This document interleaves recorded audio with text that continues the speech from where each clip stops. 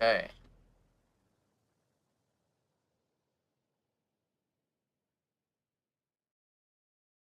what do we have here?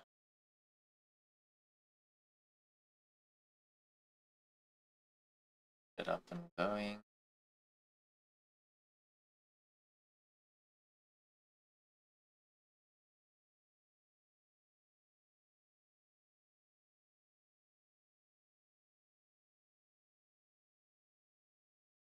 Going to join an space.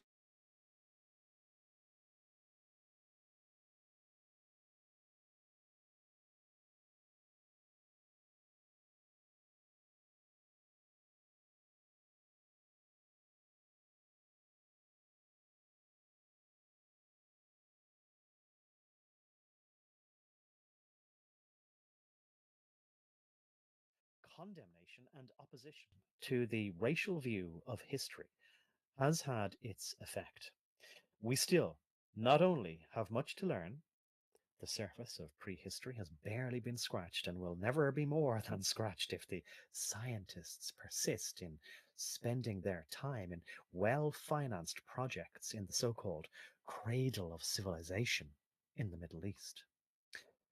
But the results of historical perversion have been satisfyingly abundant in the social area.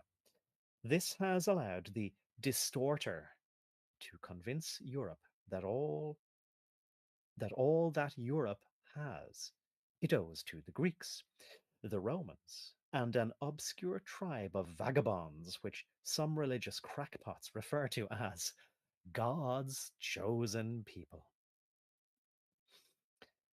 There's a tiny inline footnote to God's chosen people here. It says, or as Samuel Hoffenstein put in his earthquaking couplet, how odd of God to choose the Jews.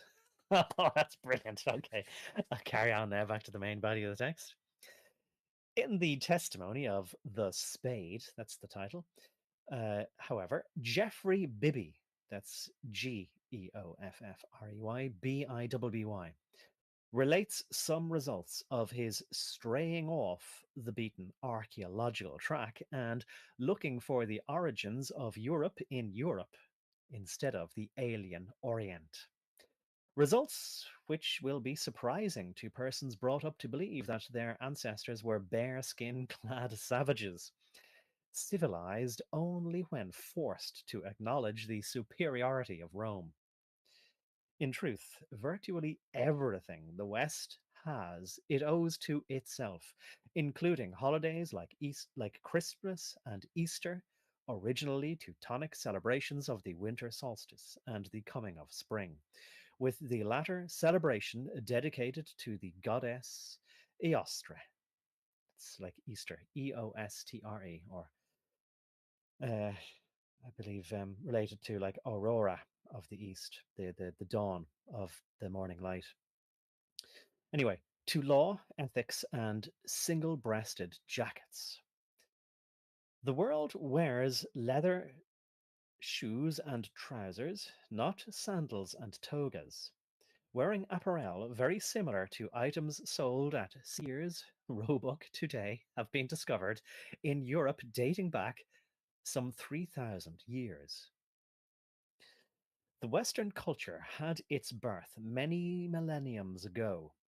It began autochthonously and developed to the present point, when it now stands upon the verge of physical and spiritual annihilation only because it has ceased to believe in itself.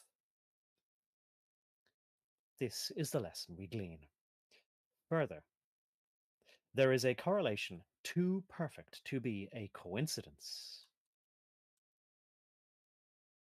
Sorry, too perfect to be a coincidence in that, in every case on record of the death or stagnation of a culture, there has been simultaneously an abortive attempt to digest large numbers of cultural and racial aliens into the organism. Oh, yeah. In the case of Rome and Greece, death come about through imperialism and the resulting inevitable backwash of conquered peoples and races into the heartlands as slaves, bringing exotic religions. Exotic meaning foreign, there, by the way, not a praiseworthy word. Bringing exotic religions, different philosophies, in a word, cultural sophistication first, then cultural anarchy. In the case of Persia, India, and the Amerindian civilizations, a race of conquerors superimposed their civilization upon a mass of indigenous people. The area flourished for a while, then the culture vanished, or, in the case of America, was on the verge of vanishing, as the descendants of the conquerors became soft, fat, and liberal, and took on more and more of the accoutrements and blood of the subject population. In the case of Egypt, the alien blood was brought in over the course of many centuries by the importation of Negro slaves. The inevitable racial mongrelization followed, creating the Egypt we know today. We thus see the real reason underlying the inevitable decline, inevitable in inverted commas there, decline and destruction of a cultural organism. It is because at a certain stage a culture develops a bad case of universalism.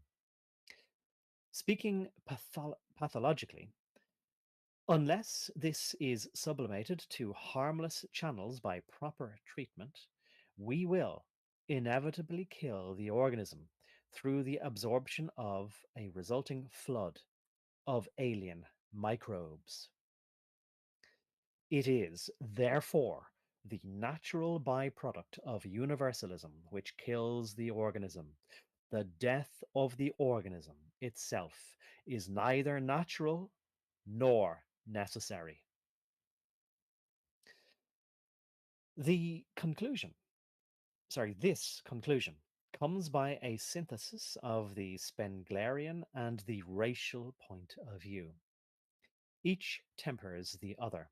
Together, a comprehensive and hopeful theory of history can be developed, which holds a deep meaning to Westerners of this day. At all costs, the imperialistic phase of our development must be avoided, and we must guard against the digestion of alien matter we have already partially absorbed. The West need not die if it learns to sublimate the present universal stage of the West from the orthodox to something more constructive, which will not only satisfy the inevitable yearning that the West now displays for expansion and universalism, but at the same time will provide a basis for the West to continue its development. What can that be? Faintly shining above the wreckage of seven cultures, we can now detect a dim ray of hope, which gives to us, as men of the West, reason to believe that the destiny of our culture can work itself out through a completely new path. This ray of hope shines from the same developments which have brought the West to its position of unqualified superiority to every other culture. For the West has already embarked upon the greatest adventure in all history, the attempt to conquer space, the attempt to bring the very universe under the control of the race. This imperative needs no justification other than the one Sir Edmund Hillary gave when he was asked why he wanted to climb Mount Everest. Because it's there. This is the pristine reality of the Faustian soul of the West, and it is beyond the logic of the rationalists. Could any goal be at once so totally challenging, so impudent and impossible as this, and also so metaphysically necessary to the spiritual need of our culture? And more, could any goal be so perfectly adapted to the physical situation in which we find ourselves? The fates have provided the West well with the means of survival.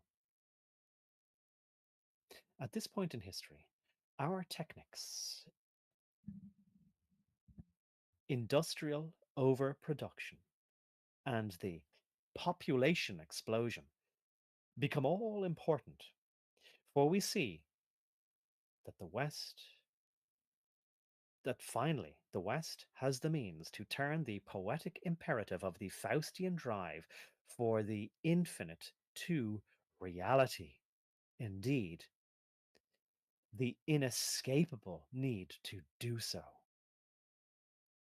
For it is true that, regardless of all arguments to the contrary, Western man is bound to conquer space or to die in the attempt. No longer is the drive toward infinity and largeness held back by earthly boundaries. Now, in fact, we have infinity at our elbow. What I am suggesting is that at last, the white man has burst the ties to earth. I am stating the simple fact that, barring calamity caused by a universal physical or biological destruction, we are now headed for the stars, and there is no power in heaven or earth to stop us. Coming days will see the present drive for a space for space. I'll start that sentence again. Coming days will see the present drive for space magnified 1,000-fold, 1,000,000-fold. All limits to the possibility of expansion have disappeared. Geographical expansion on Earth is senseless, and worse than senseless, it is suicide. The frontier has come back, a frontier that can never be dissipated. And with that frontier comes literally limitless opportunities, not only for physical expansion, but for economic exploitation, and for the soul of Faustian man to find its true expression. Of course, man cannot conquer the heavens. Man cannot move the solar system, change planets in their orbits, add billions of square miles of dirt to the surface of the Earth, move other planets closer to the life giving sun to adapt them for colonization, refuel the sun when it starts to fade, and, most noble impossibility of all, actually upgrade the human species through deliberate biological mechanics. For, in the attempt to conquer nature, we must fail. This is the eternal tragedy of the Faustian soul, says Spengler in Man and Technics. But, and this is the important thing, we can try, and we will. The final end does not matter. Time has no end. Only the goal matters. Now, by the way, there is an asterisk on the upgrade. Actually, the human species through the actually upgrade the human species through deliberate biological mechanics. There's a short inline. I might as well just do it. There's no point in interrupting you. There's just 4 lines here. He says, "In nature and man's fate, biologist Garrett Hardin of the University of California has done what too few academics can do, created a book of both beauty and far-seeing scope." Sorry, I said academics, academicians can do. There's a slight distinction there in the meaning. Anyway, he's created a book of both beauty and far-seeing scope. But alas, words are only words. Politics alone, let us ever remember. Politics alone, let us ever remember, is the art of the possible. Okay, maybe. Anyway, continuing from where we picked off there, or left off. At the same time, there is the grave danger that we will, with our attention fixed on the nearing stars, succumb to the subtle urging of the culture distorter. And by the way, culture distorter is capitalized, so you can decide who he's referring to there. And ignore the problems at home. The infinite challenge, again capitalized, is of unspeakable excitement. But the mundane problem of the quality of men and their earthly environment is of more importance. Our venture to infinity, capitalized, will be very short lived if we come home to an earth peopled with a rapidly degenerating human species, to nights that crawl with the prowlings of depraved, raceless savages, with only barred doors keeping the jungle out of the laboratory and the boudoir until day breaks, to a tyranny over our government that is exercised by organized and predatory minorities, to impossible taxes, to support degenerative welfare in heavy air quotes schemes that are deliberately designed to proliferate the unfit and inferior at the expense of the productive and creative, to an organized filth that calls itself literature, to the ethical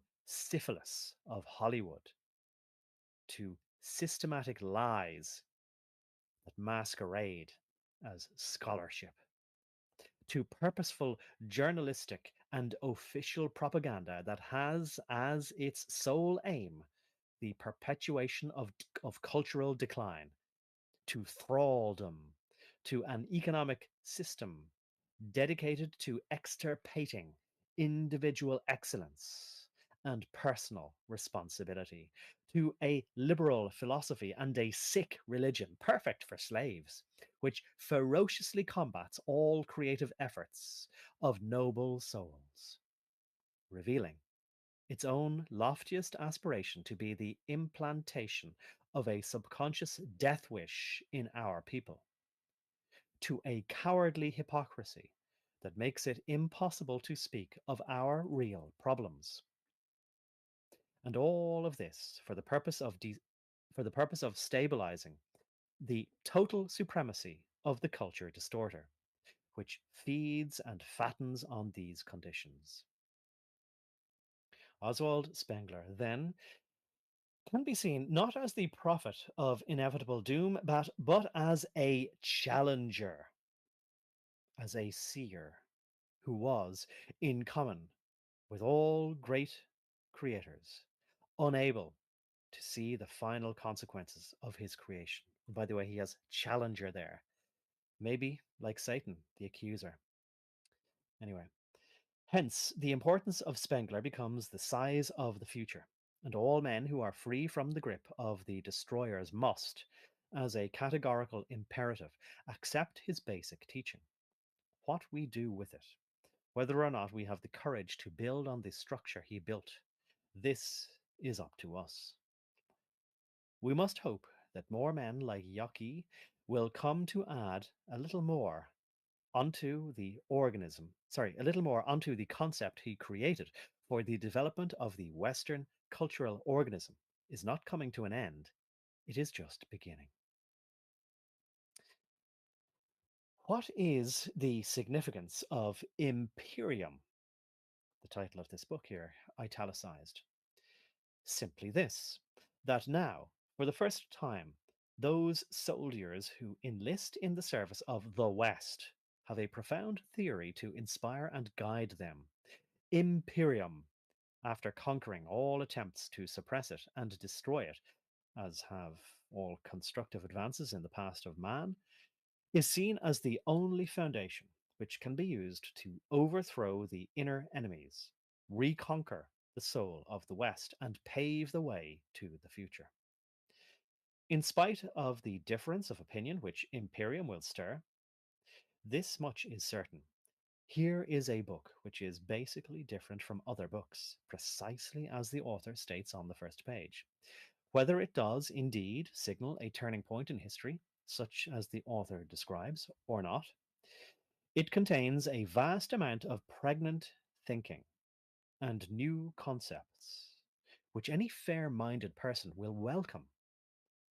It breaks through the straitjacket of present sterile intellectualism, which affronts us from a thousand futile towers of higher learning in heavy air quotes, and will undoubtedly endow every reader with possessions of thought which will enrich him, like Ulich, and in time our culture. Whether the apocalyptic prophecies are borne out, or whether an alternative and more constructive course can be imposed upon history, or whether the West and the world will come to its finality not with a bang but with a whimper,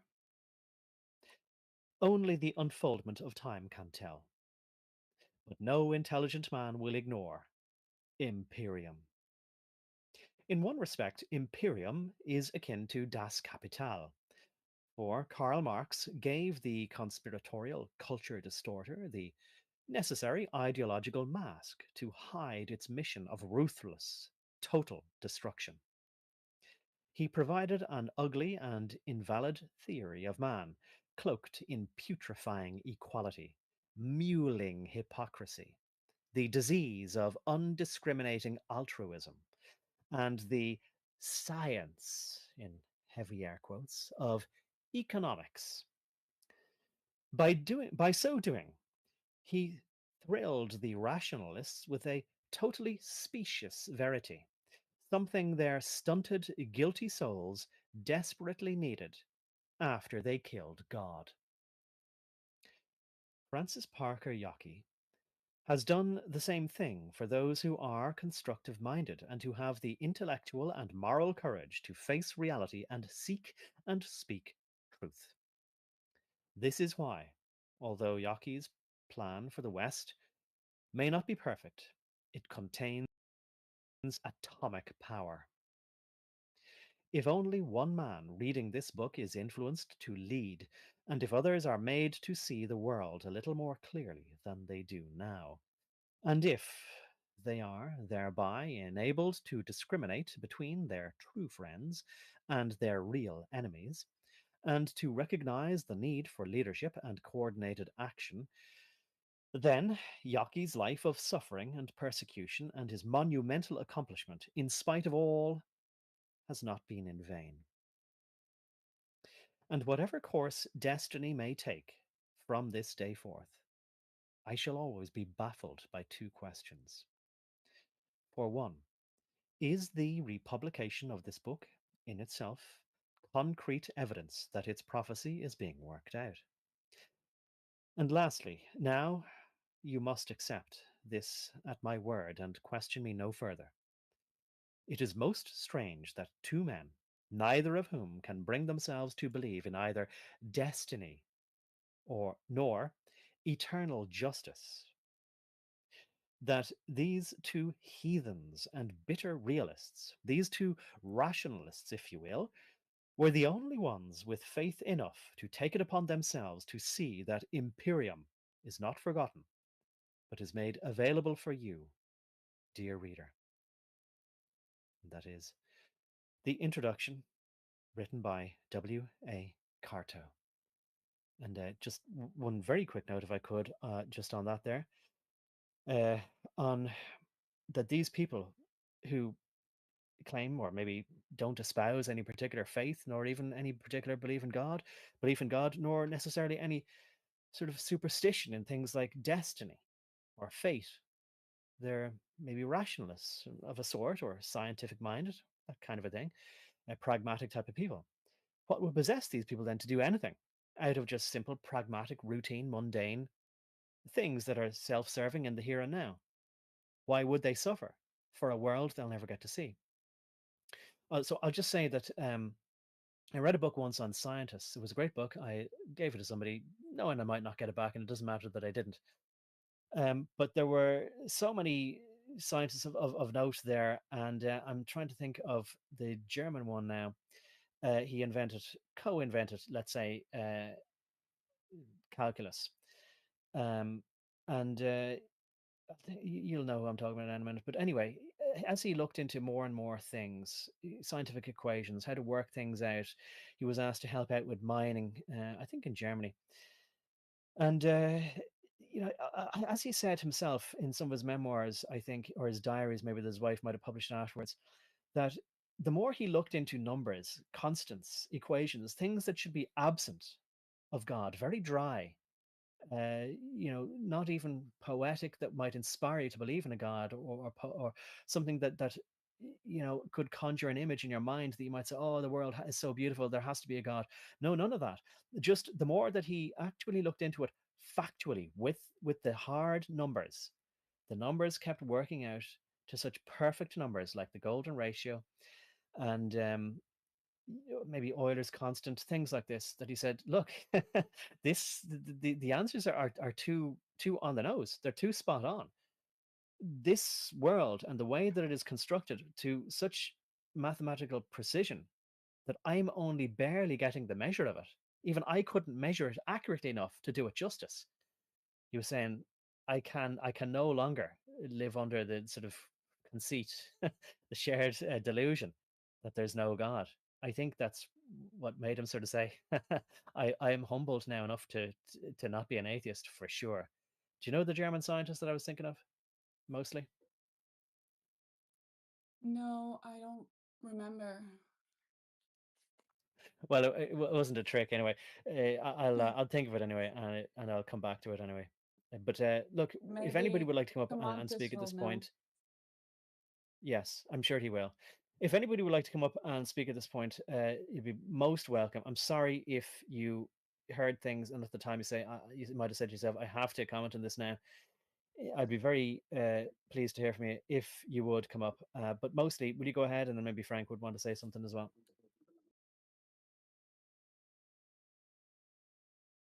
Yeah, we're gonna move on here and go to.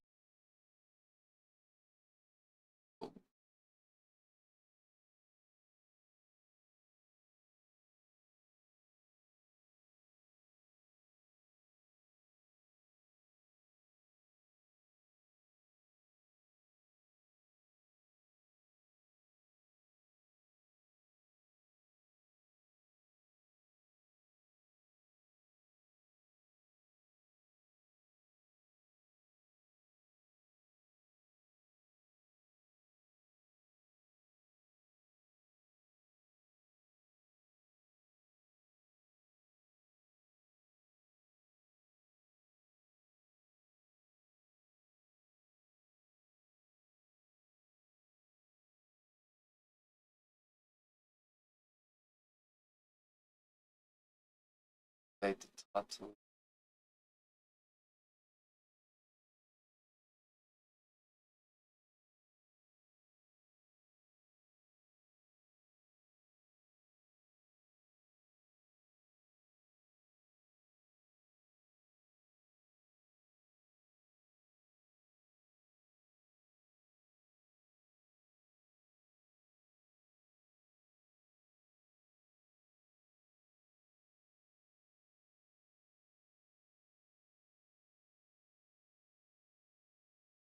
Hey, what's up, Jake?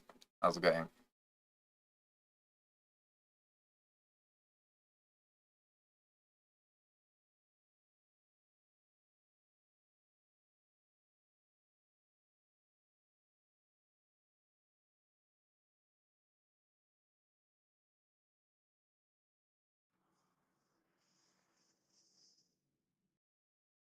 I can't complain.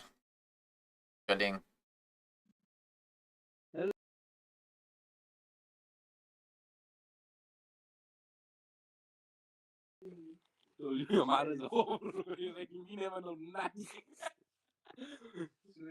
What's up?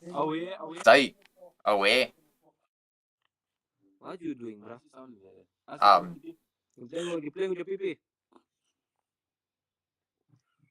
sounds a bit gay. No, we're just making sure you sounding okay. Now that you say that. Why you know so long like that, man?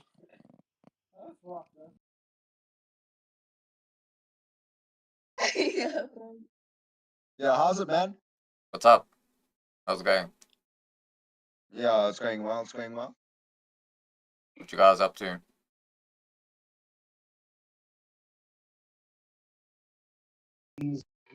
Sweet. Ah, those were coloreds.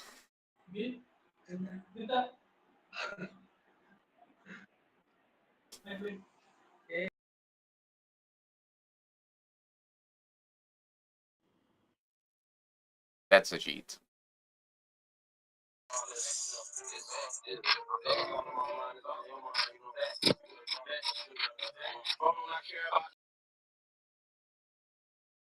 Yeah, they were South African. No, come rocking with it. Yo. Come block. Yo. What's up? I said, Ewan. Dale, bro, your side. Ah, chilling. What you doing there? Whatever. Ah, just celebrating for the poker, you know. That's good. Patriotic. Yeah, bro.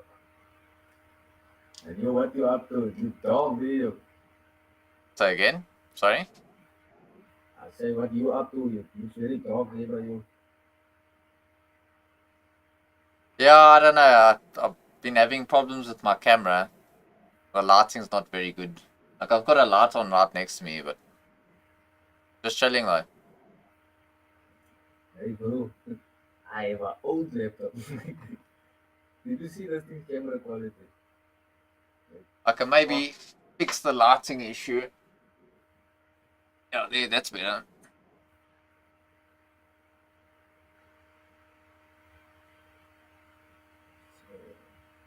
Yeah, that's way better. Yeah. So what? I don't watch TV or anything. What happened with the Boca? You know what? Funny story. I also didn't watch the game. But they at least won. Yeah, they won. So I To be expected. yeah. Most feared rugby team in the world. Yeah, they're on fire now, no?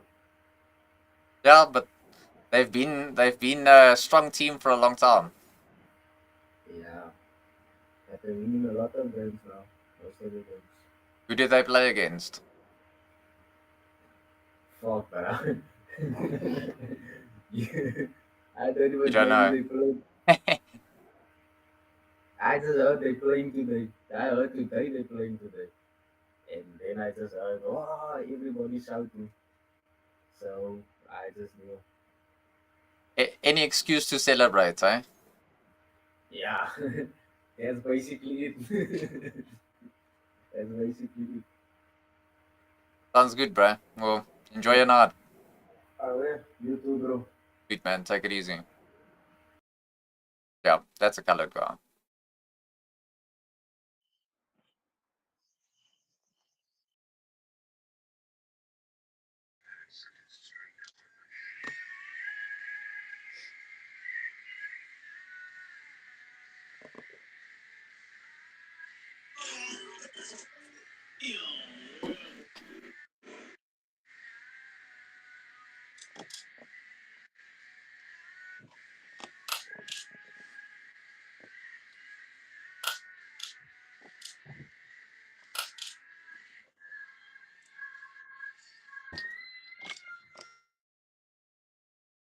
Yeah, we all got guns. Nothing special.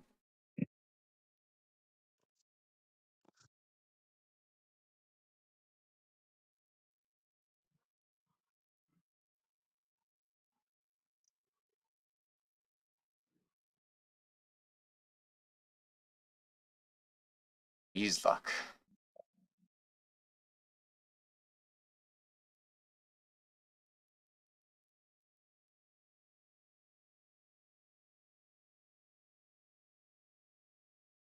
Gonna be hard finding a decent conversation on here. I can see it already.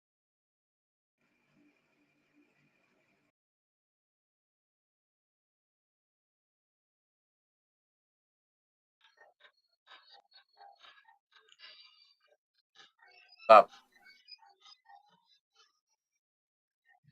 What's up? What's happening?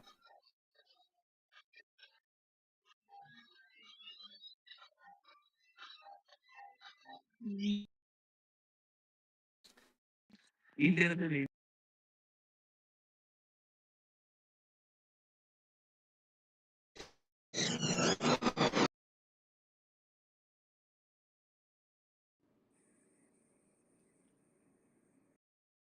it or not, that was about the average guy in this country. 45 million of them.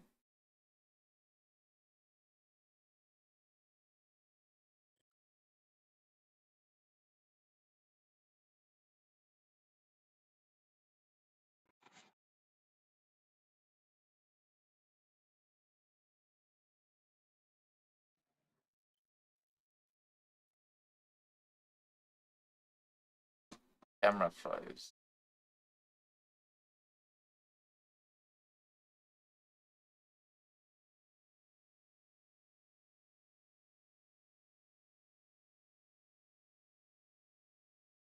I'll sort it out.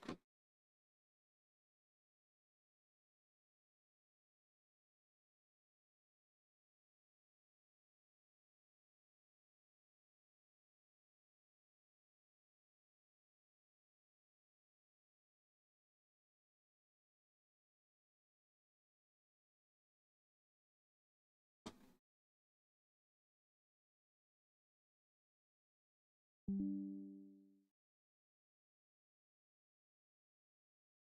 don't know why it froze.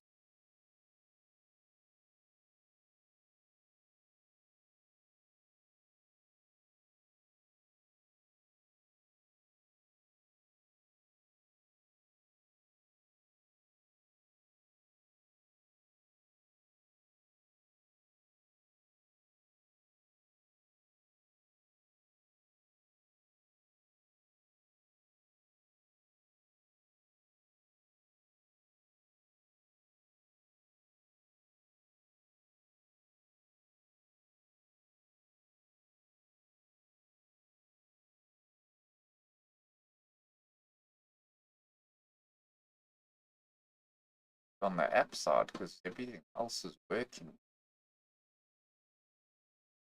Camera still works here.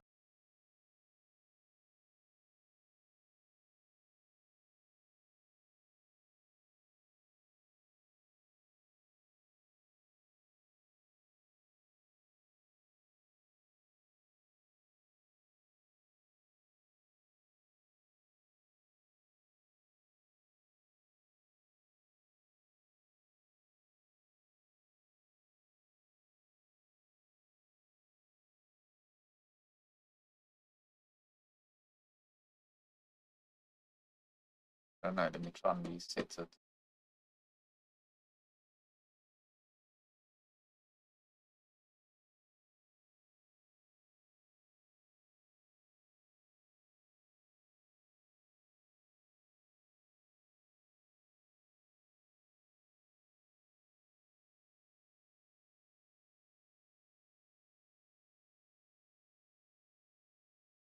There you go.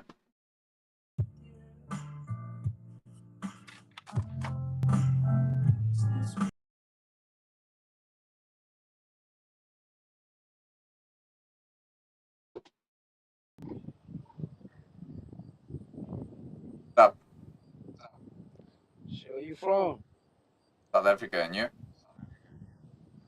Shit, East Africa. How long you been out there? All my life. Word? Yeah, I was born here. Okay. A word? I ain't know. You look like American. I look like an American. I see you look like American. What does an American look like? Like you. Who was born out there? Yeah, Born and raised? yep. Your parents are white too? Yeah, of course. Both sides? Yeah. That's a bless. There's like four and a How you half. feel? You know, there's like 4.5 million white people here, right? Oh, okay. It's nice to see you have both sides. How they treat you out there? Ah, it's debatable. Sometimes good, sometimes bad. Depends who you're talking to. Yeah, it's the world we live in. Yep. That's how it is. But it's good to see you, brother. Though, keep it up. Sweet, dude. You too. Take it easy.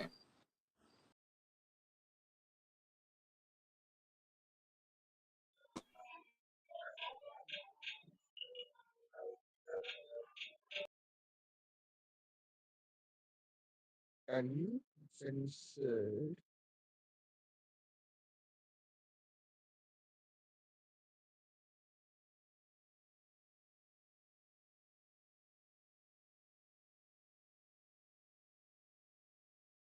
It's even weirder that people don't even know that there's white people in South Africa.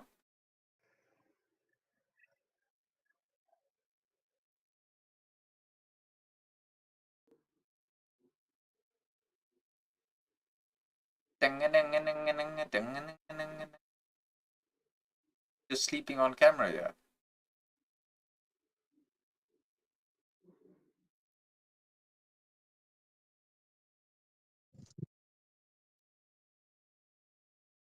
That was a cheat in South Africa.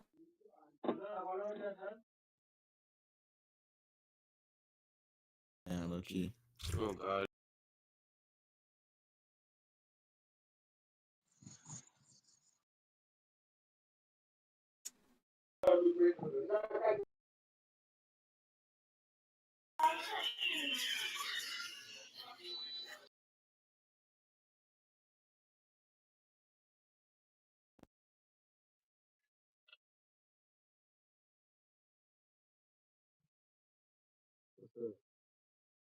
What's happening?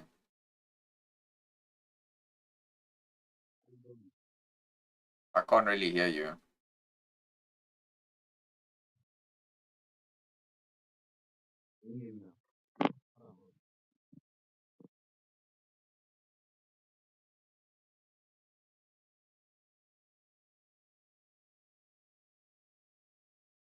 Yeah, if you're gonna do the whole filters thing, like, please make them cool.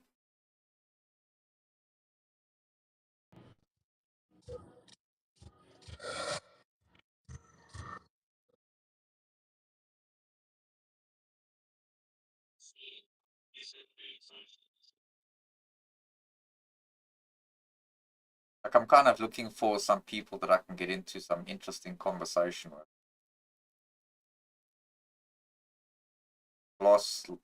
Yesterday, spent a good few hours speaking with a Pakistani, so I can try and understand why they like running to the UK and the West in general.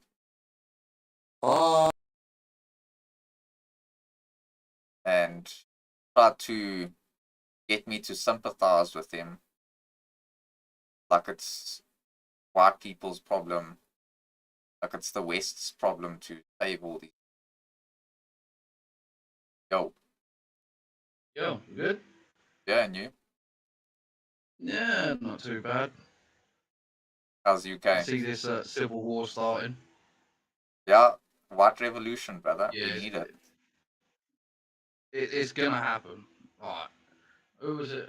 Ant Middleton, ex SAS member, like celebrity as well, has told the UK that we're gonna meet up in with Tommy Robinson September 13th and to bring your shields. I was So, like, I want to ask you a question though. So, what's your thoughts on Tommy Robinson though? Like, what do you think of him? You think he's a patriotic type of guy? I've been following him for many years, like since he first came out in Luton, and I'm not gonna defend him because there is a few things that he has done wrong, but everything that he said from back then has come true today.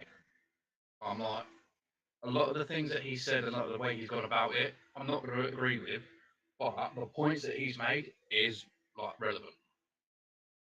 Yeah, so I'm not saying he doesn't have relevant points, but the point that I'm trying to make is, so one thing that bothers me in general with you know, white people and white nations is that they always feel like they have to choose a side. So like you get the leftists that are always pro Palestine, and then you get the other side which are generally pro Israel. My question to Yep, you is, why do we have to choose either of these sides? Why don't we choose just our own people instead? So this is why I brought up Tommy Robertson, hundred because percent, he's one very hundred percent. he's very much like Israel cucked as well. He has said that, like in a lot of interviews recently, that he doesn't care about the colour of your skin. Like, just don't come over here and try to change our nationality and way that we live. So the thing is, And that I agree with. it's not just about like the color of your skin, but it's about your ancestry, right? So Jewish people are not from Yeah. our ancestry, African people are not from our ancestry, Muslim people like the Arabs, they're Uh, not from our ancestry, Indians are not from our ancestry. Now we don't have to hate all these other people, but it's important that we have a collective identity as white people. yep. Yep. Like, I'm not saying that they should go or anything like that. If they come over here and actually contribute to the UK, fair. If you're going to come over here and don't cause any problems, just live your life, accept everyone as it is, I couldn't care. But if there's going to become problems with it, and you're not happy with how we live our life, go somewhere else. So do you think, and I kind of stand on this type of position, do you think that we should like allow people to enter into our countries, but they shouldn't have the privilege of having a citizenship, for example. So they can come in, they can work, they can do all these things, but Yes. they're not part of the nations, and they're not part of Yeah. who we are as a collective people. Yeah. And when it comes to creating laws, I don't think that they actually should have a point because it's basically our nation. If we mess it up, it's ours to mess up. Exactly. They shouldn't be It's able like someone to. coming around your house. If they're going to come around your house, they're going to respect your house. If they mess it up, you're going to kick them straight out. Yeah, so they shouldn't have positions of power. They shouldn't be in politics. They shouldn't be in the media. They shouldn't be in any positions of power where they can have any type of influence over the nation. And it's hard because when it sounds like that, it does sound like a racist comment, but it's within the best interest of how you feel that your country should be run. Yeah, but it's not a foreign concept. It's only foreign in the West. So I'll give you an example of this. So, and it's not racist at all either. Like if you go to Nigeria, for No. example, you can't be a Nigerian citizen. You're not even considered part of the people. Even if you're an African, by the way, you can't even be a Nigerian if you come from, say, like Zimbabwe or a different African nation, because you are not Nigerian by blood. That's how it works there. So it's not a foreign concept. It's just a foreign concept. We told it's a foreign concept in the West. Yeah. Like it's all the reason why there's a lot of police refusing to arrest them is because they're like, oh, it's racist because it's against the religion. They broke a law. What do you mean it's racist if you arrest them?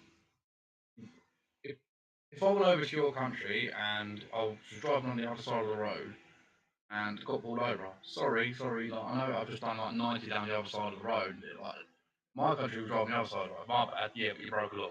You're gonna get fined.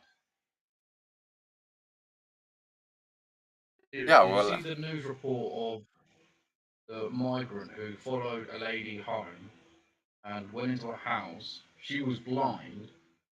Her daughter's come home, chased him out of the house with a knife because not the language barrier, don't understand. It's just a very sketchy incident. And he's gone back to the hotel, phoned the police, and her daughter's got arrested. that's crazy. But I mean, like, UK is very cooked right now. I mean, you guys are Hot. getting arrested for saying you love bacon. I mean, that's crazy. Yeah, I saw that one as well. I was just like, that's ridiculous. There was also reports that I'm not sure if you would have seen, but there was reports of people being arrested for comments on Facebook. Yeah, no, I know about all of those as well. And then So free speech is gone. there's the rise of the colors with your flags as well. That's ongoing now. Yeah, that's currently ongoing at the moment, and this is where I believe it's going to lead to a civil war. because we're Well, not that allowed to raise our patriotic flag because what? It offends people. Tough, it's our country. well, that's the thing. When raising your own flag is considered like an act of rebellion, then you know you headed somewhere in the direction of a war, because this is how it Yeah, works. So foreign people don't run to your country waving their flags. That's what an invader does. They're coming yeah. strictly to conquer there. They're not coming to assimilate or, be part of the nation or whatever. And I mean, even if you A just lot of Google, the people who have interviewed migrants, they have said we're not coming here to be part of. We are coming to take over. yeah, exactly. I see that a They've lot. stated that, and I'm like, I know I've actually got a couple of those videos on my PC, so I know fully well what you're talking about. Uh, they want to essentially, it's about revenge. They want their payback, because it's yeah, colonialism when white people do it, but it's multiculturalism when they do it. yeah, because one of the reports I saw yesterday, he was in one of the protests, and he ended up managing to find someone who speaks English and question him. The gentleman actually said it's fine for when the whites come over to our country and they invade us. I was sitting there thinking, we didn't really invade you. We came to help you, to help both sides to calm the war down. You press us, we press back. And then I was sitting there thinking, but he does kind of have a point, as this is what they're doing now. They're just going to come in here secretly and quietly and then start a war over here and then be like, that's what happens when you do it to us.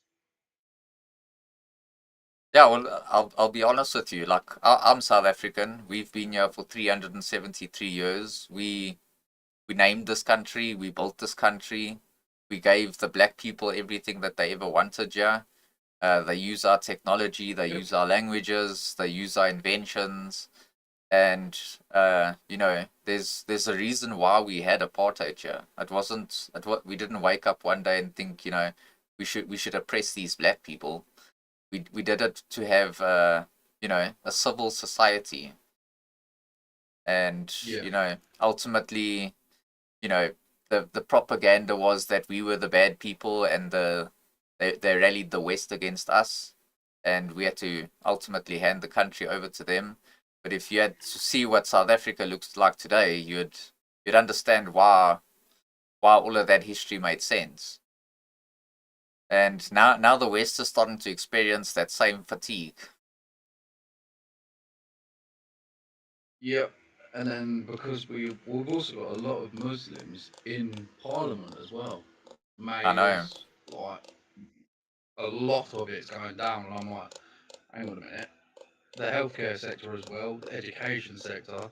There was an article brought out from one of the teachers on, it wasn't a teacher, it was the friend of the teacher, and it was saying that they've got new legislation of um, warnings that we are in a dire situation where the schools would have to go into lockdown, like at any moment, and what protocols that they've got to do. I was like, that's a fucking school. What? And then following week there was migrant in the playground with three machetes on him. That's fucked. I mean, this is originally why we left Europe in the first place, is because we left the liberalism. We were trying to get away from liberalism and the tyranny, and then we wanted to set up our own nation where we could be free. Kind of like the American blueprint, just in the same sort of time Yep. period. And wherever we go, we have to uh like, I don't get minority rights here as a white person in a majority black country. But if I go to a white majority country right now, then all the brown people get minority rights in a white majority country. Doesn't seem very, very fair. Yep. It's ridiculous because no matter where you go, there's going to be like discussions and debates left, right, and centre. And I think that the British themselves have backed themselves into a corner because, as what, since Tony Blair, I think that was like 2000. just letting migrants drip in slowly. And then as it's gone from him to Boris Johnson was like, yeah, let's open the gates. Boris Johnson to Keir Starmer is now like, yeah, just let everyone in.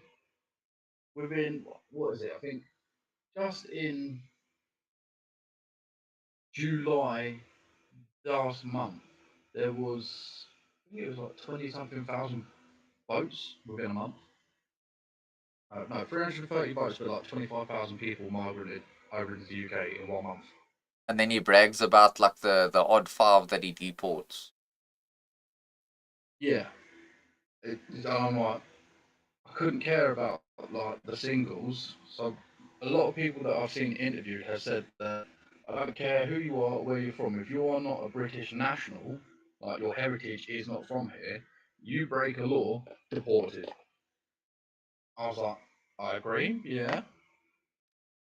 And Well, they that said that it's going to take it back about 10 years. that would also include Well, every not sure. single illegal foreigner then, because they essentially broke a law when they That's entered illegally. that's where I was like, I like the point, but at the same time, you need to be more careful and clarify what you're on about, because if you're saying migrant, that is that illegal because that's straight off breaking the law. Then you've got people doing criminal damage because they're in a low income area and they can't support it. Then that's going to be criminal. Like, you have to sort of counterbalance that at the same time, because the area that you want to put them in is going to set them on a foundation. They say that all the areas they've been putting them in is working class. I'm like, it's a bit lower than working class, and then they're putting them with people who are struggling, and then you're gonna have a street fight. So my position would be I don't really care if they're legal or illegal. If they foreign to Europe and they break a law and they commit crime, I think they should be deported regardless. Because you're not Yep. benefiting Europe with people like that. Yeah, like I think they've come through so many different countries, safe countries as well, to come all the way go to France, just cross over a boat to come here. Why? What's here that they want? As soon as you Benefits. get here, you get doctor's appointments. Yeah, doctor's appointments, dentists, benefits, food, a roof, and money. Why? Why we want to give them everything that they should need? Why not just go, you was camping over there for however long, you can camp over here for however long, before we even put you into anything? Well, essentially, they think they're entitled to it because like the Muslims, for example, Because we they raided them and done shit to them. it's not even about that really. So the Muslims, for example, the Arabs that are coming from the Middle East, they think they're entitled because for them it's a religious thing. So they believe that all land belongs to Allah. So you don't have a ground to stand on because this is Allah's land and we will take over Allah's land, and that's essentially the the mentality of those types of people. The Africans that are fleeing from Africa, there's many different African countries they could go to, but they'll still go there. But they're doing it specifically for those benefits. They want Yep. they also want their payback because of my colonialism and all that. And the Indians that they proudly admit to it as well. They proudly admit to wanting to take over Canada because they think North America is the land of the Indians. They talk about it in USA and Australia. That's all it is. It's just essentially it's about payback. What it is, except for the Yep. Muslims, for them it's religious. Yep. Like, look at it as in to go, it's just frustrating because no one actually looks past the curtain. Everyone's like, oh, this is wrong, that's wrong. I'm like, okay, but look at your great granddad when he had to fight against them in the war, and now you're letting them in, and now they're running the country. And you say something, and it's like, no, racist. I'm like, mate, I was born and bred here. My whole heritage is in this country. How am I being racist? You're the one coming over here to take over. Well, that's just the thing though. That's the double standard. So they don't want these European Jews in Israel, And like I'm completely against Israel, but they don't want them there either because they see that as a form of colonialism. But they've got no problem doing it when they come to Europe, and then it's called multiculturalism. Yep. That's why I said that's the difference. One of the funniest things that I see on a lot of these videos, and it does make me chuckle, is a lot of lefties and people supporting are, I'd say, well off ish, and also transgender and gays. I've got nothing against them, but if you took the transgenders, non-binaries, the gays, put them in their country, they would get killed. So if they win over here, you are going to die. And You're going to die because ironically, you don't fit there. ironically, they also Go support on. them, which is Yeah, crazy. I reckon they're tolerating it. I reckon. And then as soon as the hammer hits, that's when it's like, too late now. So I'll tell you why they do side with them though, because they think that because they see them as oppressed, then all the gays and the trans people and all that, they also see themselves as oppressed in society because people don't want to accept their delusion. They won't call them by their pronouns. So they also think that they oppressed somehow. So that's where they find that relation is through oppression. They Yeah, don't care about anything else. It's but just the once oppression. no, and then they get once they get in, and it's like, oh, we're now a more multicultural country, and the whites have no say. Then what's going to happen? We all know what's going to happen, and that's what I don't feel like they're looking at. Organising my window. Yeah, that's what I feel like they're not looking at, because they're looking at it as in, oh, but it's racist and it's bullying, and like, you need to support their human rights. What about us?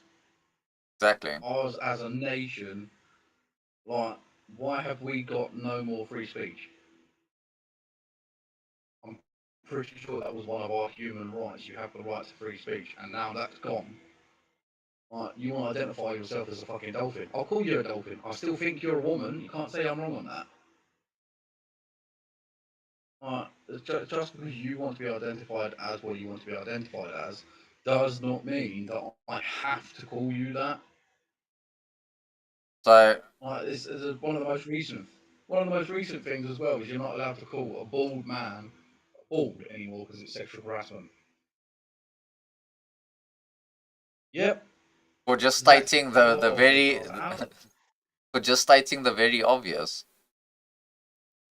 Yep, that is the most bullshit thing I've ever heard.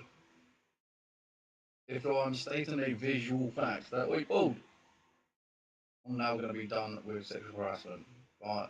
And then if you then get arrested for sexual harassment for calling someone bald, you move to a new area, someone gets a hold of your criminal record. Oh, sexual harassment is a nonce. Like, you can't put that under the same brush. Fucking, the world's gone weird. Yeah, I don't know. The UK needs like a second amendment or something.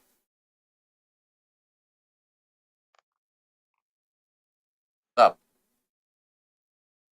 I'm good, sir. How are you? Pretty good. What are you up to? Just chilling, and you? Now I'm also chilling. You look baked as fuck. I look You look baked. baked.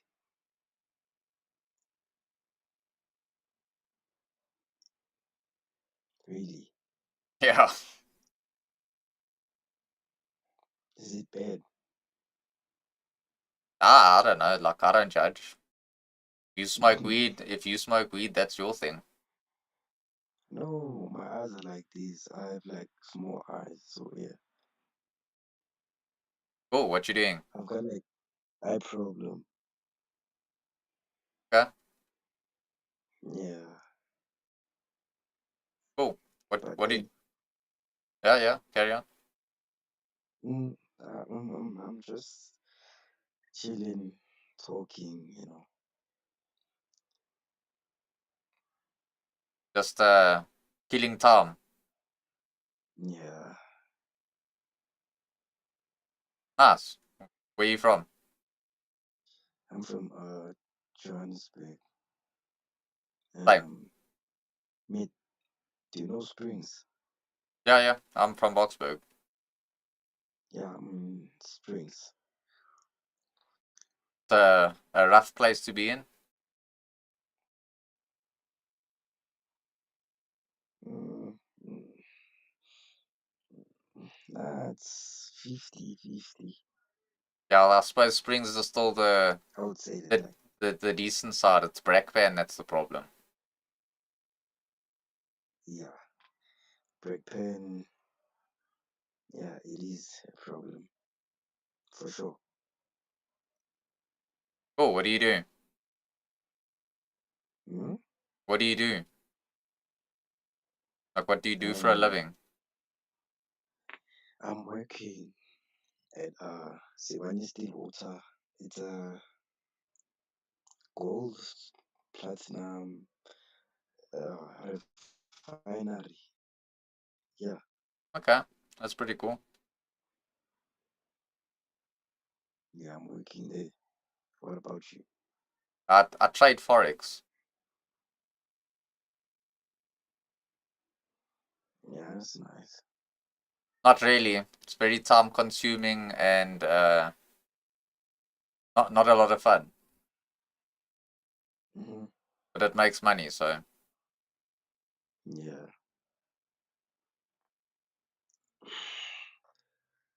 Yeah, I think I'm gonna sleep early today because, like, I'm tired. I just came from work, had to bath, and yeah, here I am stuck on this app.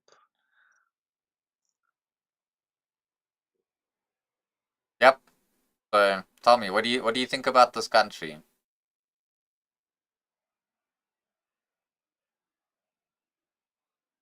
Like Um, where we are now? Like what do you think's you think it can get better? You think it's gonna get worse? to be honest, I don't know. As long as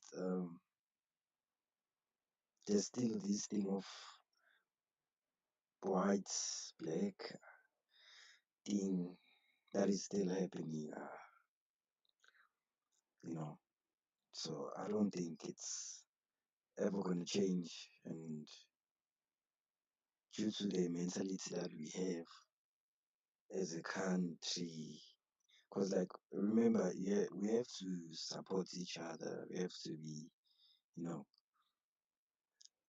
So So what do you think the yeah, solution is?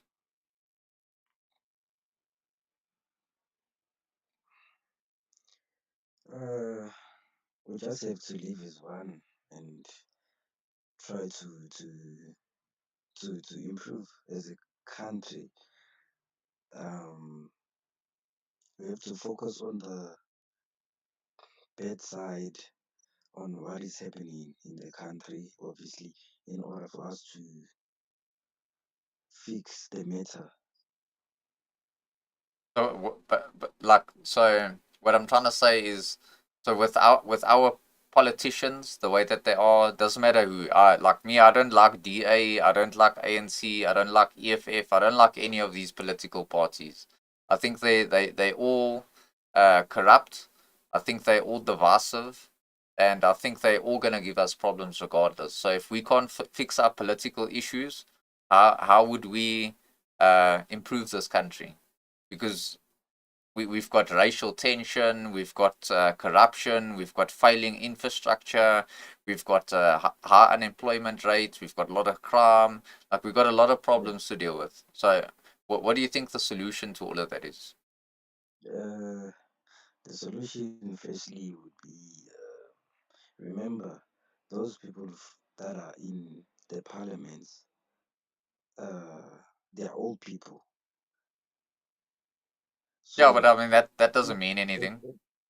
if maybe, like, they could give a youth a chance, m- maybe they would come up with new ideas, you know. And I think those people who are corrupted, they should face the law. Yeah, they should, but the problem is that the corrupt people they run the law. Even the police are corrupt and Yes, all that. yes, So the corrupt are gonna keep protecting the corrupted. yeah, that's the problem. Mm. So I think we have to come up with a solution as a country, because remember there are people who are willing to talk, have new ideas and whatsoever, but they are scared,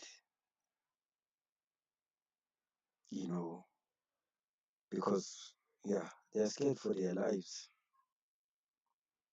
So I think the problem, it's also a problem. So let me ask you this. So you're saying that all the people in parliament now are all the old people, right? And they are obviously the ones that are in control. What's different about the youth? What makes the I youth think, different? I think the youth would come up with a different strategy on how to improve the country. And uh, remember, um, youth has more knowledge nowadays, you know, so it is not going to be a problem for them to improve the country. And they, if they are willing to not not to take bribes whatsoever, whatever the case may be, yeah, if they are not like corrupted whatsoever, and then yeah, the country would, the chances of the country to change would be slim. But think, yeah, I don't know. What do you think about the youth? I think the youth is cooked. Yeah, I don't know if I don't think we've got a political solution in this country. That's why I don't like any of these politicians, is because none of them are going to improve the lives of anyone in this country. I don't really care which race you want to talk about. They're not going to improve it for black people, white people, colored people, Indian people, the exactly. Chinese. Doesn't really matter. People are just trying to find ways of who to align themselves with. So, like for example, we've got like a lot of people that are pro BRICS, and I don't think BRICS is going to be the solution, because BRICS will just ultimately use South Africa for their resources. They're not going to actually help anything here. If they were going to do that, they would have done that long time ago. Uh, I don't think that the current politicians that we have, ANC is going to carry on doing what they've done for 31 years, and that's just basically loot the country. Julius Malema wants to open borders and let everyone in, and we must all take care of everyone else. He's also got divisive rhetoric as well. DA is controlled by the World Economic Forum, so they are also just going to essentially mess everything up. Uh, MK, I don't know. Don't really know too much about them. I just don't think that they are the solution either. Like I say, I don't think there's a political solution right now in this country at all. Yeah, And people are always going to follow politics. So if we can't get our political agenda correct, then the people of South Africa are always going to be fighting amongst each other. So right now, I think we're just in a stalemate. yeah. And I think the country is never going to change. I think it's going to get worse, like even worse than it is now. And Mm, I don't want it to, but I think that's where it will go. yeah, because like, remember now, whites are also fighting blacks are also fighting. So I don't. Even now on X, the specifically the black and the colored people are starting to fight a lot more than even the white and the black people. Yeah. Uh, if we can go back, do you remember when um the the South African and the Nigerians? I think it was like two years ago or 3 years. The time they were chasing out our people from their country. Yeah, it was in 2019 when that happened. Yeah, and then there were killings of South Africans, girls, whatsoever, if you remember. So I think it's gonna go there. You think we're gonna have And like a civil war here? yeah, it might happen soon. Probably, I don't know when, but it is. If it's it's not us fighting against each other, then it's gonna be countries, another country, or yeah. Which country would we go to war with? As far as I'm concerned, for now, I wouldn't say I don't know, but I remember when were we almost had a war when we went to Congo. Yeah, but we lost. Remember? Yeah, we lost, We lost and against some M23 rebels. They weren't even military. They were just rebels. yeah, and then I forgot the president. Ramaphosa had an argument with that president. The one There from was Rwanda. Rwanda, yeah. There was a huge conflict and whatsoever. So remember, we almost had a war with them. Yeah. So yeah, and also Donald Trump. Do you remember when he warned South Africa about us mistreating whites? Yeah, so I don't know, but But something is coming. Donald Trump didn't threaten a war. He just wanted to ease the race-based laws, the expropriation without compensation, and there was another two other points that he made as well. He didn't say that he wanted to go to war. Yeah, but And like we don't now, know. with the sanctions, for example, so he's not sanctioning the country. He's just sanctioning the ANC leaders. So it's kind of how when they sanctioned Zimbabwe as well, they only sanctioned the leaders, but the sanctions weren't the thing that destroyed Zimbabwe. It was Robert Mugabe and the ZANU PF that destroyed uh, Zimbabwe. You must remember, like even though Robert Mugabe had sanctions against him and his country was falling apart, he wasn't living in Zimbabwe for most of the time. He was living in places like Switzerland, getting free healthcare and all that kind of stuff there. So he wasn't suffering. But then look at where Zimbabwe is today, where they kill 200 elephants just so they can feed some people. And then how long does that last? How many people does 200 elephants feed? Mm, And it's gonna be for a day. So how many times are you gonna try and kill elephants and all this? So the whole farm murder thing that we have here, that's an important issue because uh you know even what so I don't support AfriForum really because they they aren't as true as they say they are.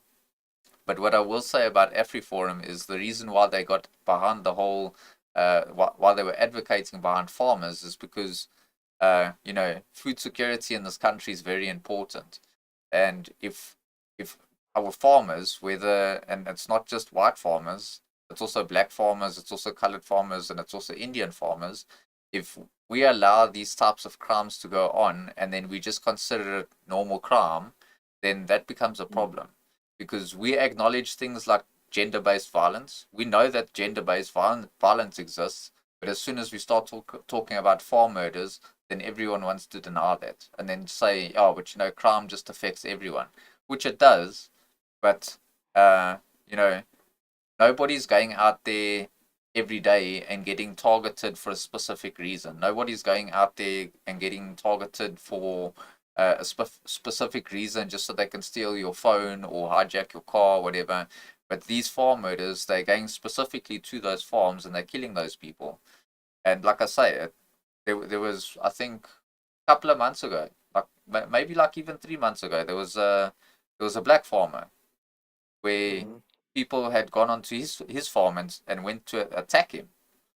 And he's Mm-hmm. a black farmer. So it's not just about the white farmers and it's not just about any other farmer, it's about all of the farmers.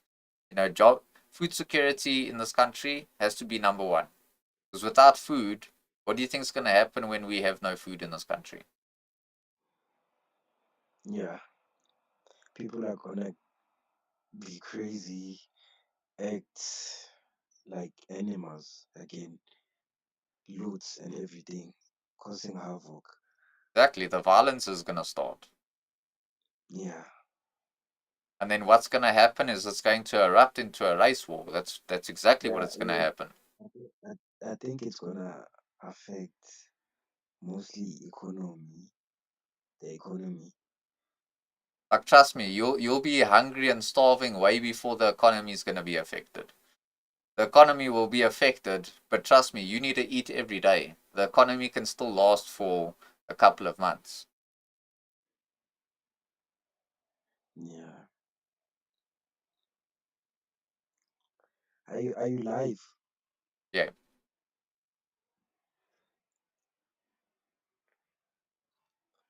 I'm on. So people are watching us.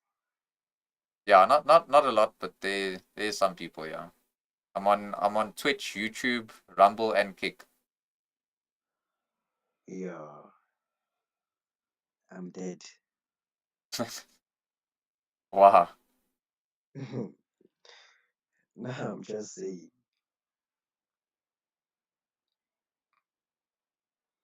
Yeah. Oh well, it was good to chat to you. Take it Yeah, it easy. was also good talking to you.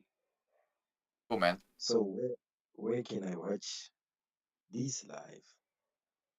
You can type this. I'll give you the YouTube. You just copy paste that with the @ sign. So put the @ sign and that to YouTube, and you'll find it. Mm, Oh wait, I spelled it wrong. Sorry.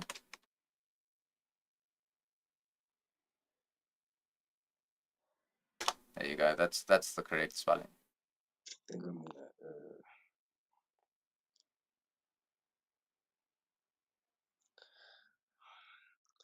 done. Uh, yeah, thank you very much for your time, and it was nice talking Oh, you too, about man. like what's actually going on in the country. Yeah, I like to get everyone's perspective on what they think. Helps me understand a lot better as well. Yeah, I'll catch you soon. Awesome. Sweet. Take it easy. Sharp, Cheers. sharp, sharp.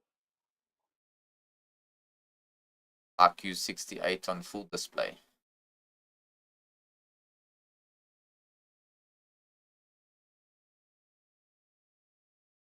तो हो सकता है आ गया हो नहीं आया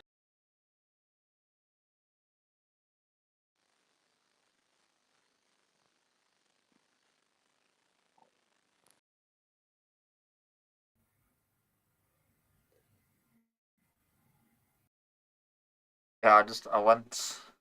Nasıl çıkacağım? Yok çıkamaz.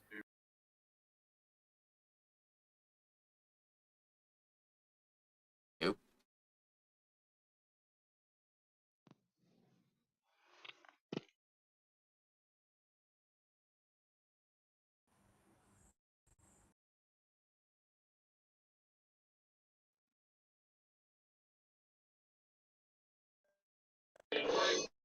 So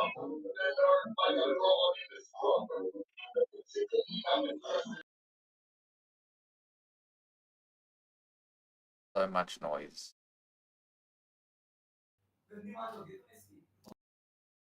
Oh, sorry, I meant to actually tell you. So we got a place. You were speaking about Springs.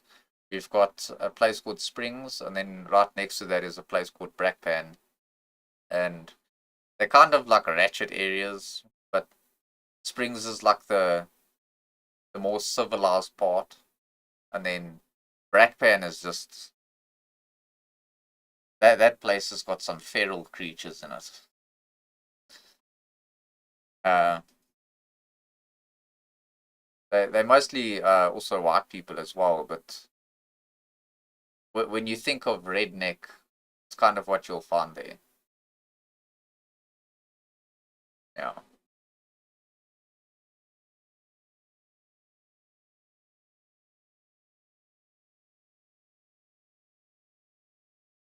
Before it's too late. Like, hello, Hello. how are you? Good in you. I'm good. You look cool. Thank you. What are you doing? Just chilling. You guys? Just the same. You look like a teacher, like like cool teacher. like a IT teacher, you know, A swaggy one. or not natural science. I'd say like social science. I just know you're full of swag. Thank you. Full of swag. I don't know. I think I'm a little bit too young to be a teacher, though. Oh, too How young. old are you? How old do you think I am? It says here you're 34. How do you know that's my real age? I don't. That's why I said it says here. So like I'm not sure, but I'm assuming. If I said I was born in 1964, would you have believed that I was in my 60s already? No. No, you look too young. Exactly. So how old would you think that I am then? Probably 27. Look at this.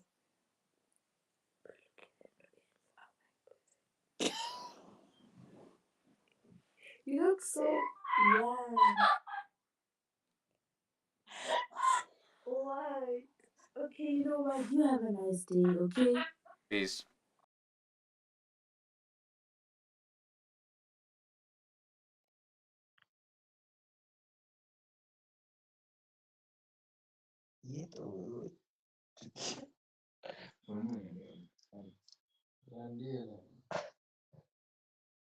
So what kind of a Can you speak?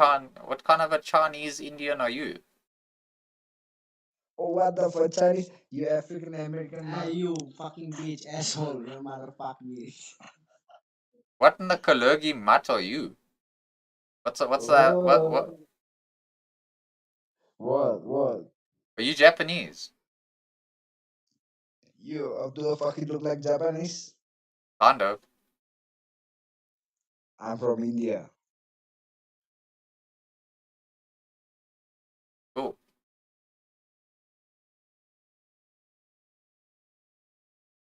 I said rice mixing was good.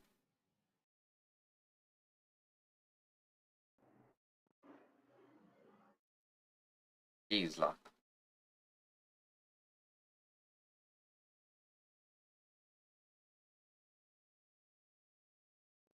Alright.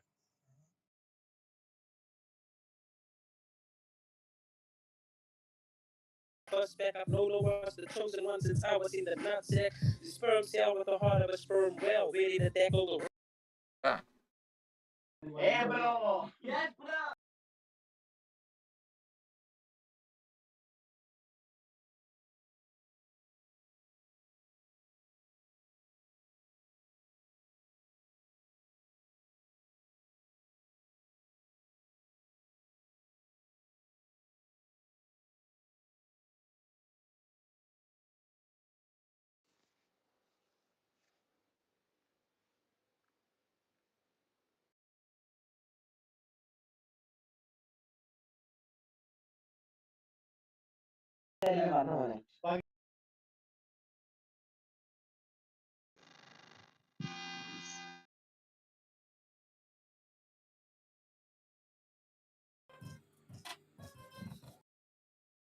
Yeah, I had enough Pakistani last night. He's like, Moro, what's up? hoe gaan het? Ah, good in you. I'm good. Do you know my father owns a farm? Nice. What does he? What kind of food does he produce? Potato and livestock. Potatoes are difficult. What kind of livestock? Cows. Good investments. Yeah, but they bring crime, you see. So now he's doing poultry.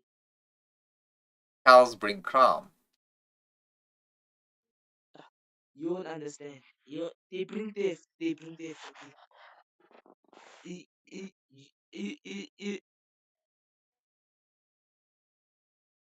You won't understand because, like, you see, Help me if you live, understand then.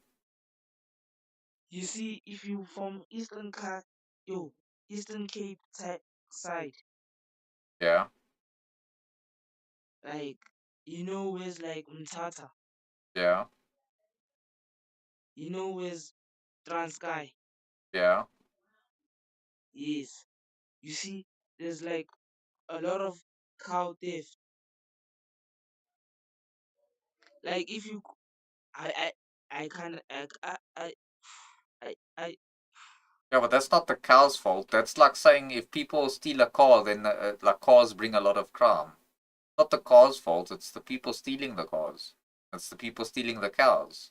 It's their fault. yeah, I know, yeah, I know. Like, yeah, thank you. But he stopped doing cows. Like, can't you get? I know it's a difficult thing. It's not so easy, but can't you just get better security? Like, your cows can roam around during the day. They can graze off the grass and No, whatever, and then say by the end of every day, you get a herder that can bring all the cows back to like a pen. yes, we do. We have that. We have everything. We even have security. You But see, then, how do they but still steal the cows then? the securities are corrupt. Then change your Like, security. we did, and then they got shot.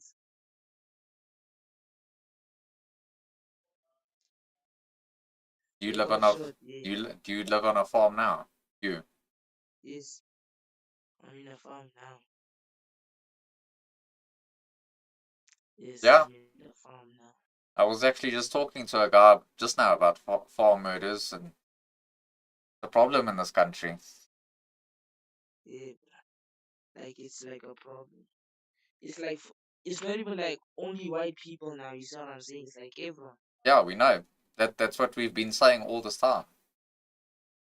Yeah, but Trump does not like believe us in some. You get what I'm saying? It's not that he doesn't believe you, but you got to understand we're in a black majority country, so most of the people that are doing those farm murders are black, and then some of them are foreigners, some of them are South African, some It, there's it, people from all over committing crimes. it's mostly if you like in Transkei side, it's mostly the Sutus, like people that jump the border, like Yeah, you see what I'm saying? It's mostly them that do it, cause us Xhosas, you see, we don't target each other. We help each other. You see?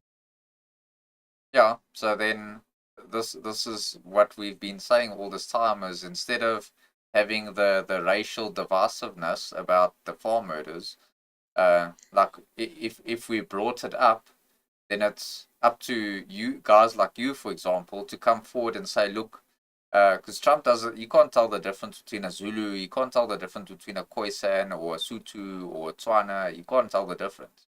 So how's he gonna know? He's just gonna look at you and think, oh, that's a black person. Like I look at a white person and I know, oh, that's just a white person. So it's the same sort of, it's the same sort of mentality. So when we bring up these farm murders and then we ask for intervention, especially if another country can help us, it's up to guys like you to come forward and make that information known. Nobody's gonna ever know if you don't say anything. Yeah. But I hope the council of Transkei told like the people. You know. Yeah, but I mean, you on the individual level as a citizen need to make it known to your councillors as well. Otherwise, nobody's gonna ever know this. Yeah, my father wrote it on Twitter. That doesn't help though. Like Trump's not checking your dad's Twitter. Like your councillor's not checking your dad's Twitter. You need to be able to go to your city hall or straight to your municipality or whatever. And you've got to get together as a community and start voicing your making these things known so Yeah, that people hear yeah, about it. yeah. We sent it to the council and then I'm not sure where they go with it. I'm not sure where they go. So do you know why Trump believes that it's pretty much the white farmers? Is because it's the white people on their farms. We've been speaking up for a very long time in this country, and like the ANC, for example, have been ignoring us. So we decided to go do our own thing, and we don't have all this information about if it's a Sutu or whoever it is, because we don't know your story, but we can speak for ourselves from on our farms, like on the white farms. We know what's happening on the white farms because we speak about it. We don't know what's happening on black farms because you guys don't speak about it. So if you guys had to speak about that, make it like verbal, like make everyone know about it in the country. The more you guys make it known, the more notorious that information becomes, and uh, the more visible it is to the public eye, not just in South Africa but to the world. Yes, yes, yes. Yeah, Yeah, that's the whole point of it. yeah. It is. It is. I'm gonna tell my dad about that actually. Yeah, I'm gonna tell my dad about that. Yeah, Then don't he don't can like, don't tell him to complain on X. That's gonna do nothing. yeah, yeah, yeah. I'm gonna tell him like to go to ANC or tell the council, go with the council to ANC or do something, go to a municipality or something and talk about it. So It's not just yeah, that. So I'll give you another example. How many times do you yeah. hear about it? How many times? Because we've got Indian farmers, for example. How many times do you hear about the Indians getting killed on their farms? Nah, I barely get. I barely. But you see, you don't know because they don't speak about it either. Same as the Oh, colored. We've also yeah. got colored. We've also got colored farmers. How many times do you hear about colored people getting killed on their farms? You never. Barely, You barely, barely. exactly because they never speak about it. Oh, See we what I'm must trying to start say? doing. We must start speaking out loud. Yeah, but this is what we've been doing. It's up to you guys to But now come forward as well and speak up on it. yeah, but Trump sometimes does not listen. It's not that he doesn't listen, he's only gonna understand the information that he's given. So like AfriForum went and spoke to Trump, but they're speaking on the white farmers because we only know about all these white farmers that are getting killed. How many black farmers do we know? There's like I can count all the black farmers, maybe 10 on my hand that we know about. But on the white farmer side, there's multiple. There's plenty of them because we talk about it, we make it known. Yes, yes. Definitely gonna tell my dad. Yeah, I'm definitely gonna tell my dad. But I don't live like. I only live here on weekends. it doesn't matter. Doesn't matter if you're just So there for one day. I mean, it's the I don't farm. know what goes on. Yeah, but the farm murders are still a problem. So if the farm murders are still a problem, it doesn't matter if you're there 7 days a week or if you're there one day in a week. You you still Yes, gotta you still yes. gotta speak up about it. Type. Yeah. Definitely gonna tell my dad and then we'll see where it goes. Cool. Peace, man. Yes.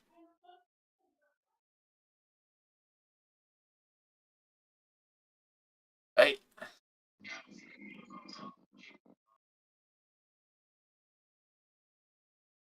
Common sense is not common in this world.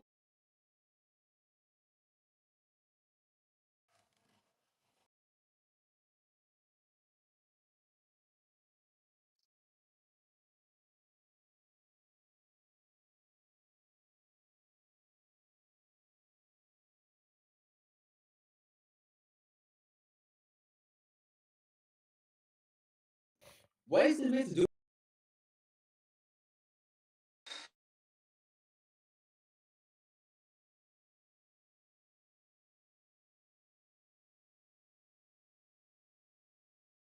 Hi,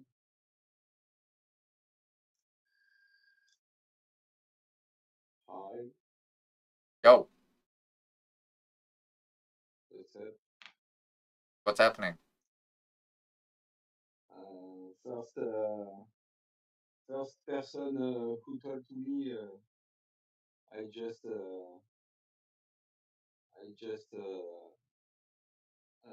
have the appli today. Nice. You hear me? Uh, can I ask you a question? Because I can't really see you. Are you actually a French guy or are you like an immigrant in French, France? yes, French, French. French, yes. Nice. It's nice to see French still exist. What? I say it's nice to see that the French still exist. Not to see? I don't understand. It's nice to see that the French people are still in the world because France is very bad with the Ah, immigrants. first French you talk? Yeah, French you talk? yeah. Like Oh, I don't see many French people. okay. Uh, nice to see you. Good to see you as well. How's France doing? What? How's France? Is France good, bad? Ah, for me, I'm a good vibe this day. But France, Uh, your whole country is good or is bad? ah, Lot of problem. it's it's good and bad for s- um, good for something and bad for some other thing. Tell me what do you think about all the immigrant in France? About the All the immigrant, the foreigner. ah bah I have an ex girlfriend Berber, another ex girlfriend um, uh, from Tunisian. Tunisia, yeah. Yeah, it's good. They are uh, the diversity is a good thing for France, but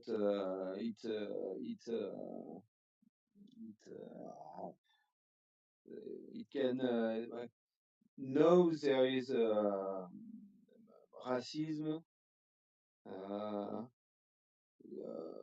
Comment dire,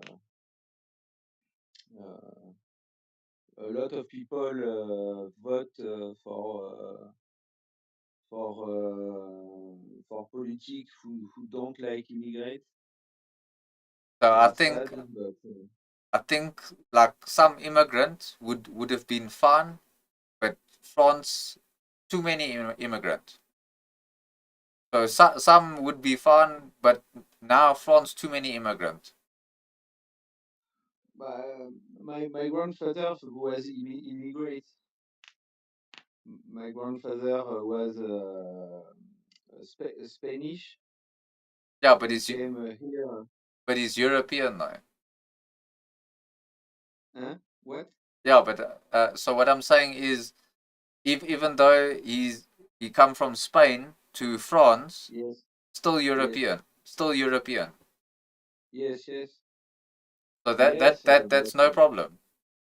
but too Ah, many too many African, too many Muslim in France. I have some friend Muslim. Muslim is not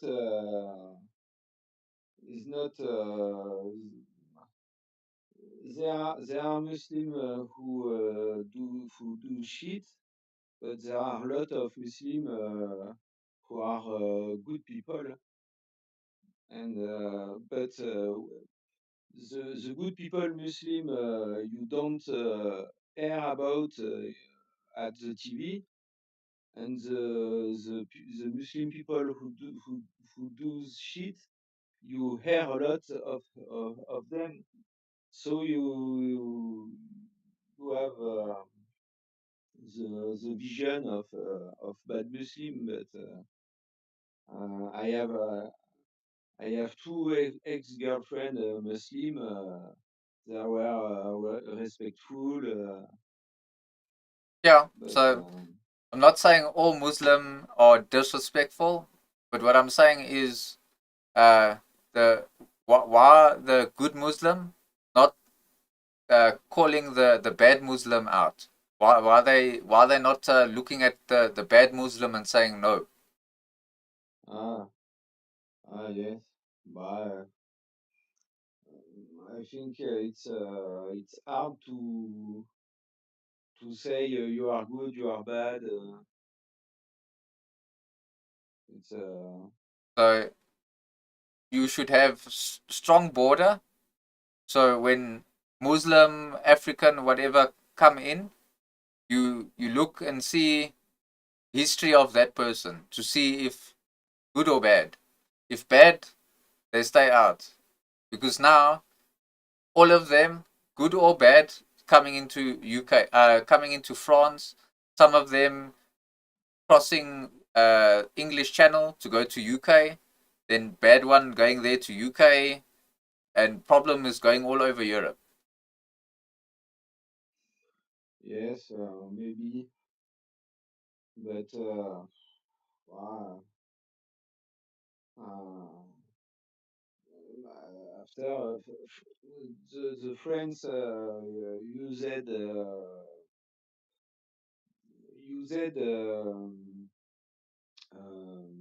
immigrate people to construct, and now it's not fair to say them go out.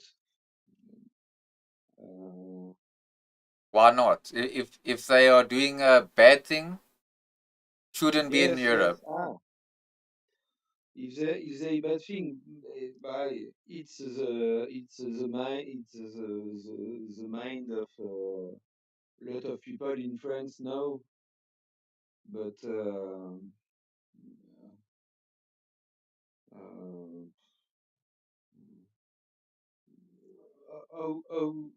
after how to say who is bad, who is good, and I think government. You can do Um, background check. So if somebody come from Africa, then your immigration policy must it must support that person from that country to say that that guy coming from different country is benefit to France. If not benefit, it's not come in. Simple. yes, but how to know before they came? So you've got this country and this country where Yes. the the country they're coming from, it's got the police record, it's got the whole history of that person from that country. Okay. Okay. If he's Yes. criminal in this country, mustn't come to this country. Anywhere in the Yes. world. If he's criminal, Yes. he Yes. must stay in his own country. Then he's not gonna be good for the society. Yes. Sure. But if you do that, you have to do that for every people, not only. Yeah, yeah, of course. Yes. But yes. Uh, but where to put these people? If Back they in are the bad, if they are coming but from Nigeria, they must go back to Nigeria. Simple. yes, but if they are bad people, why to go? Why to send them to good people of their country? Say that again. If they are bad people, why to send them to the good people of their country? It because they belong in their country. It doesn't mean because Nigeria have some bad people that the good people of there must suffer, and then to fix that problem must take that problem and put in your country. No, it's Yes, not. It's yes, not sure. not good Yes, no, not the solution. because you taking that country problem and you bring to your country, and it's no good. Yes, yes, but yeah, you have to see that with French politician, not with me. Nah, for sure. But the law is made by the people first, not only by politicians. Oh yes, The, but politician here uh,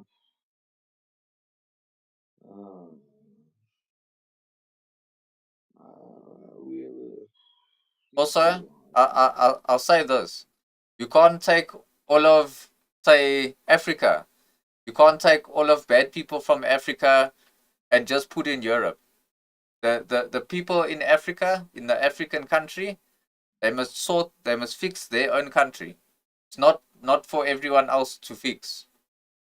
So it's not like yes, yes, not Western society to fix the world. yes, African yes, country must fix own problem, even with bad people, because like Europe also have bad white people. Europe yes, must fix the problem of European. yes, And yes, same like with China. China have bad people inside. Solution is not to send them to another country. Solution is to fix inside the country. yes, yes, sure. Um, but I'm not here to talk about politician. What do you want to talk about? Uh, where are you from? South African. South Africa? Yeah. Uh, you don't have to come in France, so. Nice. It's gonna be like same. Lot of African there, lot of African here. Yes, yes. And how it is in South Africa? Say again.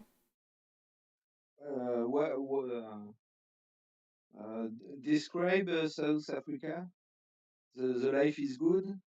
Lot of problem as well. Yes, Also, lot of mass immigration, the corrupt politician, lot of crime, very high unemployment, so no job, lot of issue. The you don't have infrastructure is failing. yes. You don't have a job. I'm not working for someone. I make my own money. Yeah. How? I'm trading forex. I trade online with the forex, Yes. with the exchange rates of Forex. money. Yeah, forex. Okay. Trader. Yes. Yes. And You you? you uh ah, um uh I work in psychiatry. Secretary. Yeah. Like Psychiatry. uh, I uh, don't know the. Like a admin work. What? Yes. I don't know the word. It's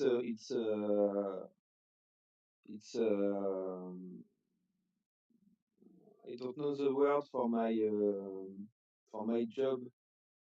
It's a job. It's a very know.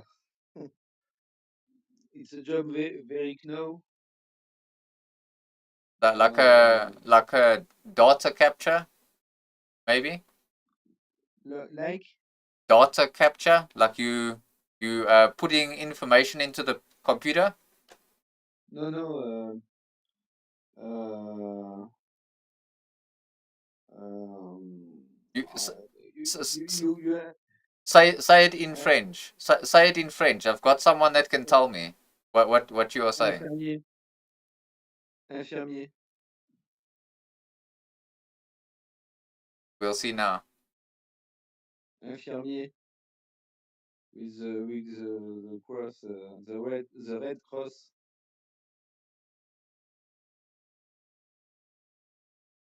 I work in psychiatry, clinic in a clinic, Okay. hospital, Okay. and I forget the word in English for my profession. Uh, uh,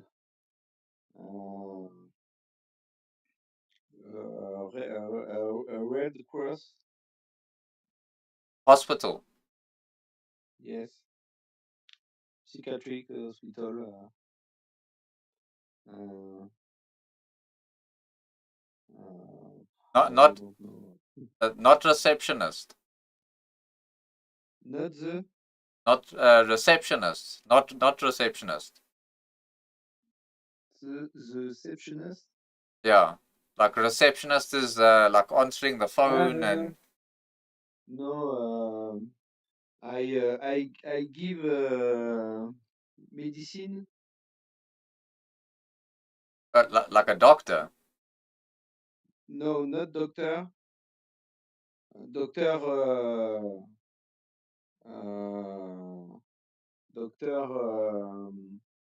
Oh, Say maybe like pharmacist.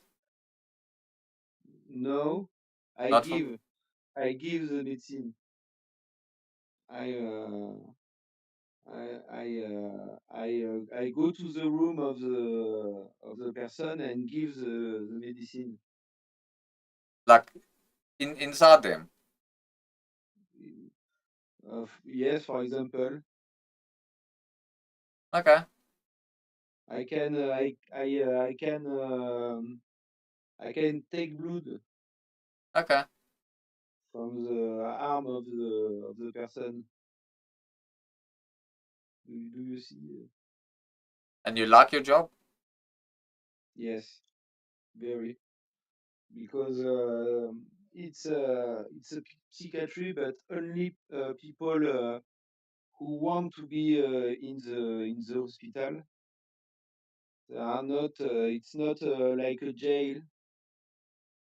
It's not people who are too full, who don't want to be healed, and good coworker, good. I like to try to help people, so I found my place here. So your job that you're doing is it like a physician or A physician? yeah, A physician? yeah, No. not a physician. The you talk about my wall? No, you. No, physician? No, no. But Physician like I kind of understand though. yes. I don't know what your job description is, but like I understand more or Uh, less. I take blood. I take blood for examen. Do Okay. you see? Yeah. A phlebotomist. Ah, I don't think he's gonna know that one. the That's that. Kno West job who work with doctor.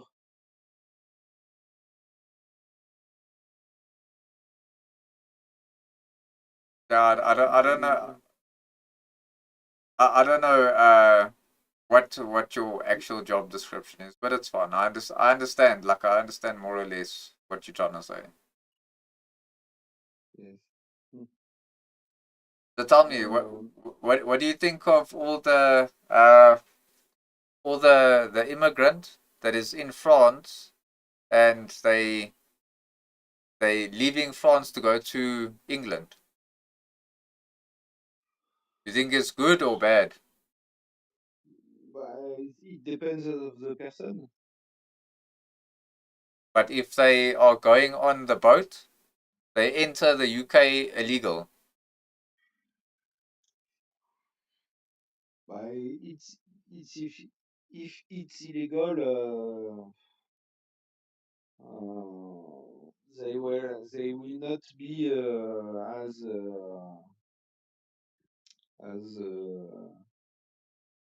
they will not be they will not have a good place. They will become homeless, I think. No, they're getting like free hotel, free cell phone, the benefits, everything for free. But the British government ignore them. But uh, it's life. Huh? I don't see the life with country immigration. I see life with how is the person who sit just next to me, and do I spend time to know him or not? And I don't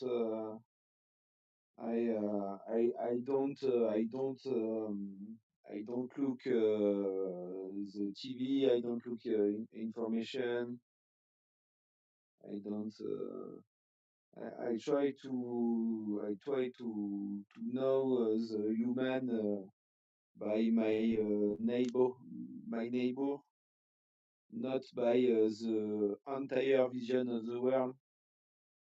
If I do this, you can see the best and the baddest in the human. It depends what you are looking for. Okay, cool.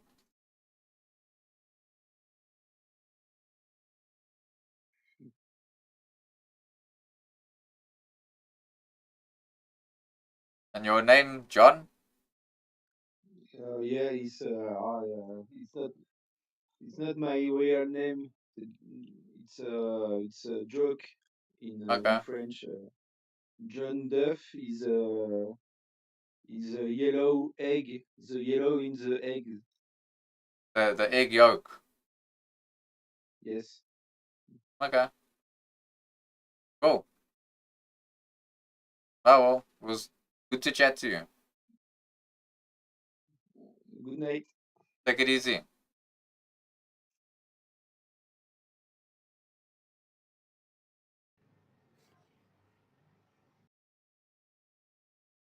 Stay. Yeah, I had to skip the Frenchie because that was honestly France is cooked. It's fine. It's don't worry about the translation thing. Like I just I don't know if I could have carried on speaking to him because like I'm gonna say something on the stream and it's probably gonna get me banned. Like when people speak like that, like yeah, like you know, see people for their character and all that, but like you don't have to accept unvetted mass immigration into your country because you feel sorry for them for having to live like that back in their country. Their country, the reason why their country is that way is because of the people that live there. So I don't know. Like when people just when they speak like that and they're not concerned about being replaced in their own country by a foreign people, then it's like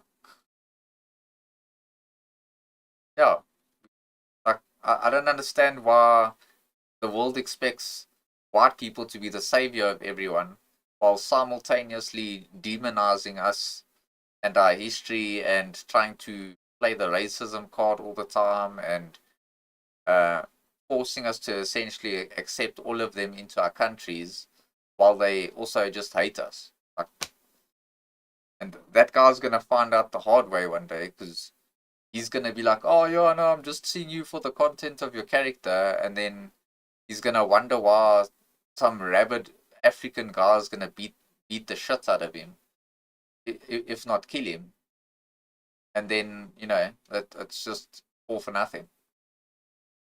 It's crazy. Like I know France has always been like the soy country of Europe for a very long time, but to see them go down to this type of level is I don't know. It's and it's essentially France is the breeding ground for the rest of Europe to get invaded because that's where they get into the continent. And they all move there and then once they're there then they want to start like migrating through Europe from France. And this is how they also spread out through the rest of Europe.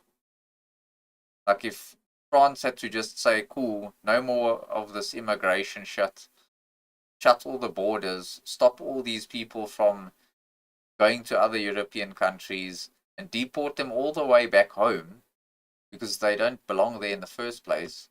Like a lot of Europe's problems wouldn't exist. Like it's not all of France, but I'd say like France is a big contributor to all of it. Yeah, France and Hungary, Poland and Hungary are probably like the blueprint that Europe should be following right now. I know England's trying and I know Ireland's trying, but they've already been infiltrated and they've already got these people there. Germany is just as bad, especially with the Muslims there. Uh, a lot of these countries, just it makes no sense. Makes absolutely no sense why people accept these people in. And I understand trying to be tolerant to people and thinking about humanity but they've got literally an entire world to travel to, and they'll only ever come to white nations, which is what bothers me. Because they don't go to another African nation, they don't go to any of the Middle Eastern countries, they don't go to anywhere in Asia, they only go to the West. And then also when they get to the West, then they start singing death to the West and they want to bring the West down. And it's not just Arabs, not just the Muslims that do this. Like a lot of the black South Africans here, in my country, for example, absolutely hate the West. Like, especially when it comes to USA. Like I know USA's got its problems as well, but these types of people over here think that they have some sort of moral high ground over the US when it comes to who must preach about having a better country. You see in Germany, German Christmas, yeah, I saw that where, well, not just shouting the Islamic war crimes. I mean, they were driving over people in that Christmas market, and I've seen another video of a German that literally got his whole head chopped off because he didn't start any problems, but he had some critical things to say about Islam, and then some Muslim got highly offended and literally, off with your head. Like that's crazy people to have into your country.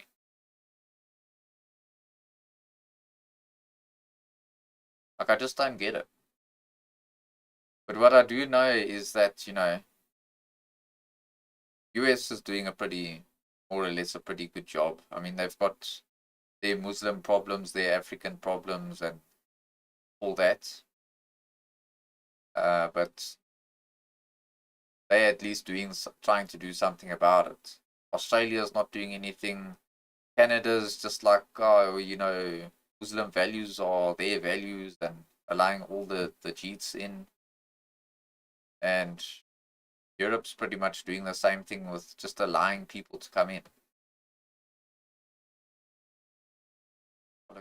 French newspapers. And yeah, it's crazy. Like these people, if they don't like the West, they need to they not leave. They need to be forcefully deported. They need to be removed.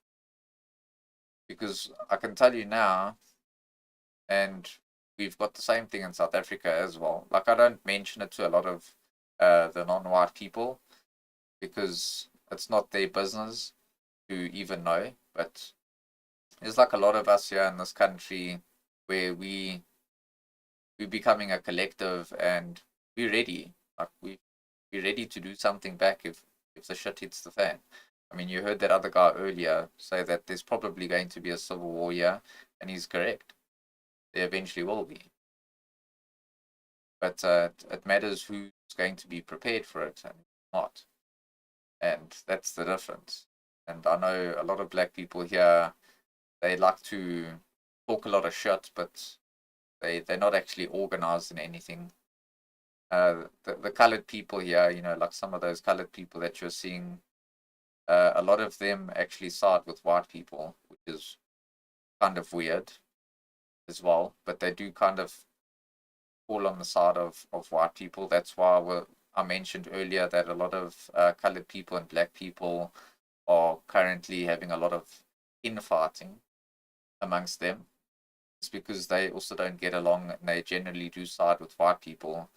The Indian people here, for the most part, I mean, they're still Indians, but they're not like Indians. They're like completely, like the Indians here don't really like Indians from India. So, and for the most part, they also don't side with the black people. I mean, we had a thing here when Jacob Zuma was our president. They wanted to essentially put him into jail because he used, it was, I think if I can remember the number correctly, it was like 240 million rand in our currency to do upgrades to his house, and then they like found him guilty for corruption and basically stealing taxpayer money, and they wanted to throw him in prison for that. And the black people went out in full force and rioted over that, and they were destroying like businesses, and they went to an Indian, like a predominantly Indian area. It was in Durban, and the Indians let them have it. Like there was black people that died that day because of,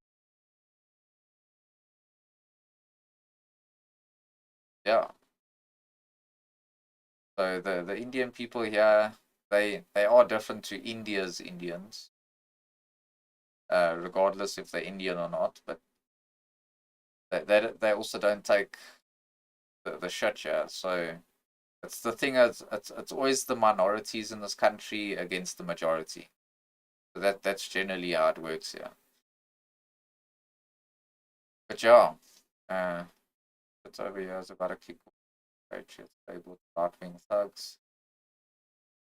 Yeah, but that's just the left playing victim. You know, I always say this is that if someone automatically reverts to calling something racist or Islamophobic or anti-Semitism or whatever, like I know that these people have already lost the conversation because it's essentially just a word to try and demonize you and shut down conversation. So they don't care about trying to have accountability or owning up to the truth. They don't even care about the truth. They just care about their specific agenda. And you say anything about it, I want to shut your conversation down with my buzzwords.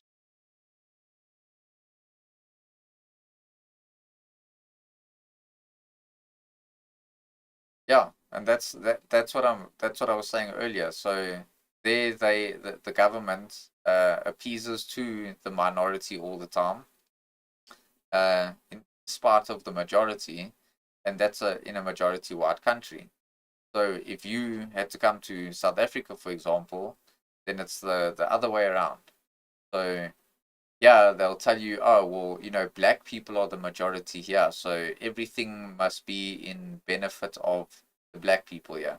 And you'll still get no special status, no special minority rights. They don't care about any of that. So if they go to the West, then it's all about, you know, the minority and the brown people. Go to a black majority country, it stays the same. It's still about the brown people.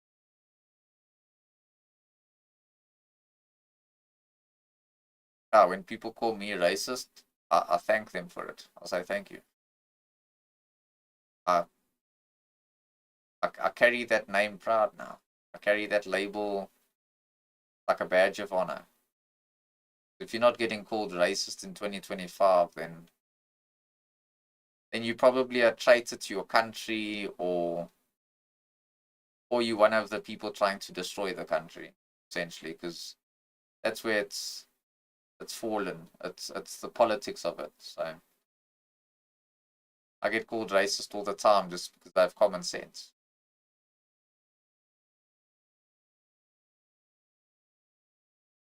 Yeah, and you should be. Like, there's no country in the world where they have a perfect history. But every country's got a bad history to it, and every country's got good history to it. And just because they want to single your country out and say, oh, but you know, colonialism, or, you know, look at what you did to this country or that country, like, no. Like, you can honestly take that type of victim mentality bullshit and go fly kite, because uh like I'm not really that British. Like, I'm predominantly more on the German and the Dutch side. Like, the only person that I had in my family that was British was my gran from my dad's side. But the rest of all my family is predominantly German and Dutch. So like the British percentage is much smaller than the rest, but doesn't matter. Like, I still carry that heritage, I still carry that history, and like, if somebody calls me like a colonialist or whatever, or an oppressor, or I'm just like, you know, like, I don't buy this victim mentality bullshit. I don't care for it, and you're not gonna gain my sympathy by saying any of it. So I don't know what they're hoping to accomplish, but I don't have none of that white guilt. Never will, never have. They'll never be able to weaponize such a thing against me, because that's all it is. Just weaponizing your history against you. Will never happen with me.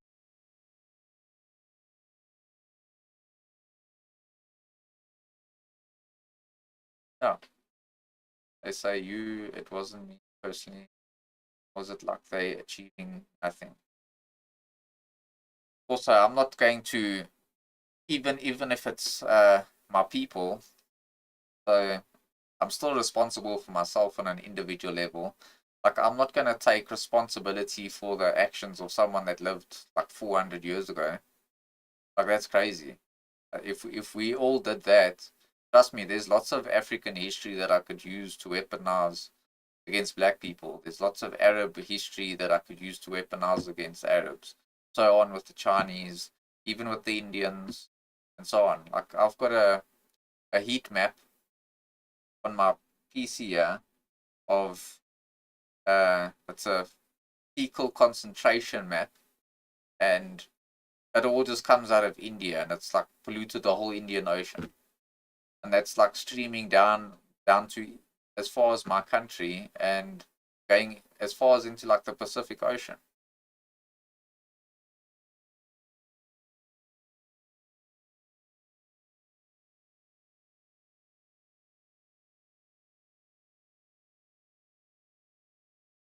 Yeah, it's it's because they're trying to like correct the so-called injustices of the past and all that, but the thing is, you're never going to get to the end of that grift. Like, history is always going to be history. There's nothing you're going to do to change it. It's like the black people in America that they want reparations and all this, when that's the dumbest thing ever, because they're trying to make people that never owned slaves pay for slavery to people that were never slaves. And not just that, there was like a whole bunch of Confederate soldiers that paid for with their life and with blood to free those slaves. And then not on top of that, they still got Liberia as reparations. And when Abraham Lincoln, for example, was going to send them all back, then he got assassinated. So every time they tried to do something about it, like it either didn't suit their like what their exploitive agenda, or either that, or when they did have a solution to say, okay, you know what, you don't have a choice, you going back regardless, which is kind of the right thing to do, because think about it this way: if they were brought there slaves, you don't stay in the continent of where you were enslaved. You'd surely go back home. Like, if I was enslaved in Africa, for example, and I was taken from Europe and then set free, I'm not going to be like, oh, you know what, this Africa place is not so bad, I think I'll just stay here. No, I'm going to go back to Europe. Like, even now, I would happily leave this continent, because what am I gonna do here? Like, what's there for me here? There's 4.5 million of us here, and that's it. I'd rather go live in a continent with my own people, where I live in a majority white country, if not an all white country. That would be my whole stance on it. And like, I'm planning on honestly leaving this country, because despite us building this country, fighting for it, dying for it, protecting it, feeding the nation, blah blah. Like, at some point you just gotta realize, like, screw it. You know, as much as my forefathers wouldn't have wanted me to leave this, they wanted me to probably fight for it, which I also have mixed feelings about. But at the same time, sometimes you just gotta cut your losses, and let that ship sink, honestly. And when they when that ship has sunk, and those same people expect you to come and save them, then you say no, because history will teach you why you're in that position. It's the same thing as Zimbabwe. All the Zimbabweans did that when it was Rhodesia. Now all those same Zimbabweans come to South Africa hoping to find a job working for a white person. And like me personally, it, and I don't care how racist it sounds, but like, I don't hire black people. Like, we're already disadvantaged in this country because we get excluded out of education, we get excluded out of jobs, we get excluded out of many different things. Yeah, they want you to pay a water license just for being white. So if you're like a farmer, for example, they'd want to make you pay a racial quota on being able to use that water just because you are. It wouldn't apply if you're a black. So to try and help the balance there, I prefer to only hire white people. So if need a job done, I'll hire white people. If I was going to employ someone, I'd only hire white people. Doesn't matter what it is. If it's especially if it's economic, I'll only hire white people. I don't want to hire black people because they've got advantages that they can use. If they can't use those advantages, then they must take it up with their government. Honestly, it's not my problem.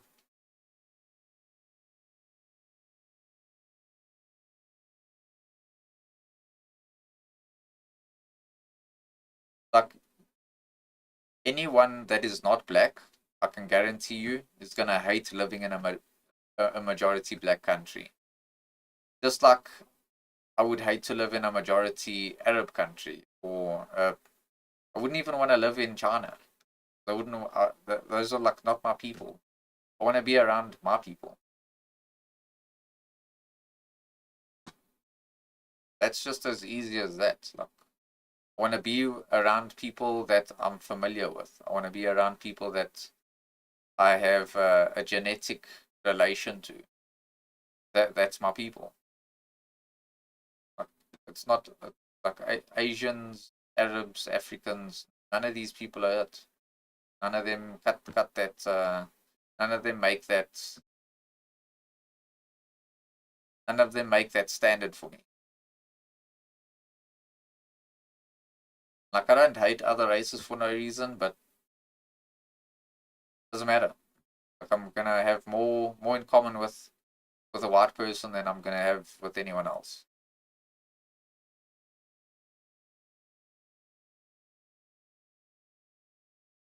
Yeah, so like my perspective on this is, so if we're gonna talk about Europe, for example, I couldn't care where I go in Europe, as long as I'm dealing with European people, and even if they have a different culture to me, I still have a sense of belonging because they're still European people. I mean, I could go to Italy and still feel very much at home because I, I still think that Italian people, for example, are European people. I think Spanish people are European people.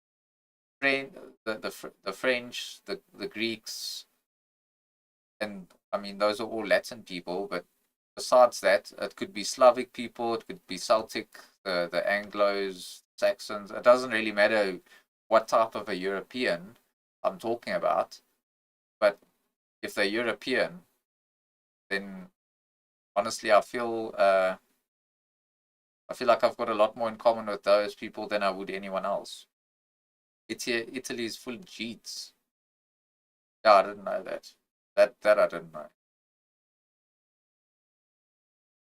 I know Spain has also got quite a Muslim problem there as well. Italy, I've also seen some videos with like Africans in them. Yeah, that's a problem. But cheats are just a bioweapon. All they are.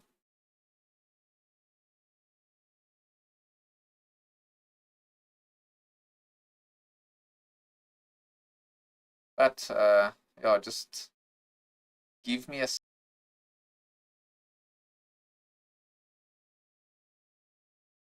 give me a second. I'll be back in a few minutes, like 2 minutes or so.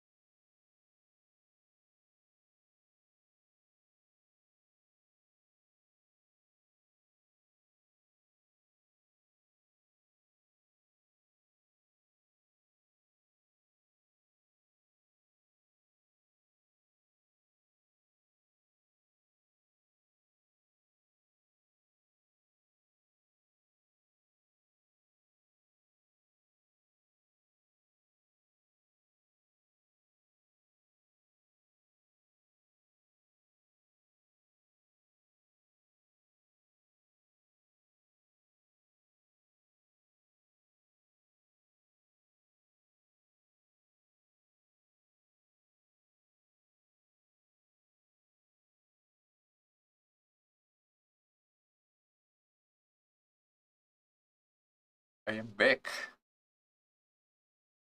Yeah, but like I'm one of those guys. I'm pretty proud. Uh,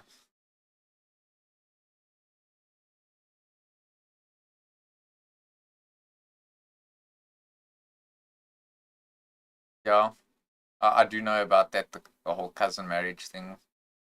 That's also a problem. They were trying. I think they were said in your parliament that they were trying to like make that a legal thing, because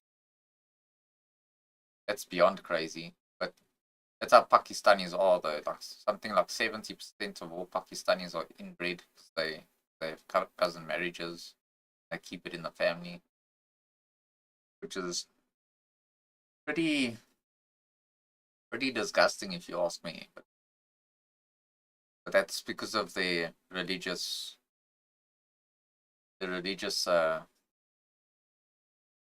yeah, not very good. I've got a lot of videos. I don't know if I could play a lot of them on stream. Yeah, like I've got a lot of videos that I could actually play uh show you. Like it's crazy. But yeah, I'm all for like white unity, and yeah, 100%. And Muslims get offended when you say that to them. But you ask them if they would marry a 9-year-old, they'll tell you yes, because they follow the way of their prophet. Crazy. But that's why, like me, I don't have a problem with Islam, as long as Islam stays where Islam belongs, not in the West. I have a problem with all these religions trying to coexist, because there's been more wars that have been caused in history through religion and through politics. So the politics I can understand, because you're going to have that in every country, but you don't need to accept every single religion in every single country.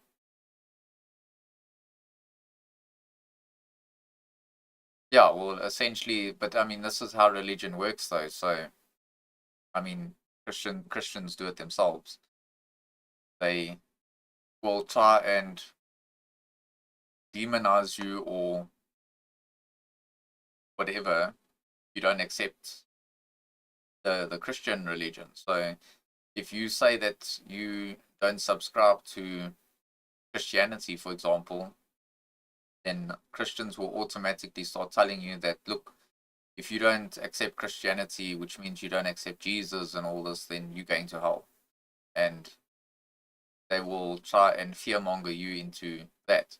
And it's the same with Muslims, it's the same with Jews, it's the same with all religions. So this is why I don't really like the religious debates.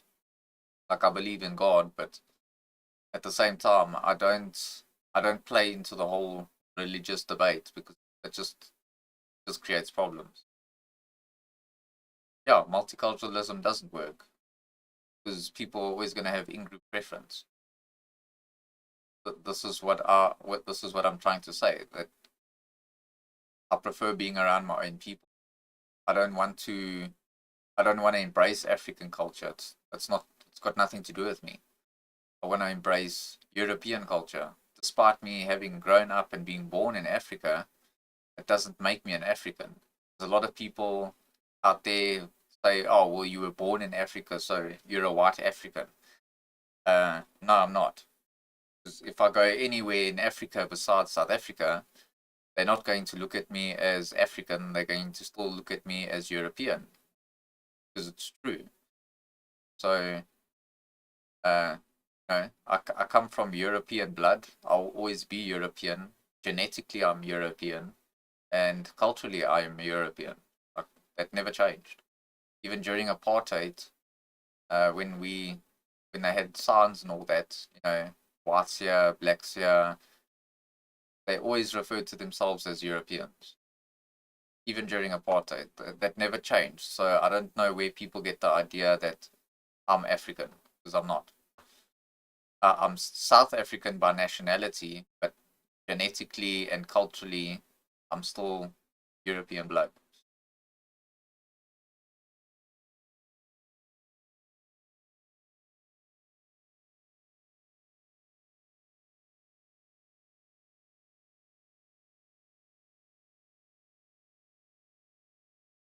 Yeah, so like me, for example, to your uh, religious comment there.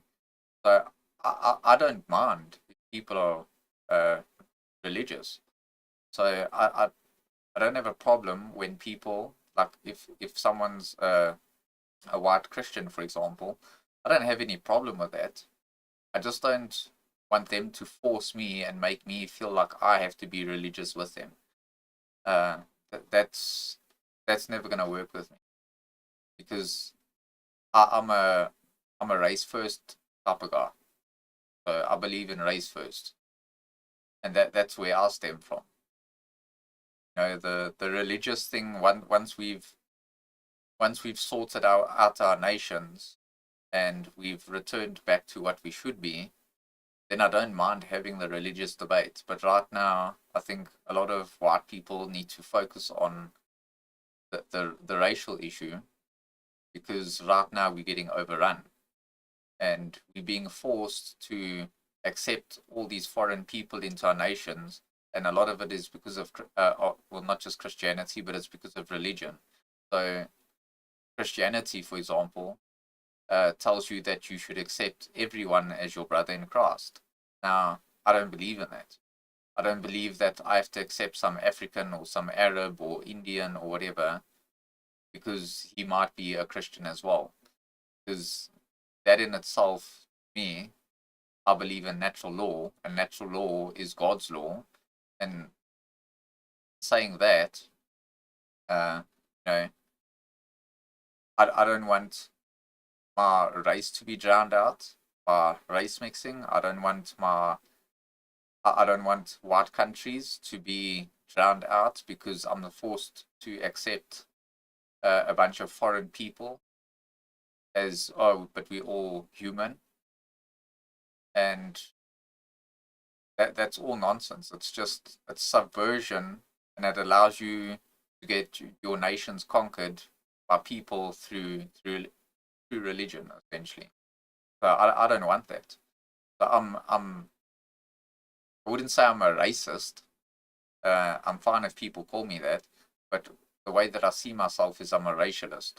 So I think of my race first, and then after that, I'm willing to accept the religious debate. Then we can speak about religion.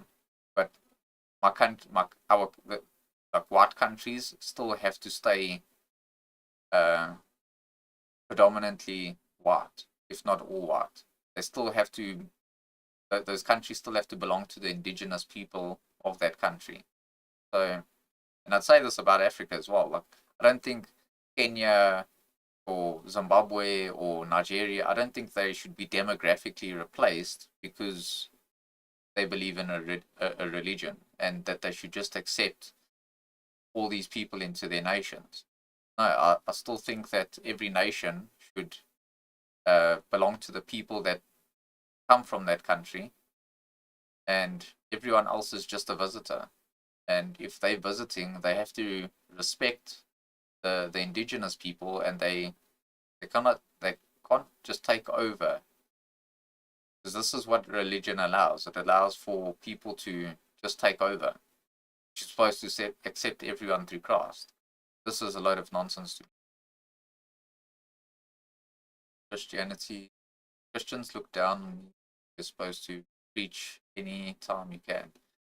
So even preaching is fine. Like, you can go and save the whole world with Christianity if you really want to, but it doesn't mean that you have to have a whole lot of mass immigration into your country because you're a Christian. And this is what annoys me specifically when it comes to Christians.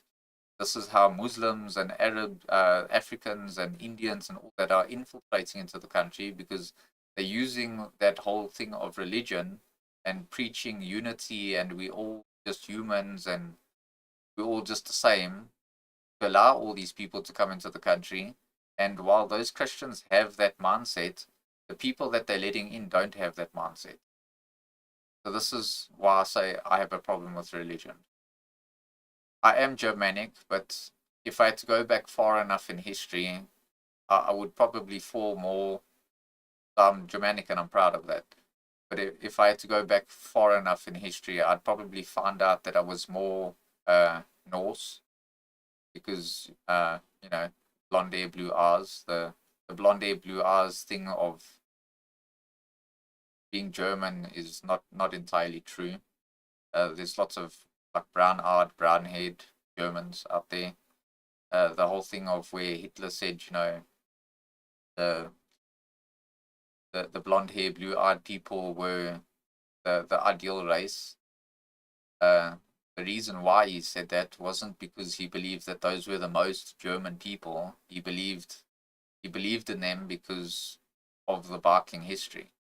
I think that's predominantly where that comes from. But yeah, I'm proudly also Germanic. That's why even on X, I don't class myself as an Anglo-Saxon. I just call myself Saxon. My surname, I can trace my surname back, my specific surname, to 2,500 years before Christ, and it comes from Lower Saxony, Germany. So I know that much about my history.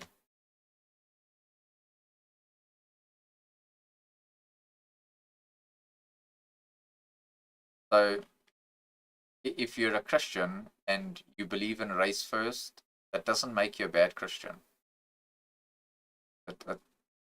Like people often confuse this. They think that if you're a Christian, you can't acknowledge race.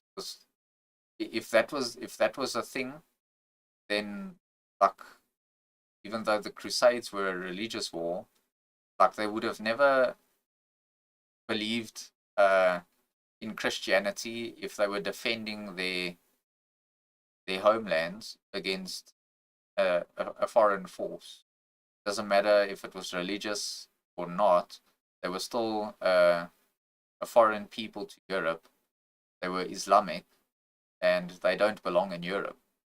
So if they really, if the when the Crusades happened, for example, if they really believed in Christianity and not believing in race at all, they would have let all these people in and rather try to, uh, try and coexist with them out of religious belief.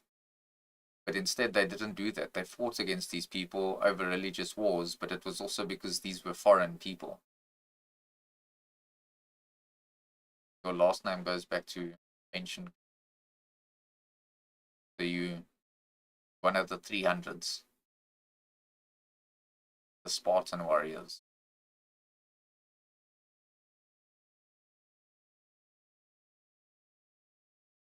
Let's see if we can find any other strange people on this website.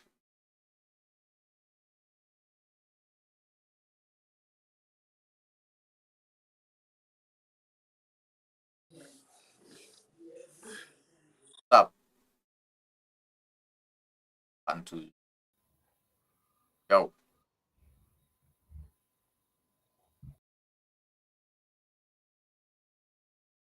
Thank you. nope.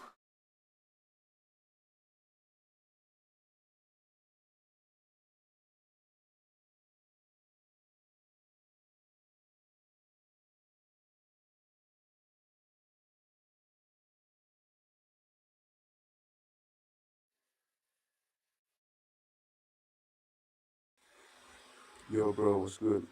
Check this What? out. You see the elastic? Yeah, yeah. Okay, so you see it's on these two fingers. Three, two, one. Interesting. Wait, let me say another one. The, see, there's a twist in the elastic. Yeah, yeah. Okay? See, twist. You're gonna tell me when to stop rubbing. Stop. Twist is gone. Let's do one more. see the elastics on my hand? Yeah, yeah. You see it? 3, 2, 1. Nice. That's pretty cool, eh? Pretty cool. What Yeah. So are you like a magician or something? no, I just learned this off TikTok yesterday. Nice. What ethnicity are you? Are you Arab? Are you colored or I'm white? Jewish. I'm Jewish. What does that mean? What does that face mean? You Jewish? Yeah.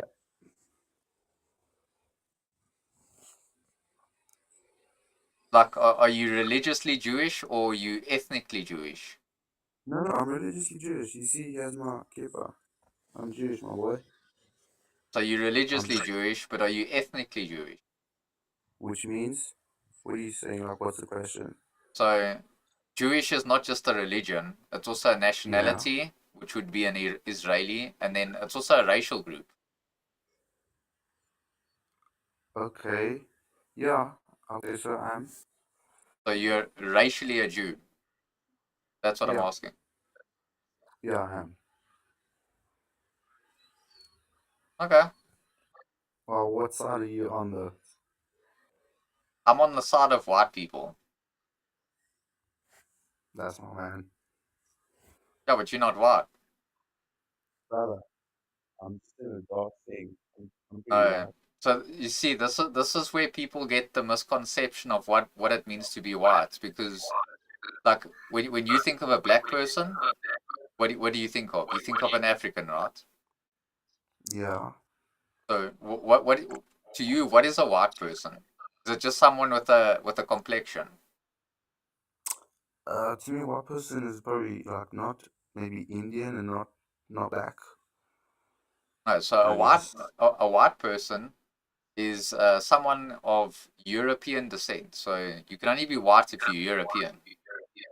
You consider yourself European, No, absolutely not. so then you're not white. So, so you're saying Jews are not white people? In fact, Jews say they are not white. You can look this up on the Times of Israel. Yeah. Even in the USA, the Jews in the USA, despite their Mm-hmm. complexion, are considered a protected racial group, and Yeah. it doesn't include white people. And if Jews were white, why can't we claim anti-Semitism? If Jews aren't white, No, if Jews are white, so yeah, hypothetically, if Jewish people were white, why can't yeah. a white person like me claim anti-Semitism? I don't know. Yeah, because you're not white. Okay. So you don't like Jews? Like you on an individual level, I've got no problem with, but there is an elite group of Jews that I do have a very big problem with, though. Just for argument's sake, let's hear it. I'm just really interested. I don't Well, know. where do you want to even start? What are the different types of groups that you see differently? Let's put it like that. Well, you don't hold any power to do anything. No, obviously not. I'm just Yeah, interested to so understand. so like if I was going to talk about the Jews that I don't like, it wouldn't include you because like No, you just a random Jew. listen. Even if it would, I don't care. I just want to understand. Just interested. So what's your question then? Okay, so what are your thoughts of what's happening right now in the world With what though? There's a lot of things happening in the world. with Be, Israel and Gaza? it's a tough one because they say that Jews are Europeans, right? So this is Mm-hmm. what they say because Jews have spent a long time in Europe and they have uh, mixed with the European people, which is why they carry some European DNA. But I don't, Mm-hmm. for one, believe that even a mixed person, for example, so you wouldn't call a half black, half white person, someone that's race mixed, you wouldn't Yeah. still continue calling that person white. they're mixed. So Okay. if a Jew and a European person race mixed, they still wouldn't be white. Okay. Same thing with everyone in Latin America. If they race, if you had a white Mexican, which exists in like Yeah. Mexico, and you had a white European race mix, they're not going to be white, despite their skin complexion.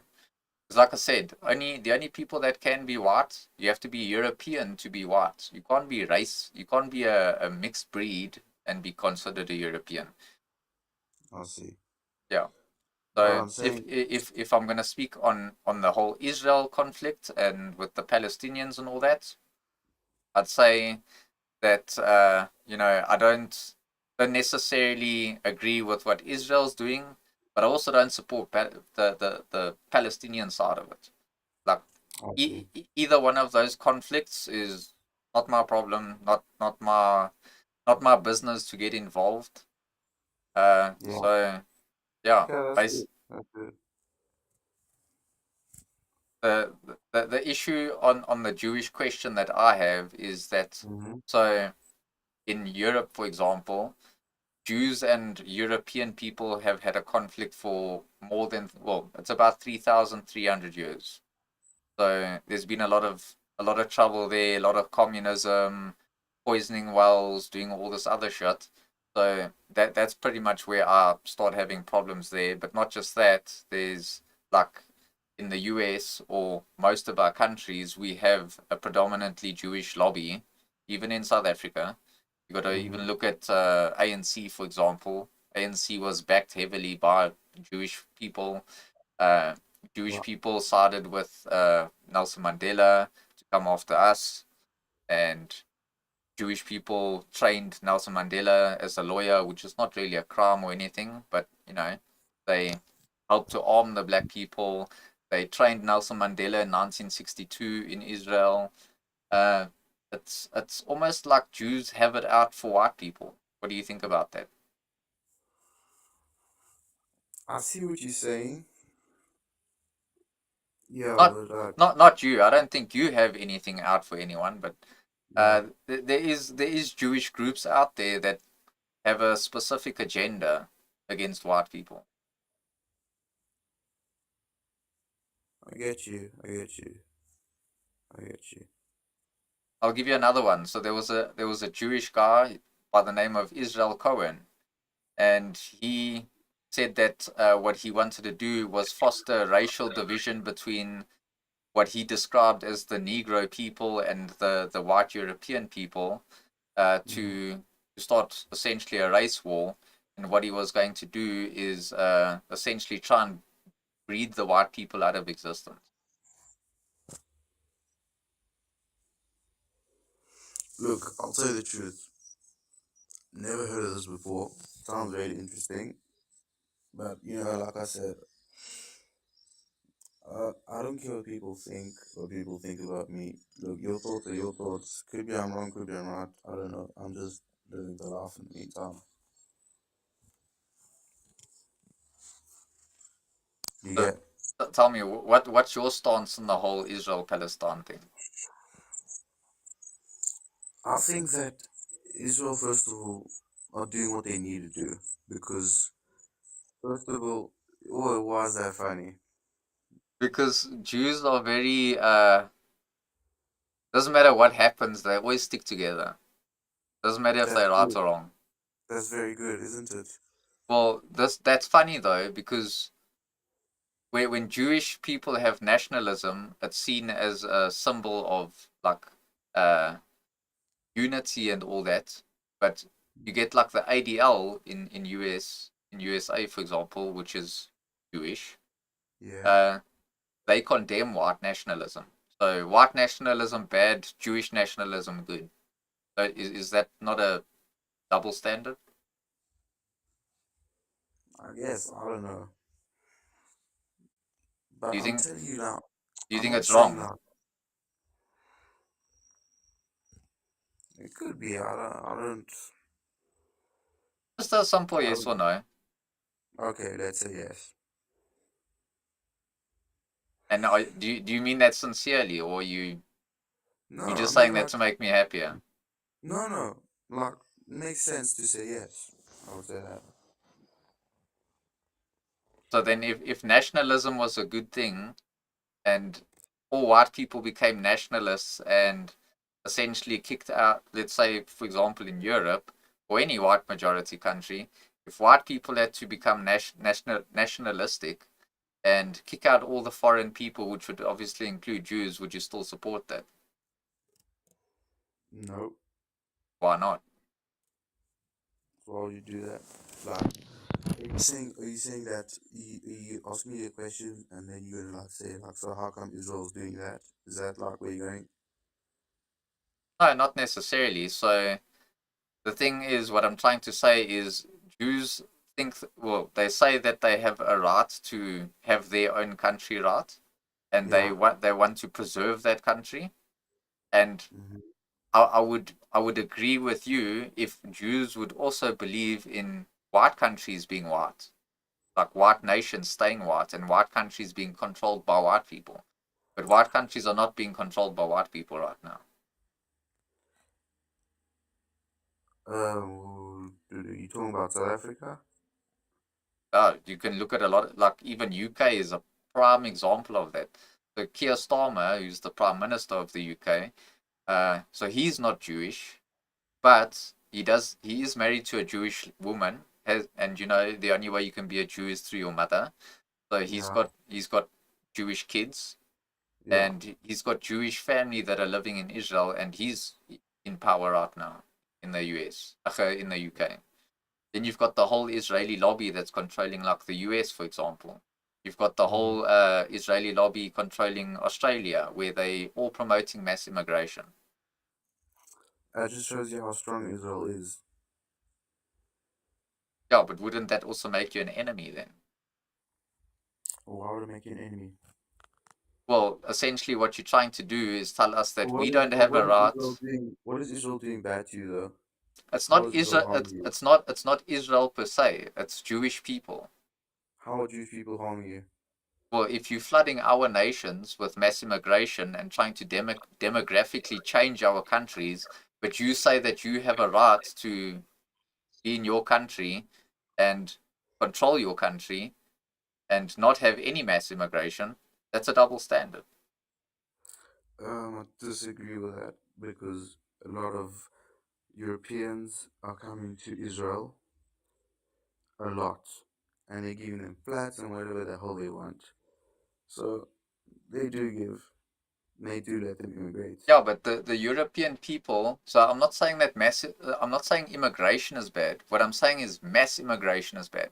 So, say for example, Israel's a democratic country, right?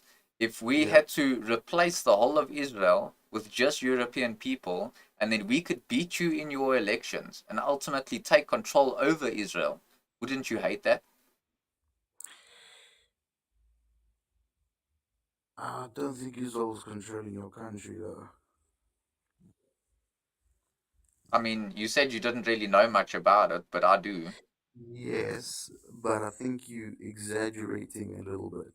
Nope, I've got like a plethora of evidence to prove this. Okay, well, let's say this. Is it causing you any harm though?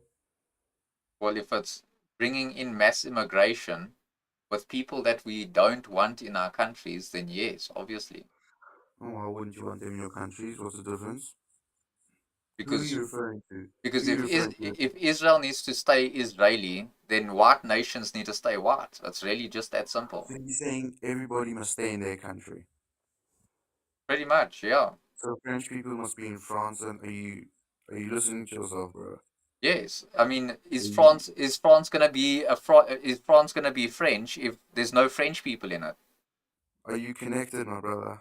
Yes, I'm pretty connected. Are you sure? Because Is you tell me now, England every gonna French be person English? that's scattered around the world should go to France. Every South African should go to South Africa. No, you not hearing what I'm saying. Not hearing what I'm Yeah, saying. So you let me saying? ask you this: is Mhm. Israel still going to be Israel if there's no Israelis in there? Yeah, probably. How's it going to be Israel then? How's it going to be Israeli if there's no Israelis there? It's not going to be Israeli. It's going to be Israel because that's the country. So you're saying that it's going to be No, Israel, but no, it can be listen to me. it Think can of be this. No, majority foreigner people, and it's still going to be Israel. yes, let me give you exactly. Let me give you an example of that of a country. You in Europe? Are you in Europe? Well, carry on with what your point. It doesn't So, matter where I am. did you see how many people are in Europe? Did you see how many? Europe's not a country. I know, but listen to me. Do you see how many, what you call it, Muslim and Palestinian people are there? You see Yes, I how do. many? It's majority. Am I It's right? not a Majority. majority. It's 100% a majority. You're telling me that there's more Muslims and Arabs in Europe than there is white people. Pretty sure.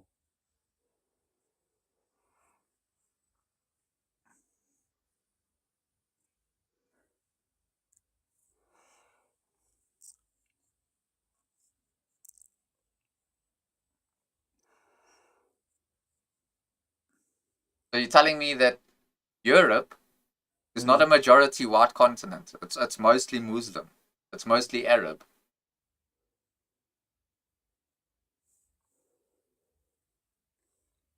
And what's your evidence to back that up? Um, go search it up. I have searched this profusely, and I've seen this in even different countries. Not true. I'm just okay. Okay. Maybe you're They, right. I'm just trying to understand what's your hatred to Jews. I just explained it. It's not a solid thing. You can't just hate someone because die. Is you just anti-Semitic, bro? And there we go.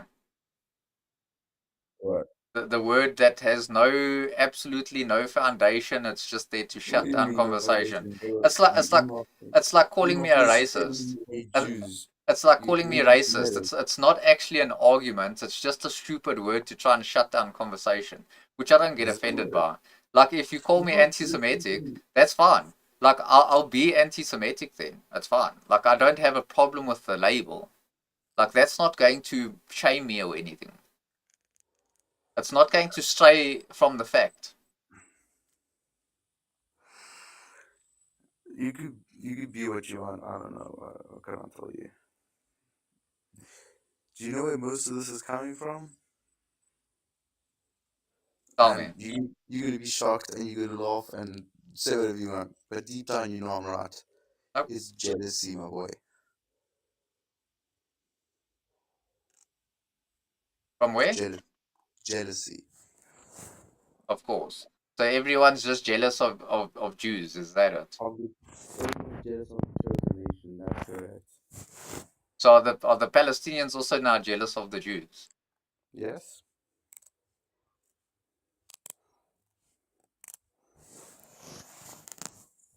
bro. You brainwashed so badly. It's so sad. It's crazy.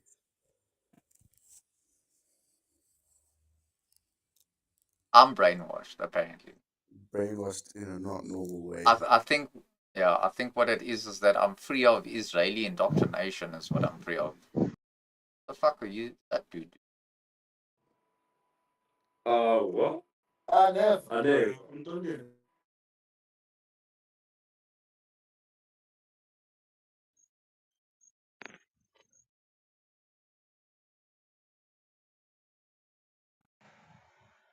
Okay, bro. What's up? Doctor, you? Ah, Joe, what you doing? Nothing. I'm just bored. Just chilling. Huh? I say you just chilling. Yeah. You So what? smoke? I don't smoke, I don't drink, I don't nothing. I used to though, but I quit.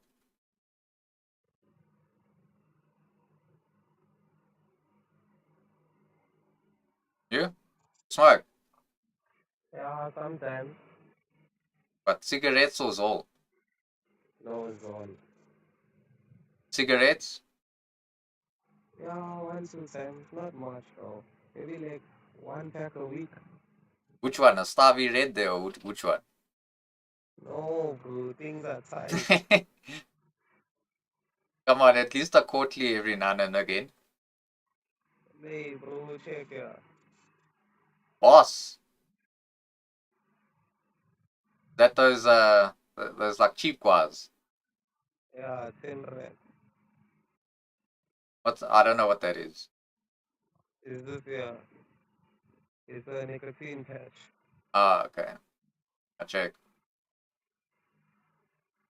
And drinking, you drink. No, I don't drink. Okay.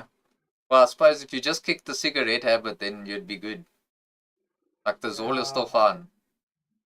no, I don't smoke so much. Maybe like twice, twice a month. Twice a month. Yeah, not so much. Just once in a while to have a little bit fun. Okay, I can respect that.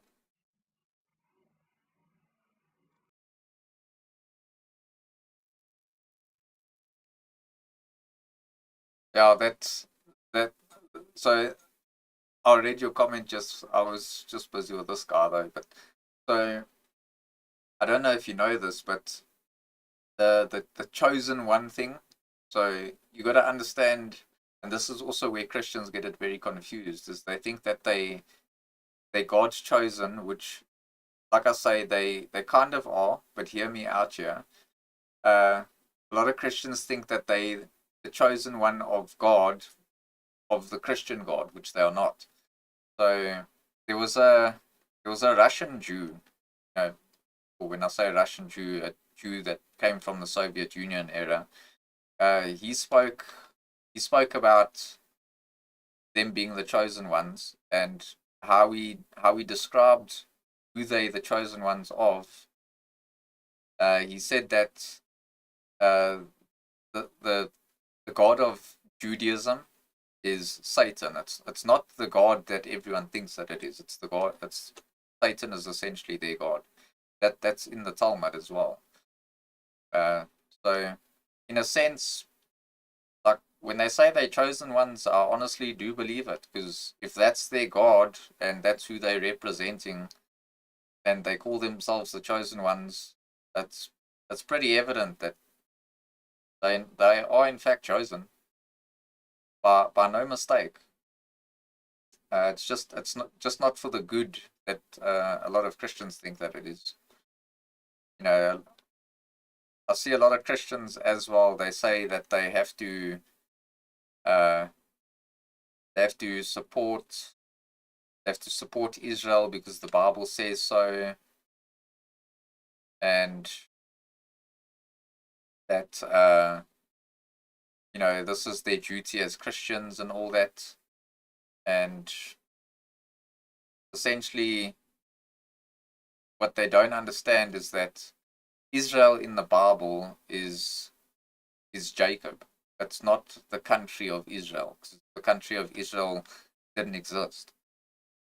And this is where the whole confusion comes in with Christians is that they think that they have to support Israel when the Bible was referring to Israel, the person, as in Jacob, and not Israel, the place.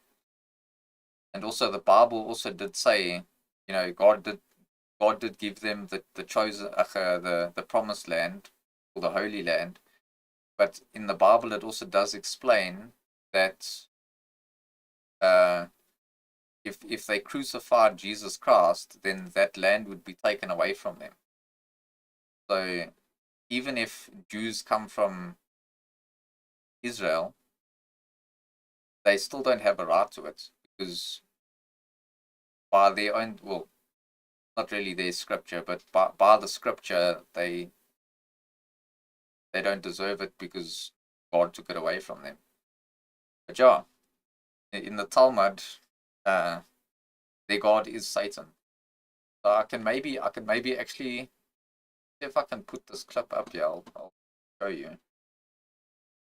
Can't find it. Uh, I'll play it on stream. I don't care.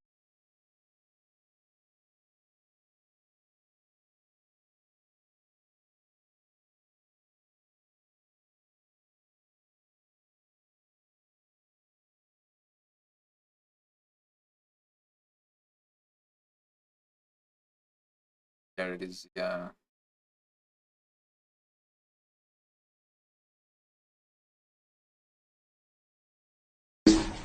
Источник зла– это Бог, не сатана. В иудаизме. So, yeah, in this, let me just go back. He says the source of evil is God, not Satan. And then he says, Judaism, Satan is God.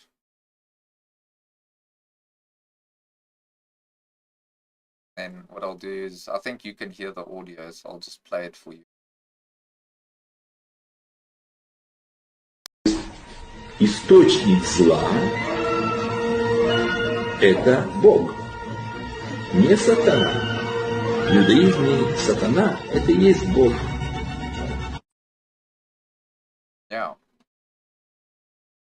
The thing is, like, I know so much about these Jews now that, like I said to that Jew just now, is that I have a plethora of evidence, like of things to go by, and like my one hard drive has got like over 100 gigs.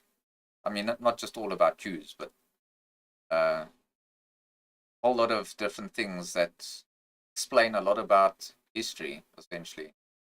It's one of the main reasons why I decided to start these channels, so that I can, talk about the political things that are happening in the world. But I'm hoping to one day build a following, and not for the sake of money, but for the sake of education, really. And the more people that I can get to come and watch the stream, hopefully what they'll do is they can join my Discord, or they can, I'll also be like hosting spaces on X where they can come in and speak there. And what I'll do is I'll still be streaming all of that. I can stream straight from Discord onto here. But essentially, it's to have that debate and that discussion, so that more people can be educated on it, and not just so that I can educate people, but it's also so that I can also learn. I don't know everything either. I do know a lot, but I don't know everything. And yeah, I might learn something new from other people, and I'd expect them to back it up with a fact. But at the same time, I also know that I have a lot of information to share with people. And I want to try and find like clever ways so that I don't get my videos and my streams flagged. I want to try and find clever ways to try and get this information out there. And I've kind of been testing the boundaries a little bit, like with my YouTube channel. I've been putting like some pro-white things on there. I did make my first video that I uploaded there speaking about the Jews. And I'm going to try and just test the boundaries with everything. Yeah. So that's basically why I went from being just an average gamer to talking about all this stuff, because I think the stuff is important, and a lot of people are waking up to it. Or at least a lot of the people that I know, they already know the answer to the question. But also, it's not just about talking to people that already know, it's also talking to people that don't know. And I expect them to come and debate that. I expect them to come and talk and ask all the questions that they can ask. And I'd happily go through it with people, even if it was on stream. And that way everybody gets to learn something, and I get to essentially do what I always want to do. That is also streaming. But yeah, that's more or less the whole thing behind it. These apps, this Monkey app, is just a good way to meet people and to talk, get conversations rolling. I mean, given me a few subscribers already. But But actually, I wanted to ask you as well. How did you find my stream?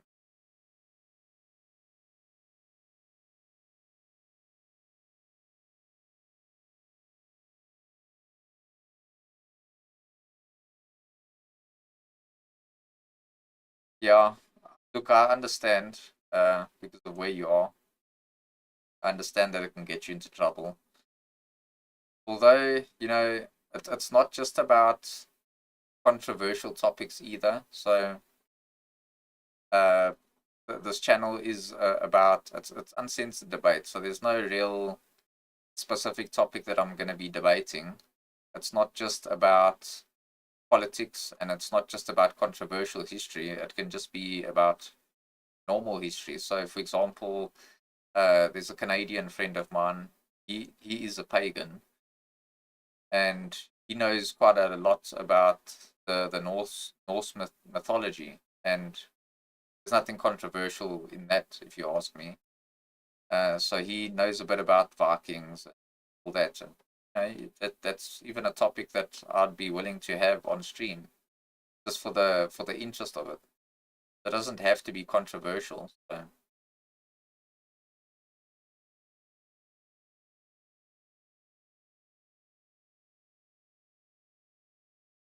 I went on the just chatting section and put political discussion. I like speaking politics. Okay.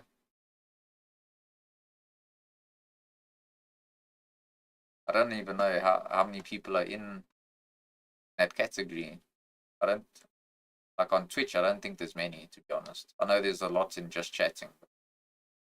Political side, I don't know.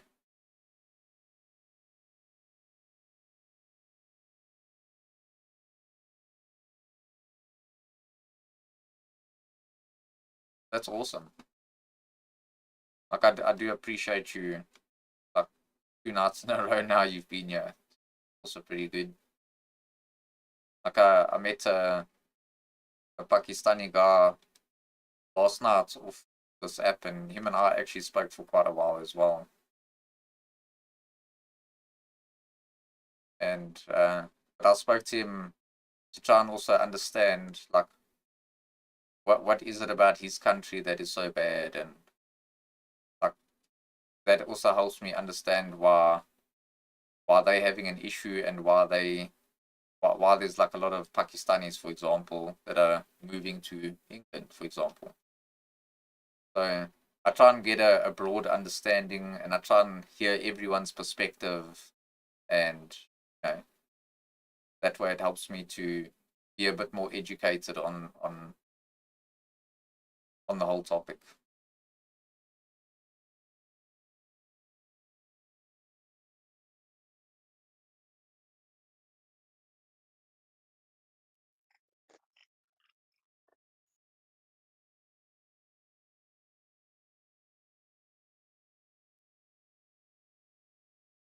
Hello. What's up, bro? What's up? What's happening? What you up to? Just chilling in you? No. Where you from? South Africa? South Africa. Are you a Yeah. streamer? I'm streaming right now, yeah. Cock. Wow. What? No reason, no reason. No reason. Because you look familiar. Do you stream on what you call it, Twitch or TikTok? I stream on Twitch, YouTube, Kick, and Rumble. Okay, because I think I have seen you on Twitch. Streaming? 100% sure. Probably I'm not. not. But if you think you saw me, what did you think I was streaming though? Yeah.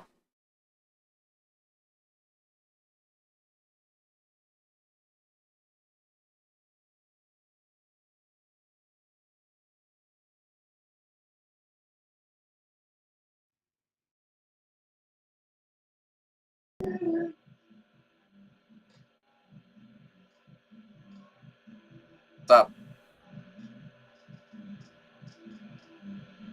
I'm all good, man. How you doing? Pretty Mr. good. Uncensored. Yes. Woo. Are you having fun? I'm having a great time. I'm having a great time. You look like you're having a great time. I'm I can chilling, feel bro. like you're having a great time. I'm just chilling. Okay? Chilling, great time. All the same. As long as you're having fun. So, what's the weather in Gauteng? I've got my What's mask. I've got my gas mask here. Just in case, what are the you Americans, preparing for the the Americans. apocalypse or what? Yeah, man. The Americans are kind of dumb bombers, so yeah. Why would they do that? What? Donald Trump is another level, man. So you gotta be prepared. I don't think he wants to bomb you. Not only me, the whole of South Africa. So Why would he want to those of bomb the us, whole of South Africa? Like, what would he benefit out of that? Donald Trump wants to bomb the whole world, man, because we are working with the Russians. Yeah, but I They mean, we are are not. we are BRICS countries, so we working with the Russians. That's why they wanna bomb us. So why would Donald Trump work with the Russians while we work with the Russians just for him to come and bomb South Africa? That doesn't make sense. Donald Trump is not working with the Russians. Of course he is. What He just met with the Russians in Alaska. He was with that Putin. was that was just for fun. You Donald think Trump is working you would is think working that with Nixon. you would think that if he wasn't working with the Russians and he hated them and they came to Alaska, which is US soil, he could have just arrested him there because he is wanted for he is a wanted war criminal. But besides that, like honestly, he's not trying to bomb anyone. Like he could have taken Putin out just there and then, but he didn't. And the only places that he There, bombed was the nuclear facilities of Iran. That's the only. He didn't go and bomb the whole of Iran. there was no way. There was no way on earth that Trump would like arrest Putin. No ways, because he knows the consequences with messing with Russia. Russians were prepared. See, compared to Trump's visit and Zelensky's visit, Putin's visit was embraced.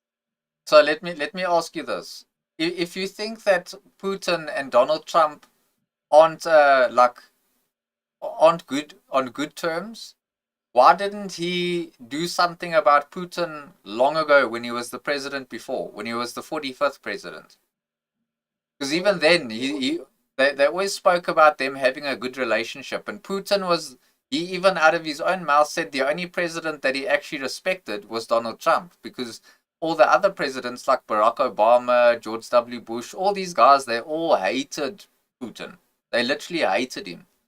And they wanted nothing to do with him. But Donald Trump's the only one that's actually engaged properly with Putin and given him a chance to speak and they've got a good friendship.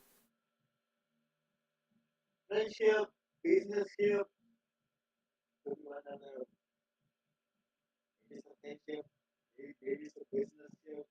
Let's put it this way: so we are a BRICS country, but Yes, Putin and Trump have done more for each other than the whole of BRICS have ever done for us. What does that say about it? What has BRICS country? What has BRICS done for us? they don't wanna they wanna this is the BRICS nation don't wanna like fear the politics of Russia, Ukraine, the States because they know that all these countries are benefiting from the United States with imports and exports, especially on the exports Yeah, but you benefit from see, the the problem comes in now is that Trump actually stopped the whole military aid to Ukraine, and then only recently have they opened that door again.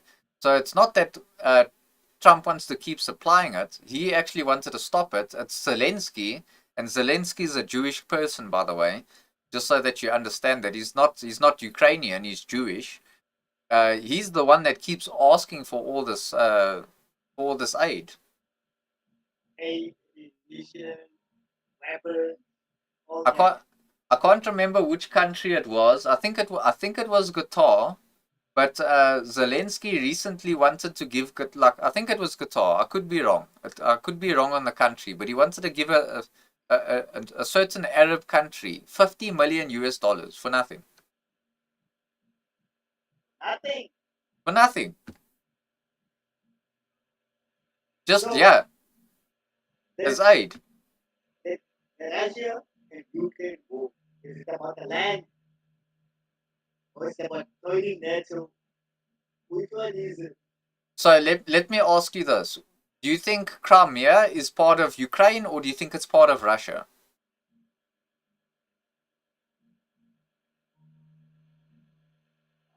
I don't know. I Historically, don't know.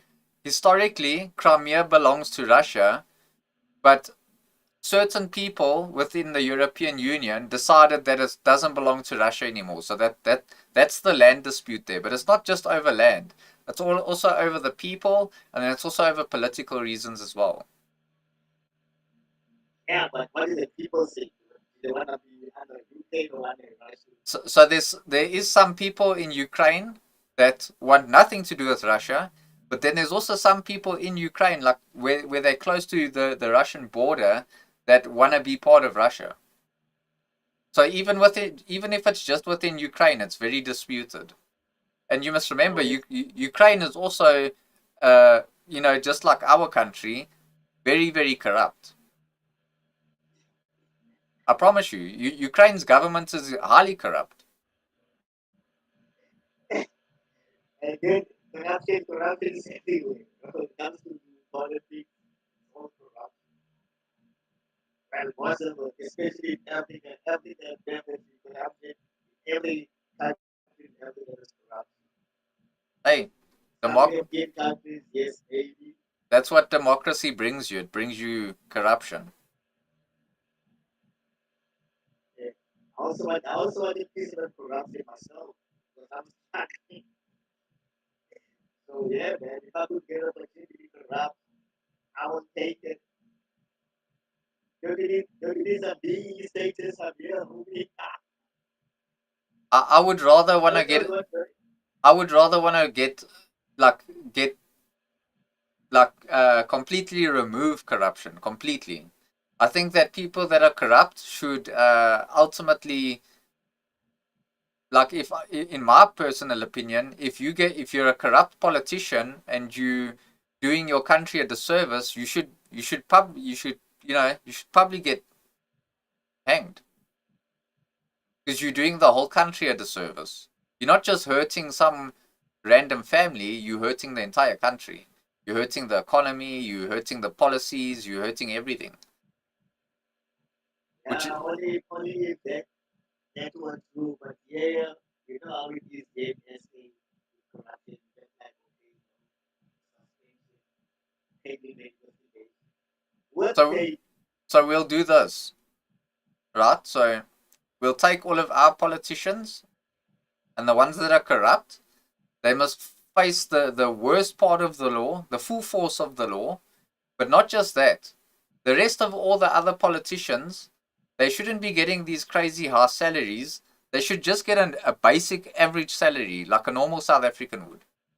So, say for example, like if we paid like the average politician, instead of paying them like hundreds of thousands every month, we say, cool, you're just gonna get a basic salary of, say, let's call it like between 30 and 50K, and even that's a lot of money. yeah, And yeah, man. watch how many of those politicians decide to not be politicians anymore. Oh, what's they think that just do that, like, no way, they're not they all gonna do that. They're taking to court, they're taking money out of pockets to do that money. No, but the thing is, we will control the justice system, not them. So if they want to take us to court, we've got the power to fight against them. That's the idea. Politicians are not there to create laws. They're there to enforce policy that we vote for. Talking about like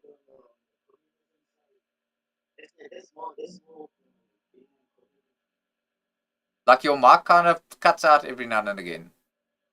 Like I didn't hear what you Yeah, said. let's go on the communism side. What are you talking about? Yeah, but The communist. so what do you think of communism? Do you think South Africa should be a communist country? Definitely. Why? That definitely. Why? You know the history of communism. We got too many political parties here. Yeah, This but I mean, communism will stabilize everything. Because now, if wanna make a party, I can make a party. When I make a party, make a party. Then you look like hundreds of parties in the parliament. so name one country ever in existence that was a communist country that was successful.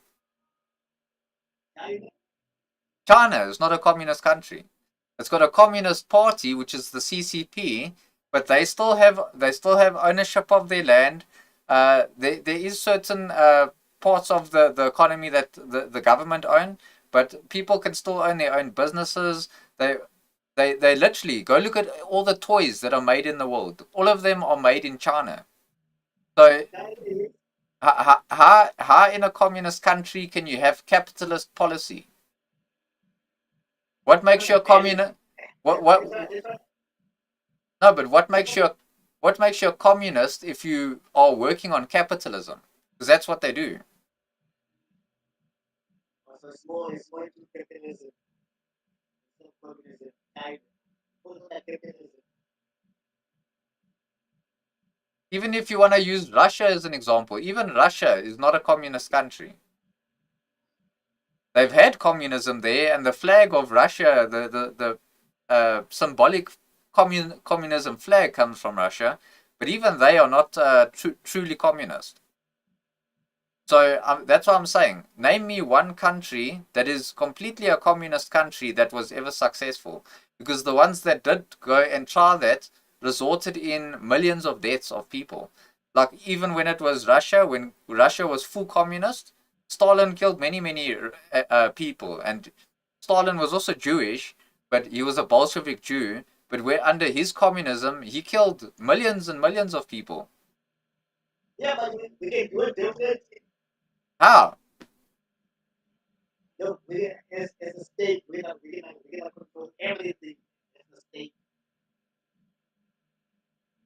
So They you don't want get to they don't get a lot of corruption. Okay, so then They hear get hear hear this out though. So you want to give all the power to the state, which is essentially the government. What do you think? What do you think's going to happen? Because I don't know if you understand corruption yet. What do you think's going to happen when the government has all the control, all of it? They have all the control, and you have no power to do anything. You won't have any property rights. You won't have any gun rights. You won't have any of these rights, and the government's going to have full control. So they're going to have full control to do whatever they want, and there's nothing you can do about it. that's how it's supposed to be. And that's how I wish it So because for the moment like right now the democracy is like a people or do whatever you want so let's say we were a communist country now, which I kind of believe that we are, because we're just a communist country LARPing as a democracy. But would you trust like the ANC, for example, with a communist country? to. Not it. Okay, so what's the difference between the ANC and any other politician then? They're all gonna do the What same what thing. what are the discoveries because when it comes to the ANC, the ANC is the among other parties, the other one is dominating us, but then greed came into it. Now there's one big greedy, take all the money, take all the funds, misuse the funds, not caring about the people. At first, yes, it was good for a while, but now everything just going down the drain. Okay, so go look in the history of the ANC, and go look at who the ANC supports. The ANC supports communism. There's a reason why they want full control. And if they get full control, trust me, it's not going to be a utopia like you think. It's going to be the very dystopia that we are running to. I know the ANC supports communism because during the apartheid era, only the communist countries that took in members of the ANC like Cuba, Russia. Not even They're the ones that were in support or to punish the apartheid regime. even besides the other communist countries that were backing the ANC in itself has always promoted communism. The people like the Jews, for example, that were the ANC the ANC like freedom fighters that occupied some of the highest positions, and that's not my words, that's Nelson Mandela's words. Even they were all communists. So essentially, what's going to happen is you're going to give communists power, and then they become tyrannical because now you've given them that power. And then what they do is they're going to start infringing on all of your rights. So they're going to start taking your property rights away. They're going to start taking your guns away. They're going to control your food. And you know what happens when you control the food? So if you control the farms, then you control the food. If you control the food, you control the nation. But at the moment, democracy seems like it's not working for us. It's not working, but there's trust me, like it's working for 70 people. Yeah, well, that's the problem with democracy. You get the government that's nice and rich, and then you get the few people that own businesses and all that get rich, and then everyone else just works to make those people rich. What do you think is going to happen under communism? Everyone benefits from communism. So No. So there's an old saying in communism. Communism works until everybody's money runs out, because that's exactly what happens. When all the money runs out, then everyone starts becoming poorer and poorer and poorer.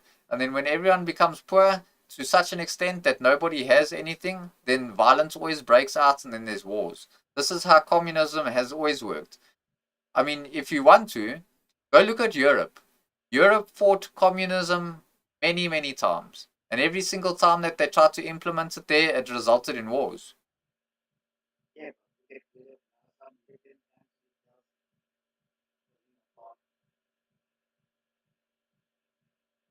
So I'll give you some advice. So I don't believe in Marxism, and I don't believe in communism, and I also don't believe in democracy. Because to me, democracy is like an illusion. There's a certain political ideology that I fall into, and I don't expect everyone to be on the same page as me with it. But if I were you, go and research what National Socialism is. It's what Germany had under World War II, before World War II. And they went from one of the worst to almost a non-existent economy to one of the strongest economies in the world at that time. Go look at National Socialism. And it's not socialism like Marxism. It's the complete opposite of that. Go look at National Socialism. Yeah, I'll do that. Cool. But stay away from communism. You're gonna that ideology is gonna kill a lot of people. That's even worse than democracy. Communism. So you don't agree with communism. No, not at all. Okay. National Socialism. No, yeah, don't just read the first thing off of Google. So yeah, I can essentially explain to you. I'll give you the basics of what National Socialism is. So let's say you have two socialist countries. So we'll call the one a Marxist socialist country, like a communist country, and we'll call the other one a National Socialist country. In a Marxist socialist country, People can be lazy, they don't need to work, they don't need to benefit society, they don't need to do anything. And government's got inflated power. That means that government's got a lot of power, just like in communism. And essentially, what they're going to do is they're going to say, cool, we're going to give you free healthcare, we're going to give you free education, we're going to give you all these things. But it's only going to last so long. This is not something that lasts forever, because it never lasts forever. And then what they're going to do is they're going to make you reliant on the government. So you're not going to develop any skills. You're not going to be a benefit to society. Ultimately, the industries collapse under this as well. Your farming is going to go down. People are going to start starving. And essentially, eventually, what that happens is, like I say, people run out of money, and then communism stops working because there's no more money. National socialism, on the other hand, national socialism, you'd have a small government. So you'd have a government that's not more powerful than the people. But at the same time, what that government's going to make you do is they're going to go make you study a trade, and they will make you study a trade, or they'll make you go join the military or something. They'll make you do compulsory military. Like, so we did this even in South Africa, where you had to be. At a certain age. Yes. And then what they do is they still have socialist policies, but it's strictly for the nation. So, say for example, if it was like a Nigerian or Zimbabwean or someone from the Middle East or whatever, if they came to this country and it was a national socialist country, they wouldn't be able to benefit from this country. Only the people from that nation, the native people of that nation, can benefit from national socialism. And essentially, what that means is they're going to build you up. They're going to train you with skills so that you can go on to work in a job. And if you're gonna be like lazy and fat and you're not gonna provide in society, you're not gonna reap any benefits from it. So you're not gonna get anything back. But if you're productive in society, where you've gone and you've done some compulsory military service, or you've gone to go and learn a trade or whatever, uh, you'll have your own state-owned bank as well, which I know is something that's a lot of black South Africans want, for example, which is not a bad idea. Yeah, it's not a bad idea. It just has to be done the correct way.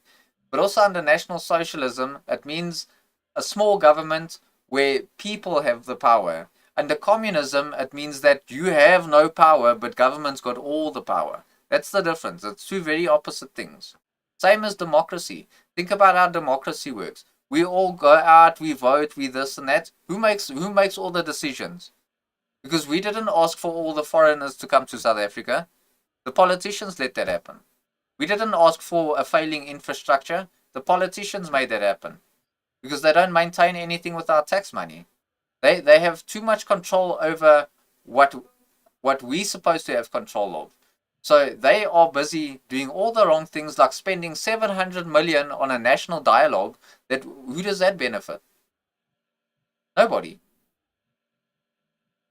And despite a lot of South Africans saying we don't need this shit of national dialogue that costs 700 million just to have a conversation, why do they go with it anyway? Because they know that they have more power than what we have, and they can just do whatever they want. They know that they can be corrupt because they have more power than we have. So we shouldn't be giving government more power. We should be taking power away from them. The power belongs to the people, not to the government. Well, at the moment, I have all the powers, especially now. I've got all the powers. Exactly. So why do you want to give them? Why do you want to implement communism and give them even more power? You'd literally give them power over every aspect of your life. Because communism, like one force, it's gonna rule the country. Because we tried with democracy, which obviously it's not working at the moment because, like you said, the influx of foreigners here. Yeah, but communism's not going to be better. It's going to be even worse. It might work, maybe we might forget better this nonsense with the We, council. do you really want to gamble your future on it? because maybe it will work. Don't you want to know that it will work instead of maybe it will work? Yeah, I'm willing to take that chance because we we tried at the moment. Definitely, it's not even safe for me to work outside at this time now. I cannot work outside at this time. Really, where I'm staying. If there's That's it. lots of guys that think like that, then we cooked, bruh. We cooked. So it is maybe communism. There's before they'll be like, no, okay, we're gonna catch you doing this. You're not gonna do under communism. You're not gonna do anything. You're gonna have even less power than you do now.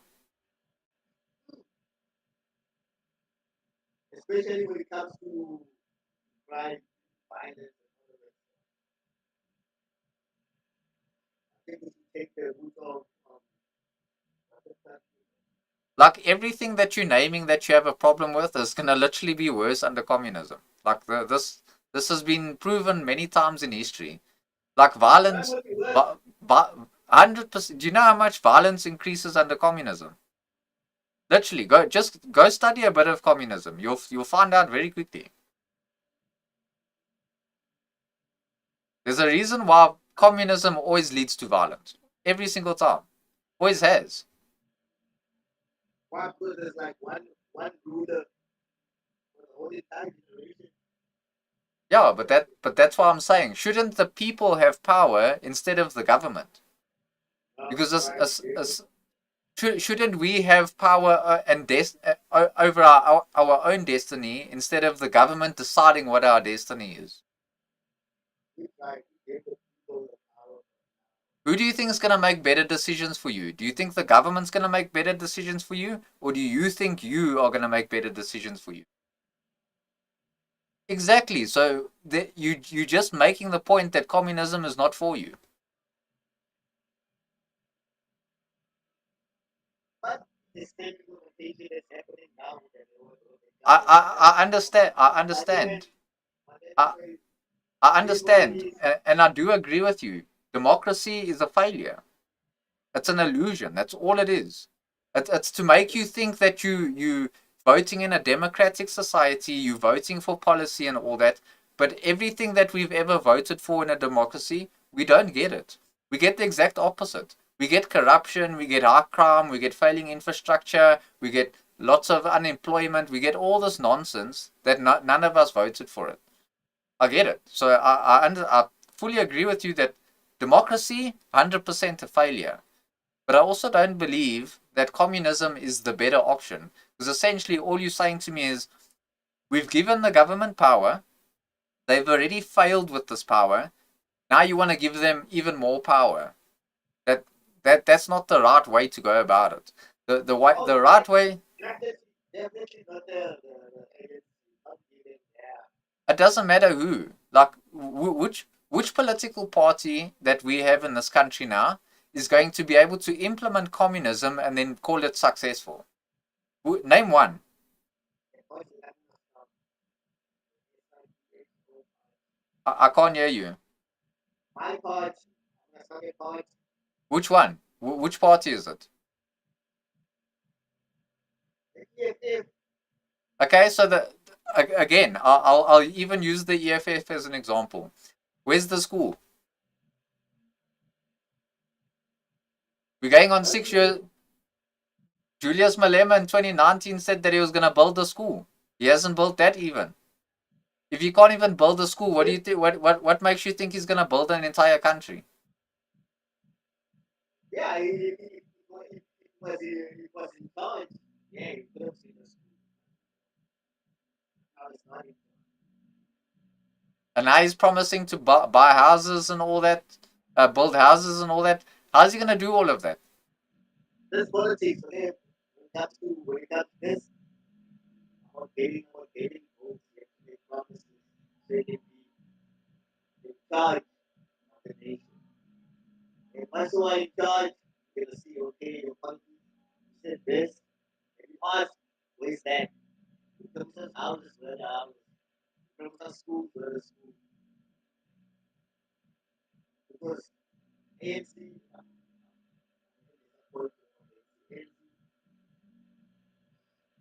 So like me, I believe that there's no political solution in this country. So if you vote for DA, then you get the World Economic Forum. If you vote for ANC, you get communism. If you're gonna vote for EFF, you're still gonna get communism. If you vote for any of these political parties, you're gonna still get uh, the people that are ultimately the ones that are funding all of these people.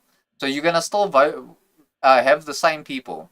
That's why I said to you, it's better for us to, instead of giving them more power, we should be taking power away from them. We as the people of South Africa, we should be the ones dictating what politicians do.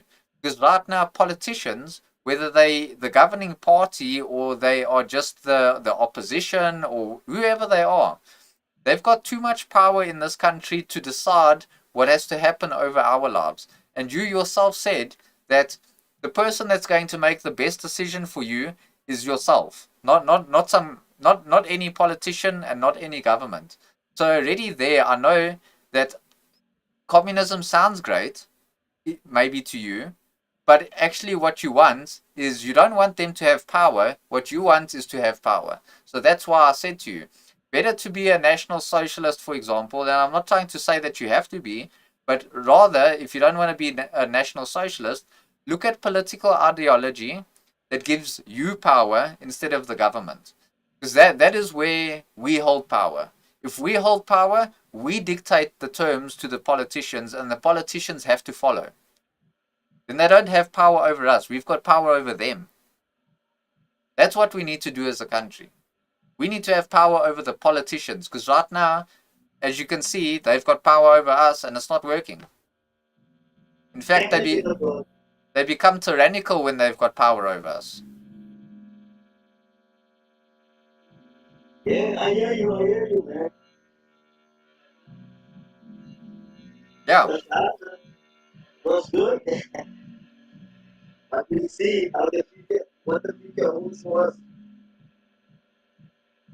Yeah, I guess we can only wait and see. But we do need a change in this country, and the government needs less power. Definitely. Yes, okay. What's your name? Sipho? Yes, sir. Nice. I'm Michael. Nice to meet you, Michael. Good to meet you too. Stay blessed, brother. You too. And don't fall for that communist nonsense. It's bad. Trust me. Enjoy I your hear you. night. You too. Sweet, man. Cheers.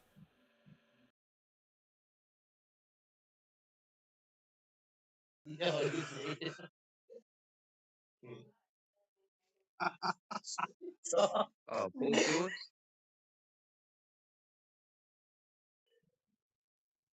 Yo. Shots.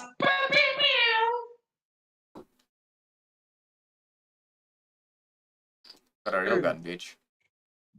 Hey, shoot that nigga. Hey, shoot that nigga, bro. Shoot that nigga. Bro. I swear to God, Boom. hold it, Merc, your ass. Ah, you can't even shoot straight.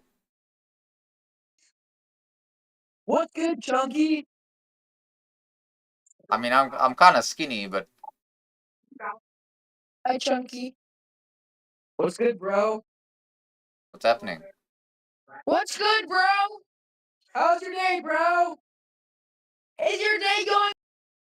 Anyway. Yeah, EFF, definitely a communist party, but there was a Jew. I don't want to talk to more Jews. EFF is a communist party, but I'd say which one isn't in this country? It's better to look for the ones that aren't. There's a lot of them. They might not LARP as communists like the ANC and the EFF do, but they always start with uh, subtle ways. Like they start with socialism, like socialist policy, like the Marxist socialist policies and all that. So they'll start with like everyone must just have free healthcare. It doesn't matter who you are, even if you, because we also have quite a lot of mass immigration into this country. It's by the Africans, but we do have mass immigration, yeah. But the way that they started off with is with policies like that, and they do it slowly and over time, and eventually they try and just keep implementing more socialist policies to a point where essentially that just becomes communism. It's just full-fledged communism, and they do it with it's very calculated and done with sympathy. They sell it like someone's trying to sell you a big pen.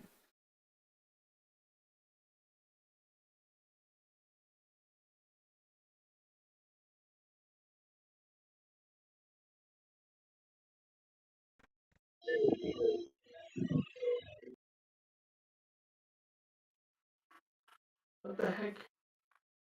What the heck?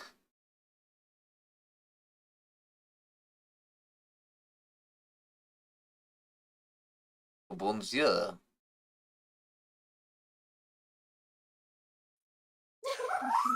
I like those. Don't even know. Hello? Hello?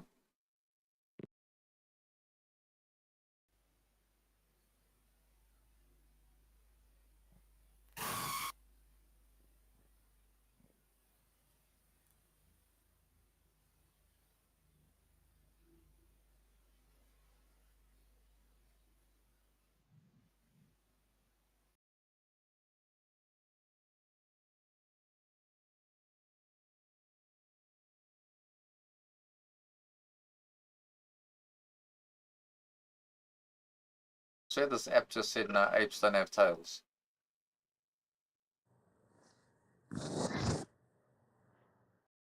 Oh, konnichiwa.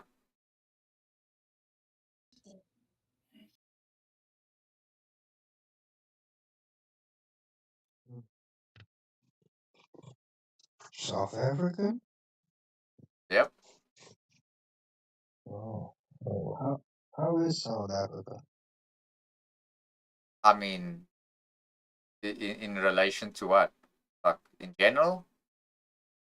Yeah, like the government, the economy, everything.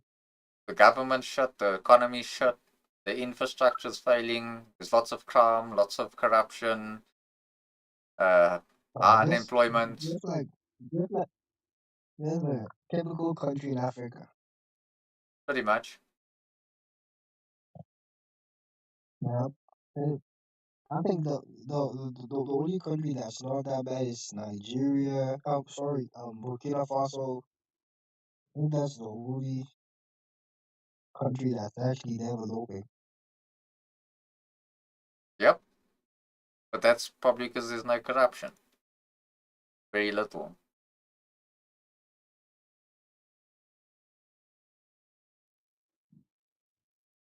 Yeah, I think it's using my location to find people closest to me. But I start. Yeah, the one in Eindhoven, hoe gaat het? Lekker in you. Alright. Is maar moeilik om vroumense te soek hierso en dan kom jy by myns af. I don't know. There's not many vrouwmense here. Not that I've Okay, so seen. you're actually English. English or Afrikaans? Uh, both. Bilingual, alright, okay. I see you from Gauteng, whereabouts? Joburg. Joburg South, Joburg North, Boksburg, Benoni, Boksburg. Boksburg. Oh, okay, awesome. Yeah, what you doing up so late? Well, I was doing online gaming. I do Call of Duty online gaming, so Okay, thought to myself, let me just take a break. nice. You pretty good. Yeah, I'm about 10th in the world and 4th in South Africa. Okay, so you're very good. Yeah, it depends. Some nights are good, some nights are not. What do you do? Well, I used to game. I used to game for like 20 years, but now I just I stream and just make content. Also debate Oh, a bit of politics, a bit of history. uh, yeah, then you got the wrong guy because I hate politics. Yeah, but it's in. I hate politics as well, but it's important because it affects us all. Yeah, no, it is. Yeah, it's true what you're saying. I don't mind debating about it when people are arguing and stuff like that, but I'm not one for like, I'm gonna put my cock on the block and say, right, okay, let's do this. No, no, it's not like that at all. So, for example, few skips back, I spoke to a black guy. I also asked him what he thought about the whole political situation in this country, and he basically said to me that he wants communism. So Okay. it's good to speak to these people so that they understand what they're talking about. Yeah, yeah. And also, Yeah, I'll learn a thing or two as well. Like I don't know everything. yeah, yeah, no, it is. Only thing I don't know, something that we can have a topic on maybe for a few minutes is the issue that I had was with the American president when he came to South Africa. I mean, the purpose of the South African farmers going abroad. I mean, to me that was yeah, fair enough. It's for South Africans to start a new life, but because there's nothing here. But then again, I'm thinking, why not save the farmers? Because without the farmers, we are nothing. We are how are we going to provide? And that's the mentality is not there. I don't think that way. So Trump has also he's got two different agendas there. So obviously he wants to be able to save the farmers from persecution and whatever. But USA is also needs more farmers, and they don't want the guys that go and just pick the fields because a lot of the US they like 90% or 90 to 95% of their farming is done by machinery. So Yeah, true. what they do is they want South African farmers because we're known for some of the best farmers in the world, and also we know how to operate the machinery and we know how to be self-sufficient. That's what Trump Yeah. wants. So that's his other part of his agenda for it. Yeah, I just got a feeling that he's also just behind the money aspect of everything because if he has our farmers abroad, he's got a better chance of making a success than South Africans down here because how much do we pay for tomato or potato whatever to the farmer before it gets to the wholesalers? Farmers get next to nothing here, but Trump has got an idea because if he's got South African farmers there and they planting and they produce, I mean, he's gonna how can I say he's gonna explode basically with income from all over the world. I mean, people are going to be wanting fruit and veggies and everything from America because they're producing. And how they produce is because of South African farmers. We're not lazy. We're there to work.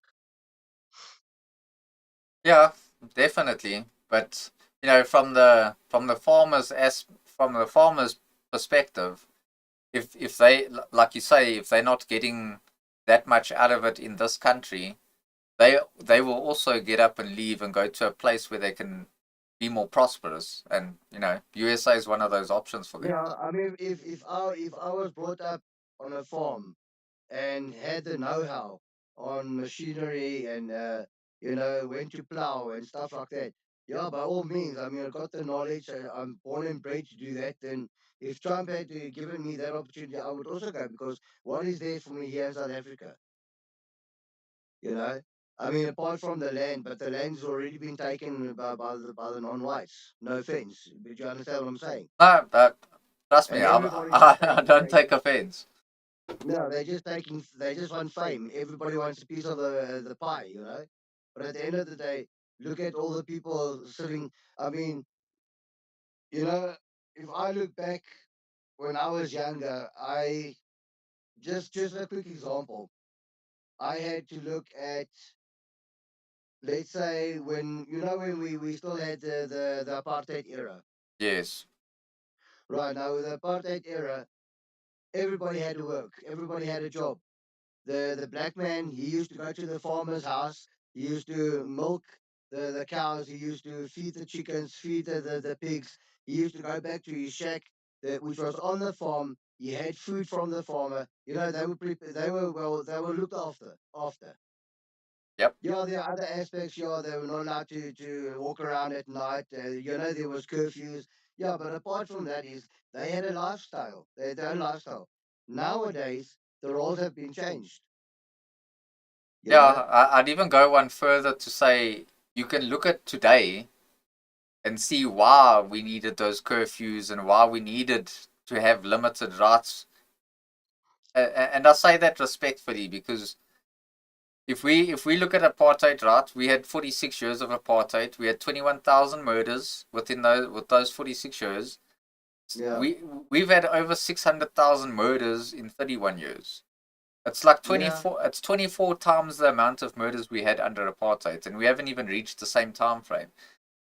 We've got everyone's a lot less poor now, a lot more poor now, should I say? We've got a failing Yeah. infrastructure. We've got a highly corrupt government. We've got lots of racial tension. I mean, Yeah. under You know. apartheid, a lot of people have this whole idea in their head that most of the violence was committed by apartheid government. Yeah. If you go read on Nelson Mandela's website, which is called Omegle Archives, even there it will tell you that MK, for example, were specifically told to not target white people, and they were responsible for like it was roughly about 600 murders. Yeah. So it was still quite a lot of murders, and I'm not trying to justify that. And the apartheid government did do some horrible things to them, but a lot of the murders and the conflict happened between the MK and the IFP. That's where Yeah. majority of those murders came from. And yet this whole narrative of apartheid is completely misunderstood. And we just have to look today to see and compare. I mean, it's crazy. It's Yeah. Like I was trying to say earlier as well, is that when I was 13 years old, like in primary school, as I was 30, 40s, I would like go off to school and I would go past the robots and then um, you would never see anybody standing on the side of the road begging for money or for food or anything like that. Then there was an era that came past, when the ANC or Mandela, whoever, when they started getting presidency and all that. Then a bigger percentage of black people stood on the side of the robots begging for food, begging for work. Now, if you look at 10 years later, 15 years later, now I even see white people on the side of the roads because there's no more work. And there are special squatter camps. I mean, coming from Boxburg, I think in Benoni or something, there is a white camp or something. yeah. So, and you would never ever find that ever, like 20 years, 25 years ago. You would not find that. Well, So, we had law and order back then, and now it's just like, the that's criminals have chaos. taken over. Yeah, the criminals have essentially taken over. That's I why mean, even the guys, sorry, yeah, no, even the no, guys that are working with me, they themselves tell me that they wish they had the apartheid back, not for the crime, but for the living style.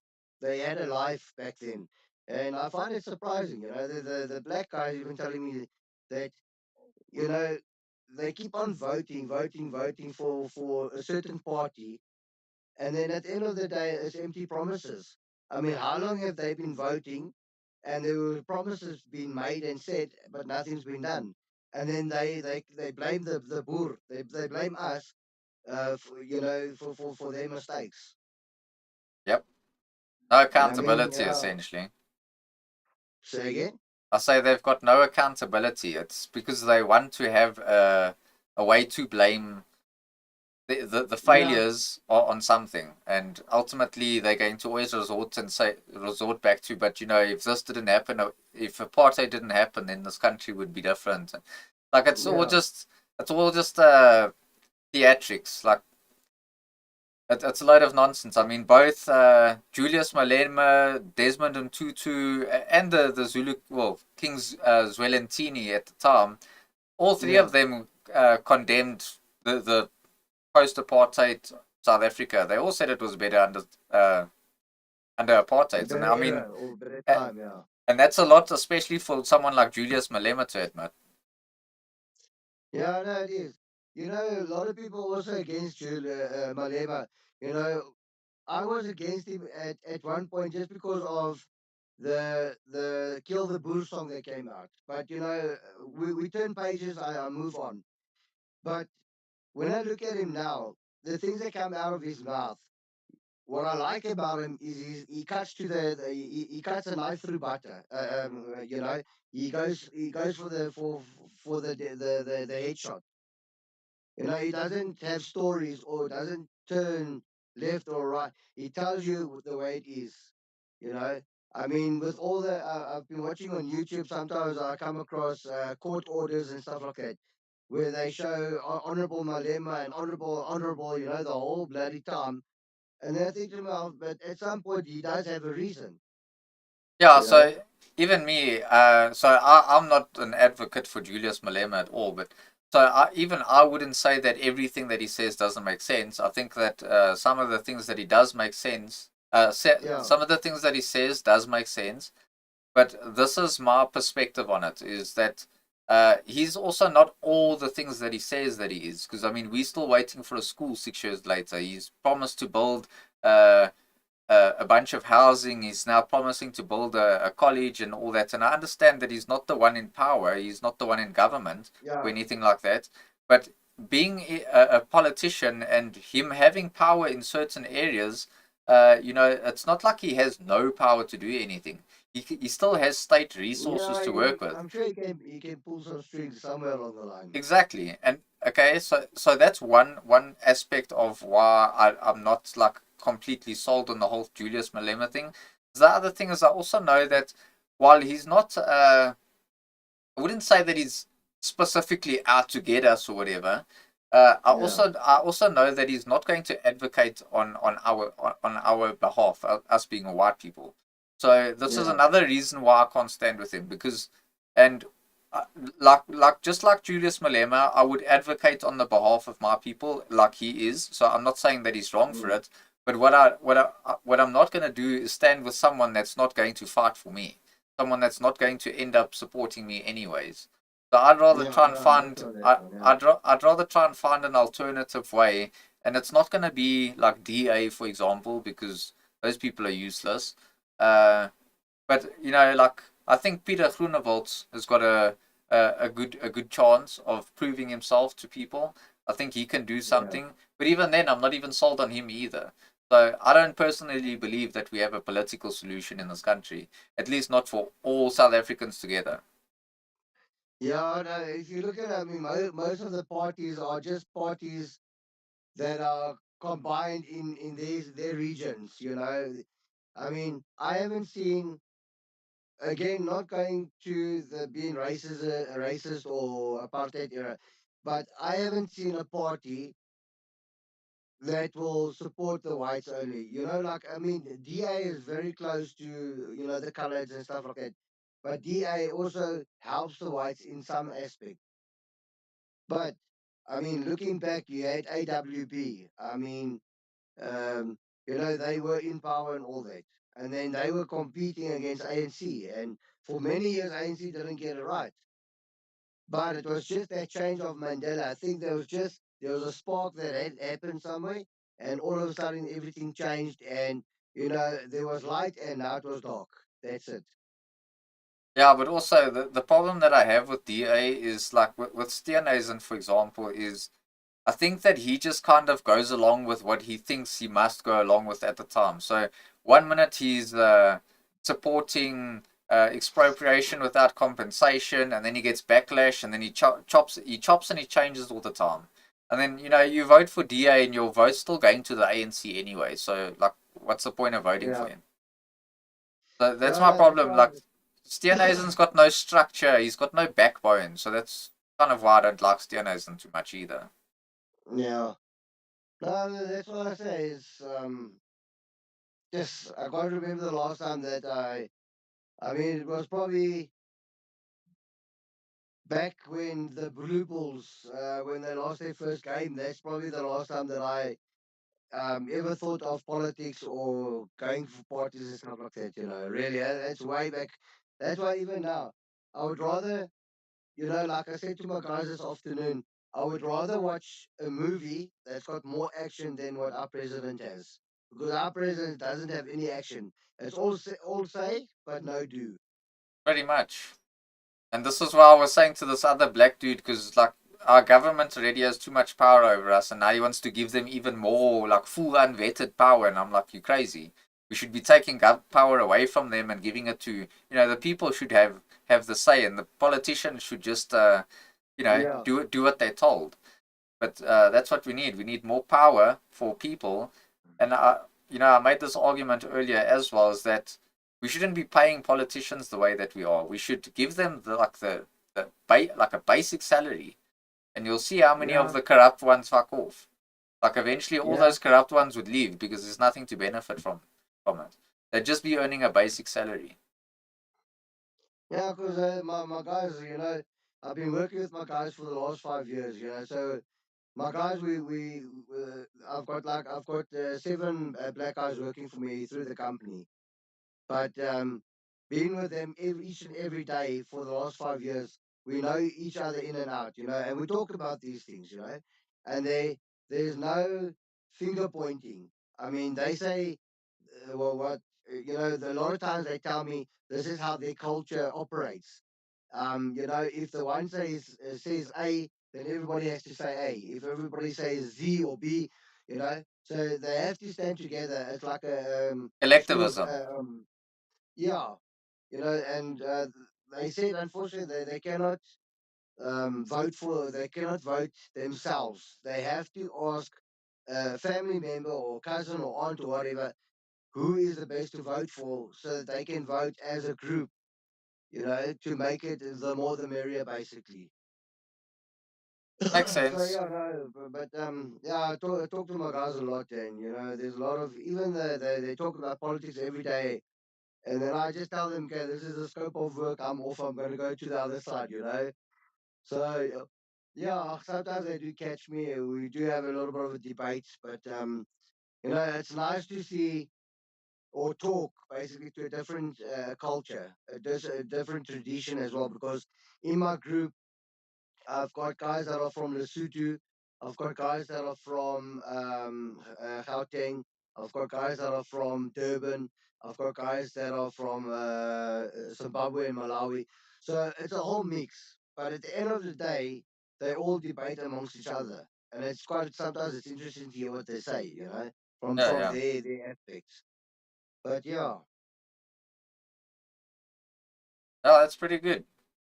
I wish I actually wish white people had a bit more collectivism when it would kind of solve a lot of things because we kind of very divided as well.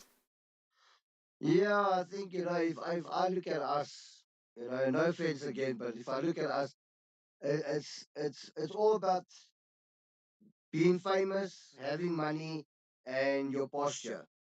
The Status. way, yeah, I mean, different cultures like again with my guys that they don't see it like that because they can invite. I mean, I went. Where did I go? It was in Durban. I was working on a site there in Durban. I got transferred there, and the guys got accommodation before we got accommodation as the foreman because I'm in construction. And yeah, so the first night, the guys, we all slept in my bakkie. And then we went to work, and then I spoke to the managers and all sorts. And then at the end of the day, they battled to get accommodation because it's close to December and everybody is like going on holiday, so Yeah. all the accommodation is booked. And funny enough, is the black guys opened the doors for me. I mean, I slept there by inside the shacks in the location for 2 3 nights. I mean, I had one black guy, one of my younger guys, looking after my bakkie outside the location, well, outside the little shack. I mean, he was sleeping inside my bakkie. So I mean, where would you find white people doing that for you? Yeah, they Right? wouldn't. You understand? So looking at them, I would trust my guys. I trust them with my life more than what I trust a white guy. No offense. Yeah, but that's because white people in general in this country have they grew up in a different environment. They grew up in a different a completely different world to how black people have grown up. So black Yeah. people, for the most part, have always been poor. So they're used to living in a rough lifestyle, whereas a lot of white people aren't. I mean, not every white person, but there is a lot of white Yeah. people that are not used to living as rough. So they wouldn't want to sacrifice as much, essentially. Yeah, no, but it's like you said earlier, if us whites would just also have a different mentality of thinking and getting together and stuff like that, I think things will start changing, but it's probably going to take another 50 years from now. Yeah, probably. I don't see I don't see anything changing. Uh, like even in the next 10 years. Yeah, that's for sure. Yeah, I mean they in the millennium year, I think it was what the year 2000. That's when one of the guys mentioned that in 20 years from 2000, 20 years from there, South Africa is going to get back on their feet. The whites are going to take over again, and everything's going to be back to normal. I mean, we're already in 2025. I mean, we're 5 years late, and nothing's changed. It's gone worse. Yeah, but for the most part, in a democracy, we don't. A democracy is just a democracy doesn't work for us because we're not a majority. Yeah. You know how it goes in this country is that people are going to be not racist but racial. So they're always going to have in-group preference to their own over somebody else. You know, Yeah. they're going to see us as the outsiders to them, so they're going to always have in-group preference to their own. And as an in-group preference, they're going to vote together against us. So there was never ever any chance of them voting for us, and there was never Mhm. any chance of us trying to vote against them and win. So Yeah. the democracy aspect of it was never going to be in our favor, anyways. Yeah, I can tell you, when I worked in Angola, I was there in Luanda for 10 years. The culture that I learned there as well, and the traditions that they had there. It's 90% of Angola is just it's non-whites. There are, I would say, about 40% of Brazilians, natives, and when we were working there, we were under a concentration camp. We were working under the government because we were protected by the soldiers, the union, while we were working there because we were expats. And I tell you, I never, in the 10 years I was there, I've never ever had problems there, except for the one. Basically, the first day I got, when I arrived at the airport, they booked me into jail, and I was in jail for 4 days because I was. I left the airport, went to concentration camp, but when I walked down the road to the shops and all that, I didn't have any credentials on me. So that's the only law that you had to have is wherever you go, you had to have your credentials, your ID, your passport, your Yeah, yeah. visa, everything. Yeah, and then they locked me up for 4 days because they didn't know who I was. But other than that, I mean, 10 years of my life as I was there, yes, it's a beautiful country. Yeah, I mean, my friend, uh, since primary school, I'm 34 now, by the way. So I did a bit of anti-poaching in my very early 20s, and he's been a game ranger his entire life. He's actually up in Kenya now because tourism's kind of died in this country as well. So, and Oh, I yeah. mean, he's up in Kenya now, and like for the most part, he doesn't really have any problems there. Uh, I don't think it's ideal for him, but you got to do what you got to do. But yeah, I don't really Yeah, hear you him complain about gotta anything get there. paid for the money to survive. Exactly. Yeah, no, by the way, I'm 43 now. So, yeah, but yeah, a lot of people say I look a little bit young and all that, but I just I don't act my age.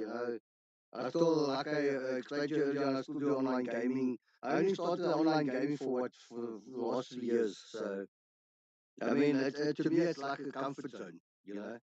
Get home Then after a long day of work and stuff like that. I shower, uh, I eat something, whatever, and then I go into my online gaming. So Like gaming at your age is not like it's not surprising or anything. I mean, my uncle's in his 60s. He still loves to. He's always been a gamer. Still loves it. oh, is it okay? Yeah. Then I don't feel old. Yeah, no, he's always been into also Call of Duty as well, Battlefield, all that as well. Okay. I myself have been a gamer for the past like 20 years. I've always been a Yeah, gamer yeah. as well. So, Yeah, my uh, small brother, he's still a gamer. He's got the high tech. He's got like a special room just for his PC and stuff like that. He's in it, you know. I just do it like I do that Call of Duty, but on the mobile, on the phone, and you okay. know, I used to have PlayStation and stuff like that, but I gave it away. Um, yeah, no, that's I don't know. It's just I got bored of that, you know. But now I just do it on the phone, chill out, and all of that. How's the weather there by you? It's like it's what 6 degrees here tonight. It's none by me. But not cold. I mean, I know I've got a hoodie on, but this is quite a thin hoodie. But Yeah, yeah, it doesn't feel very cold. It probably feels like around about 12 here. It's 9 degrees, but it feels 12. yeah. I can have a look quickly. No, because yeah, no, yes. I was hoping for the summer to heat a bit earlier because here in the Free State, yes, it's like now it's 6 degrees, but it feels like 4 degrees. It says it feels like 5, but it's 9. But it really doesn't feel like that here at all. Like, pretty warm for me, and like Yeah. I don't use any heaters or anything like that at all. Like I'm Oh, generally okay. quite warm though. Yeah. Okay. Well, let me get going. It was nice to like catch up and just have a chat. Yeah, it's good to meet you. Your name's Shawl, eh? Yeah. Yeah, that's it. Yeah. My name's Michael. Uh, Good to meet you. Michael. Yeah. Pleased to meet you. Thanks for a little bit of a different chat instead of us chatting to women and stuff like that. No, lekker man. Lekker Shawl. Okay. Have a good Have one. fun. You too. You Cheers. too. Okay, cheers.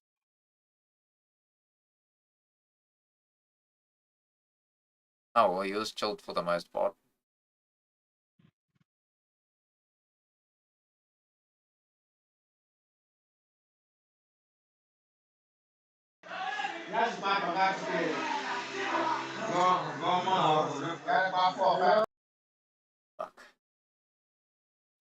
Salut, Ah, Guru. way!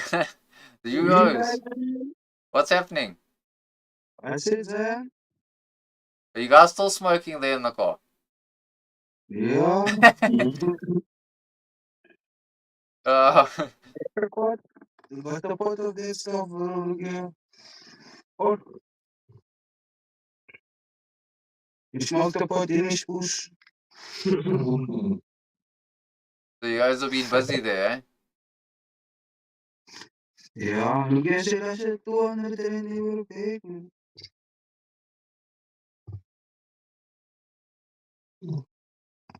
You're gonna send us. The what? Send us a 200 euro bag. Why don't you send me a 200 there? Nah, but I can see you buy the liquor. Uh, Liquor shop. you can see I buy what? Nah, I say I can see you have liquor. Nah, you decent. You look like a man with a lot of money. Was forex man. Oh, Yeah, I'm not a man with a lot of money. Trust me, if I was, I'd be a lot more duck. I'd be eating myself finished. nah, because you didn't forex guru and how. I'm just a man like you. I'm also looking for money. Oh, I can't.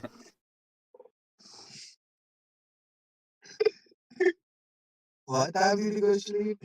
Now that What, last night? no. Yes, sis, bruh. I ran into another guy and then him and I started talking for I don't know how long, bruh. Like, I think I got into bed somewhere around 3:30. Oh, are you mall, bro? That's late. Yeah, Like nee, this. I had to tell that guy I'm getting off, bruh. What kind of guy was he? Like?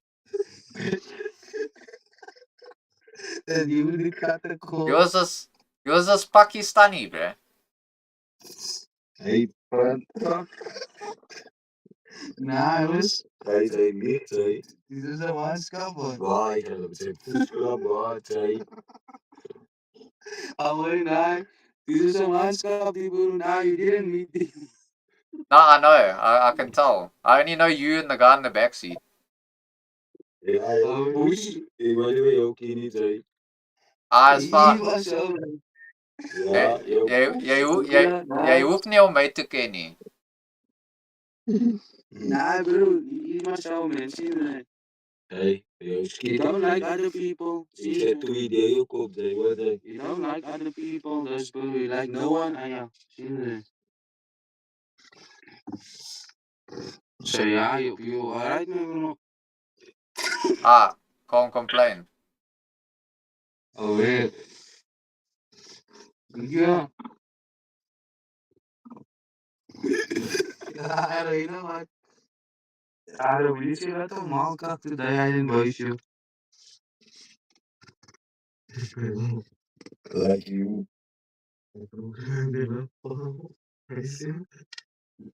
Sowieso. Wat zo? Eigenlijk, ja. Dat gaat normaal naar je staan, ja, de litteripo, man, ja, bij de mall. Hij zag die niet in poes, ja. Was? De ambulance was there, man, kak. Was is kak, man, bro. Twee, kan de war. Twee, praat niet, twee. Say something then. Wat is say something in poes, was it? Of het zeg. Oh, man, is een poes, hè. En jouw massa poes, jouw mouw. Hou bro, die deel wat is er? Die deel komt, zeker niet, hè. Ik ken hem, maar niet zijn, maar joh. Joh, schiet. Mslatuwako. Hij van outing. Hij para kak, joh, antik. Hij is op Facebook. Is je naam? Ik uncensored. Joh, schiet ik voor ik als ik een curry zei. Ah, je krijgt niks. Je krijgt niks. Krijg niks. Wat is curry van je curry? En jij zal maar niks doen nie. Ik zou jou niet maar als een poes schiet zei. Crazy. Ja, jy sê niks, jy doen niks. Ja. Nou, kote die wat ik er al is, ik wil daar.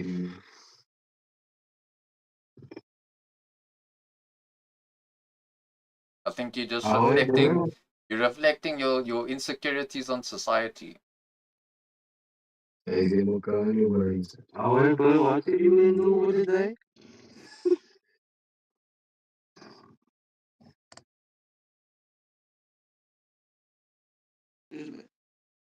Bro, why are we getting no more girls?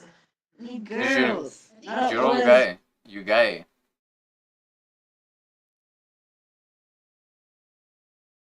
Hello. What's happening? How are you? Pretty good in you? I'm running. What you doing? Ah, just chilling in you? Okay. How old are you? I'm 34. Okay. I'm 35 years old. You're Try- single? Trying to find what? You're single? Yeah. You're single? Nope. Are you married?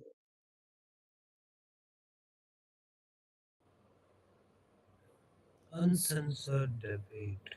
Oh, nice. Nice name, bro. Thank you. You're from South Africa. Yep. Very nice. What's happening? Nothing. Up for a smoke. Nothing else. I So take what it do you're you gonna do? say you from India. Yeah, I'm from India. So what do you do? What, like now or in general? Oh, in general. Like for work? Yeah, for work. I trade forex. Oh, nice. Yeah, and you? Nice. Basically, I have my own business. I run my company for social media marketing and product shoots and BBC ads. I handle many clients like Gucci, Vanessa, and SMK, and Cool. yeah, Work out well for you? yeah, very well, basically. So That's good. I just completed my freelance project. So I was just relaxing, chatting in with new friends, making new friends on Omegle. Sounds good. Sounds like Yeah, a solid even plan. though even though I got two more clients right now from Omegle. That's pretty good. Yeah. Okay, guys. See you. See you soon. Yes.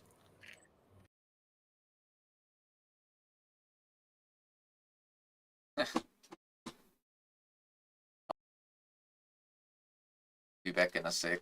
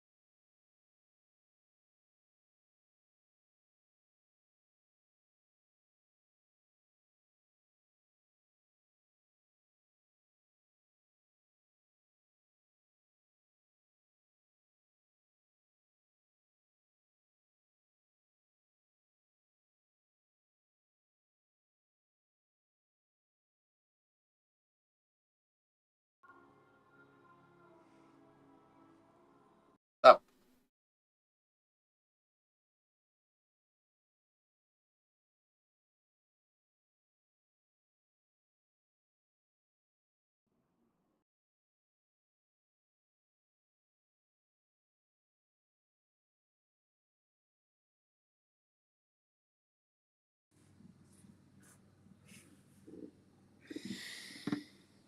Up. Hi, man. How's it going? Huh? How's Sorry, it? my English is not so good. That's all good. You good? Yeah. uh, me, I know Italiano a little and English a little as well. Hmm. I'm from South Africa. Yeah. Oh, cool. Cape Town. Johannesburg. Ah, and you have, I think, 2 a.m. or something. Uh, yeah. 20 minutes past 2 o'clock in the morning. Oh, okay. What you doing here? Just relaxing. Just for fun. Yeah. Okay. I'm just doing it because And talking to I people. remember. Ah, okay. I'm trying to study in English, but it's so hard. Ah, your English is good so far. No, grammar is really shitty. Don't worry about grammar too much. If I can understand you, good. Ah, okay. So What? So your language? You speaking Italian and what other language? Native. Yeah. Native is Russian, but I also can speak Italiano a little and Latin. Nice. Latin language is that language. Okay. Sounds good. And you? I speak English and then other language from South Africa is called Afrikaans. Like Oh. like similar to Dutch. And it's like in New Zealand, Maori language for native people. No. No, not Afrikaans, native to South Africa, but come from the Dutch language. Come from Netherlands. Netherlands. Yeah. Cool. Yeah, because Netherlands. South Africa was Netherlands colony. Yes. Yeah. Okay. Wow. And how long you living there? Me all my life, but we here for 373 years. Yeah. Oh. And it's okay. Is I like wine from South Africa. Yeah, we make wine in Cape Town. Yeah. Is it good? Okay. Huh? Is the wine good? Yeah. Yeah. Very impressive taste. I think it's more delicious than Australian wine. But Okay. Australia and yeah. So South Africa, some of the best farmers in the world. Best what? Farmer. Farmer. Yeah. Some of the best. Some of the best in the world. Yeah. You mean agriculture? Yes. Yeah. And I'm working in New Zealand company, and New Zealand also very much agriculture. Okay, I didn't know that. But New Zealand is so so far. But you from stay any. stay. Do you stay in Georgia? Yeah. Okay. Just because in Russia there was network down, and since I'm working remotely, it's very important to me to have a stable connection, internet connection, and other access to many services. Yeah. And Nice. what you what you do in your life? I mean, um, work profile. So now Hobbies. I trade. I do trading with forex, and Forex. yeah, and then I also make some content. Before that, I was working on. I was building elevators. Elevators. Yeah, and then before that, I was doing anti-poaching. Like arresting the people that killing animals.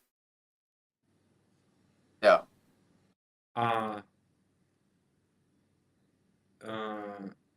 Animals. Sorry, could you please repeat? Like wildlife. Uh-huh. Yeah. Got it.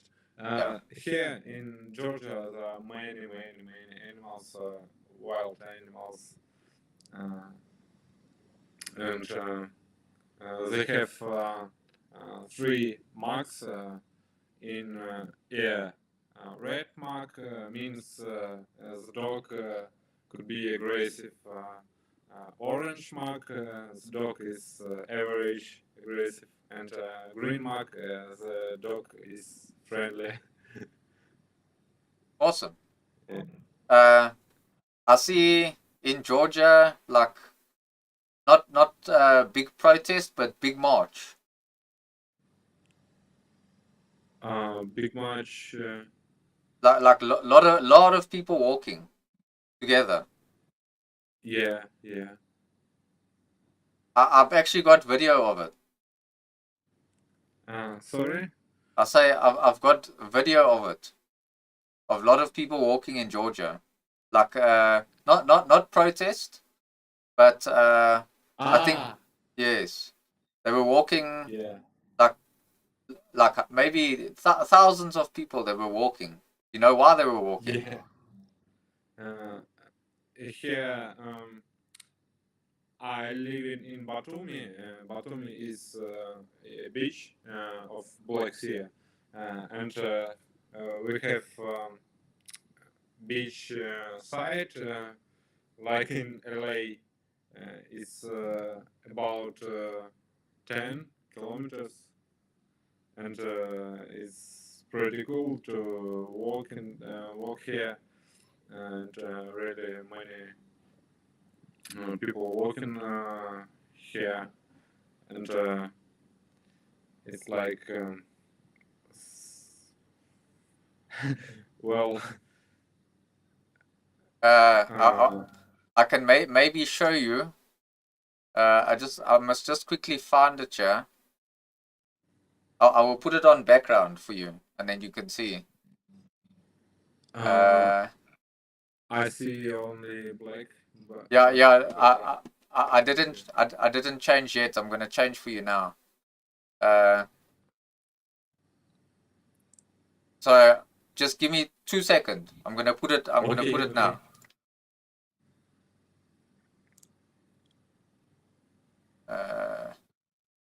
I'm still here, so don't worry. No problem.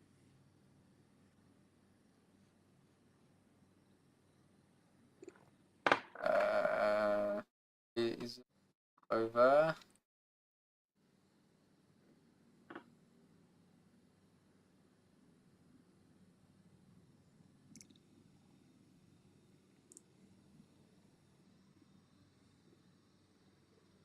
Georgia. This.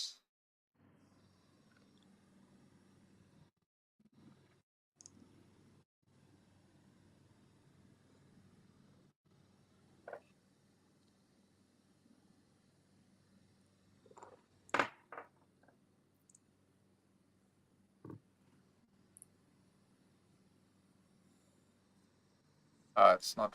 There you go. This one.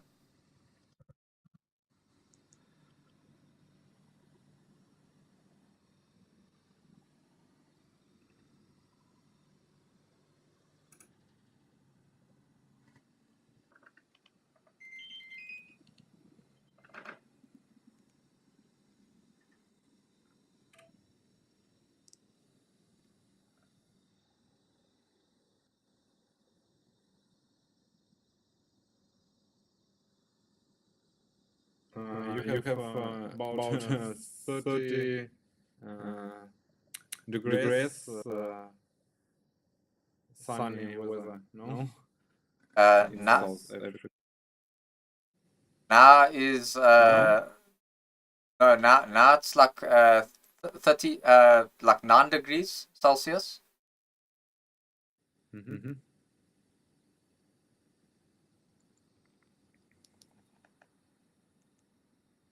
I think my camera's all slow now. .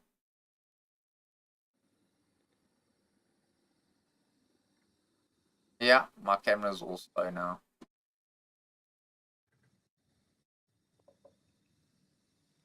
It's lagging. I need to. And my camera's not even. My camera's not working now. Oh, no problem. Uh, Okay. I'm sure I can fix it. I just need to restart it.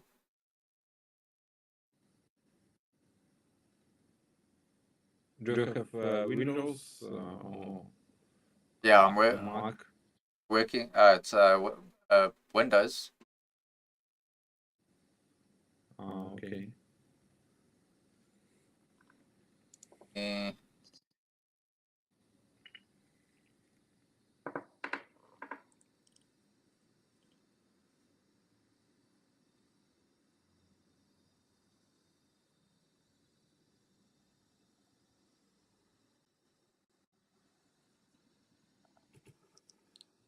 Yeah, I don't know. Doesn't look like it's gonna work. I'm probably gonna have to refresh the whole app. Oh.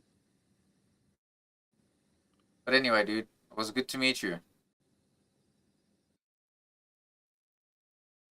Yeah, good. Me too. Good luck. Good luck learning the English. Good luck. Cheers, man. Thank you. Bye.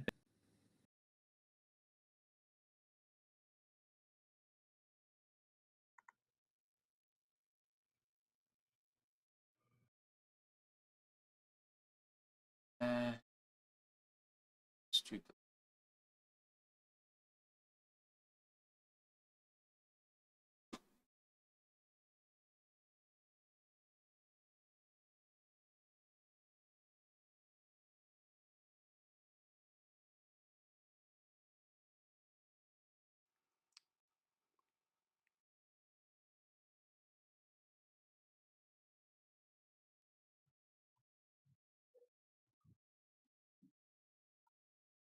Hey, yo. What's up? I'm good, thanks, man. My old camera's just lagging.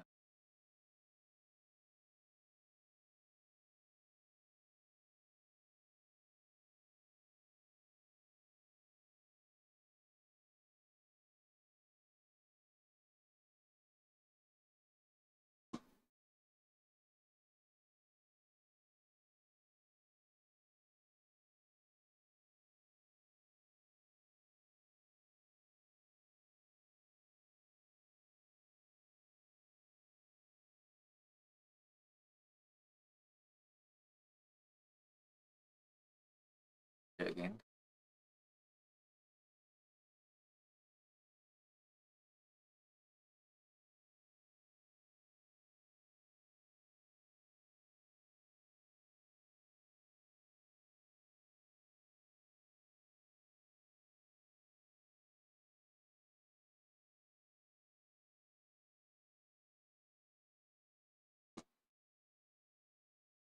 Hey.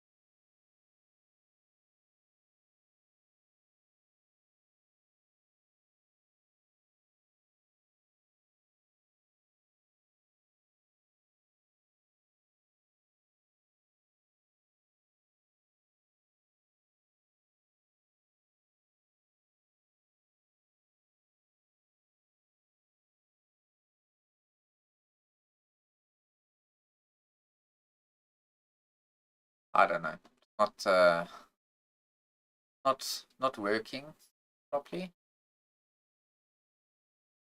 But anyway, I think I'm gonna end the stream off here anyway. It's 20 in the morning. and I'll probably be back tomorrow again. I do want to cover some other things in a different stream.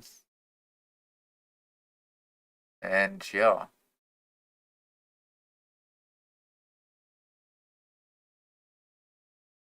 But for now, I don't know why. Why my camera's not working properly.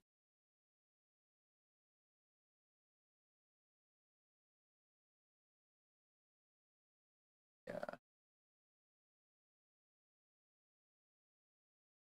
Is that Chud? I have no idea. Some guy from Georgia. Georgia, the country.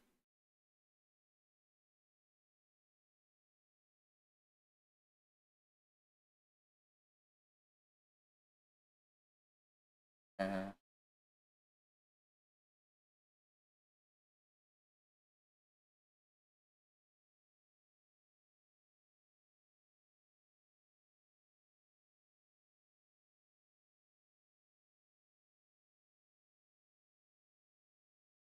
yeah, cool fellas.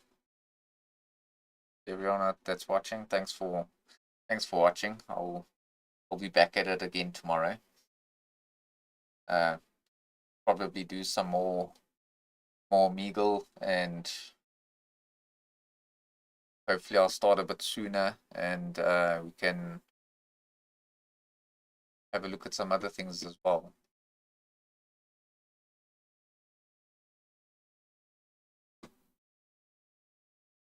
But cool. Peace.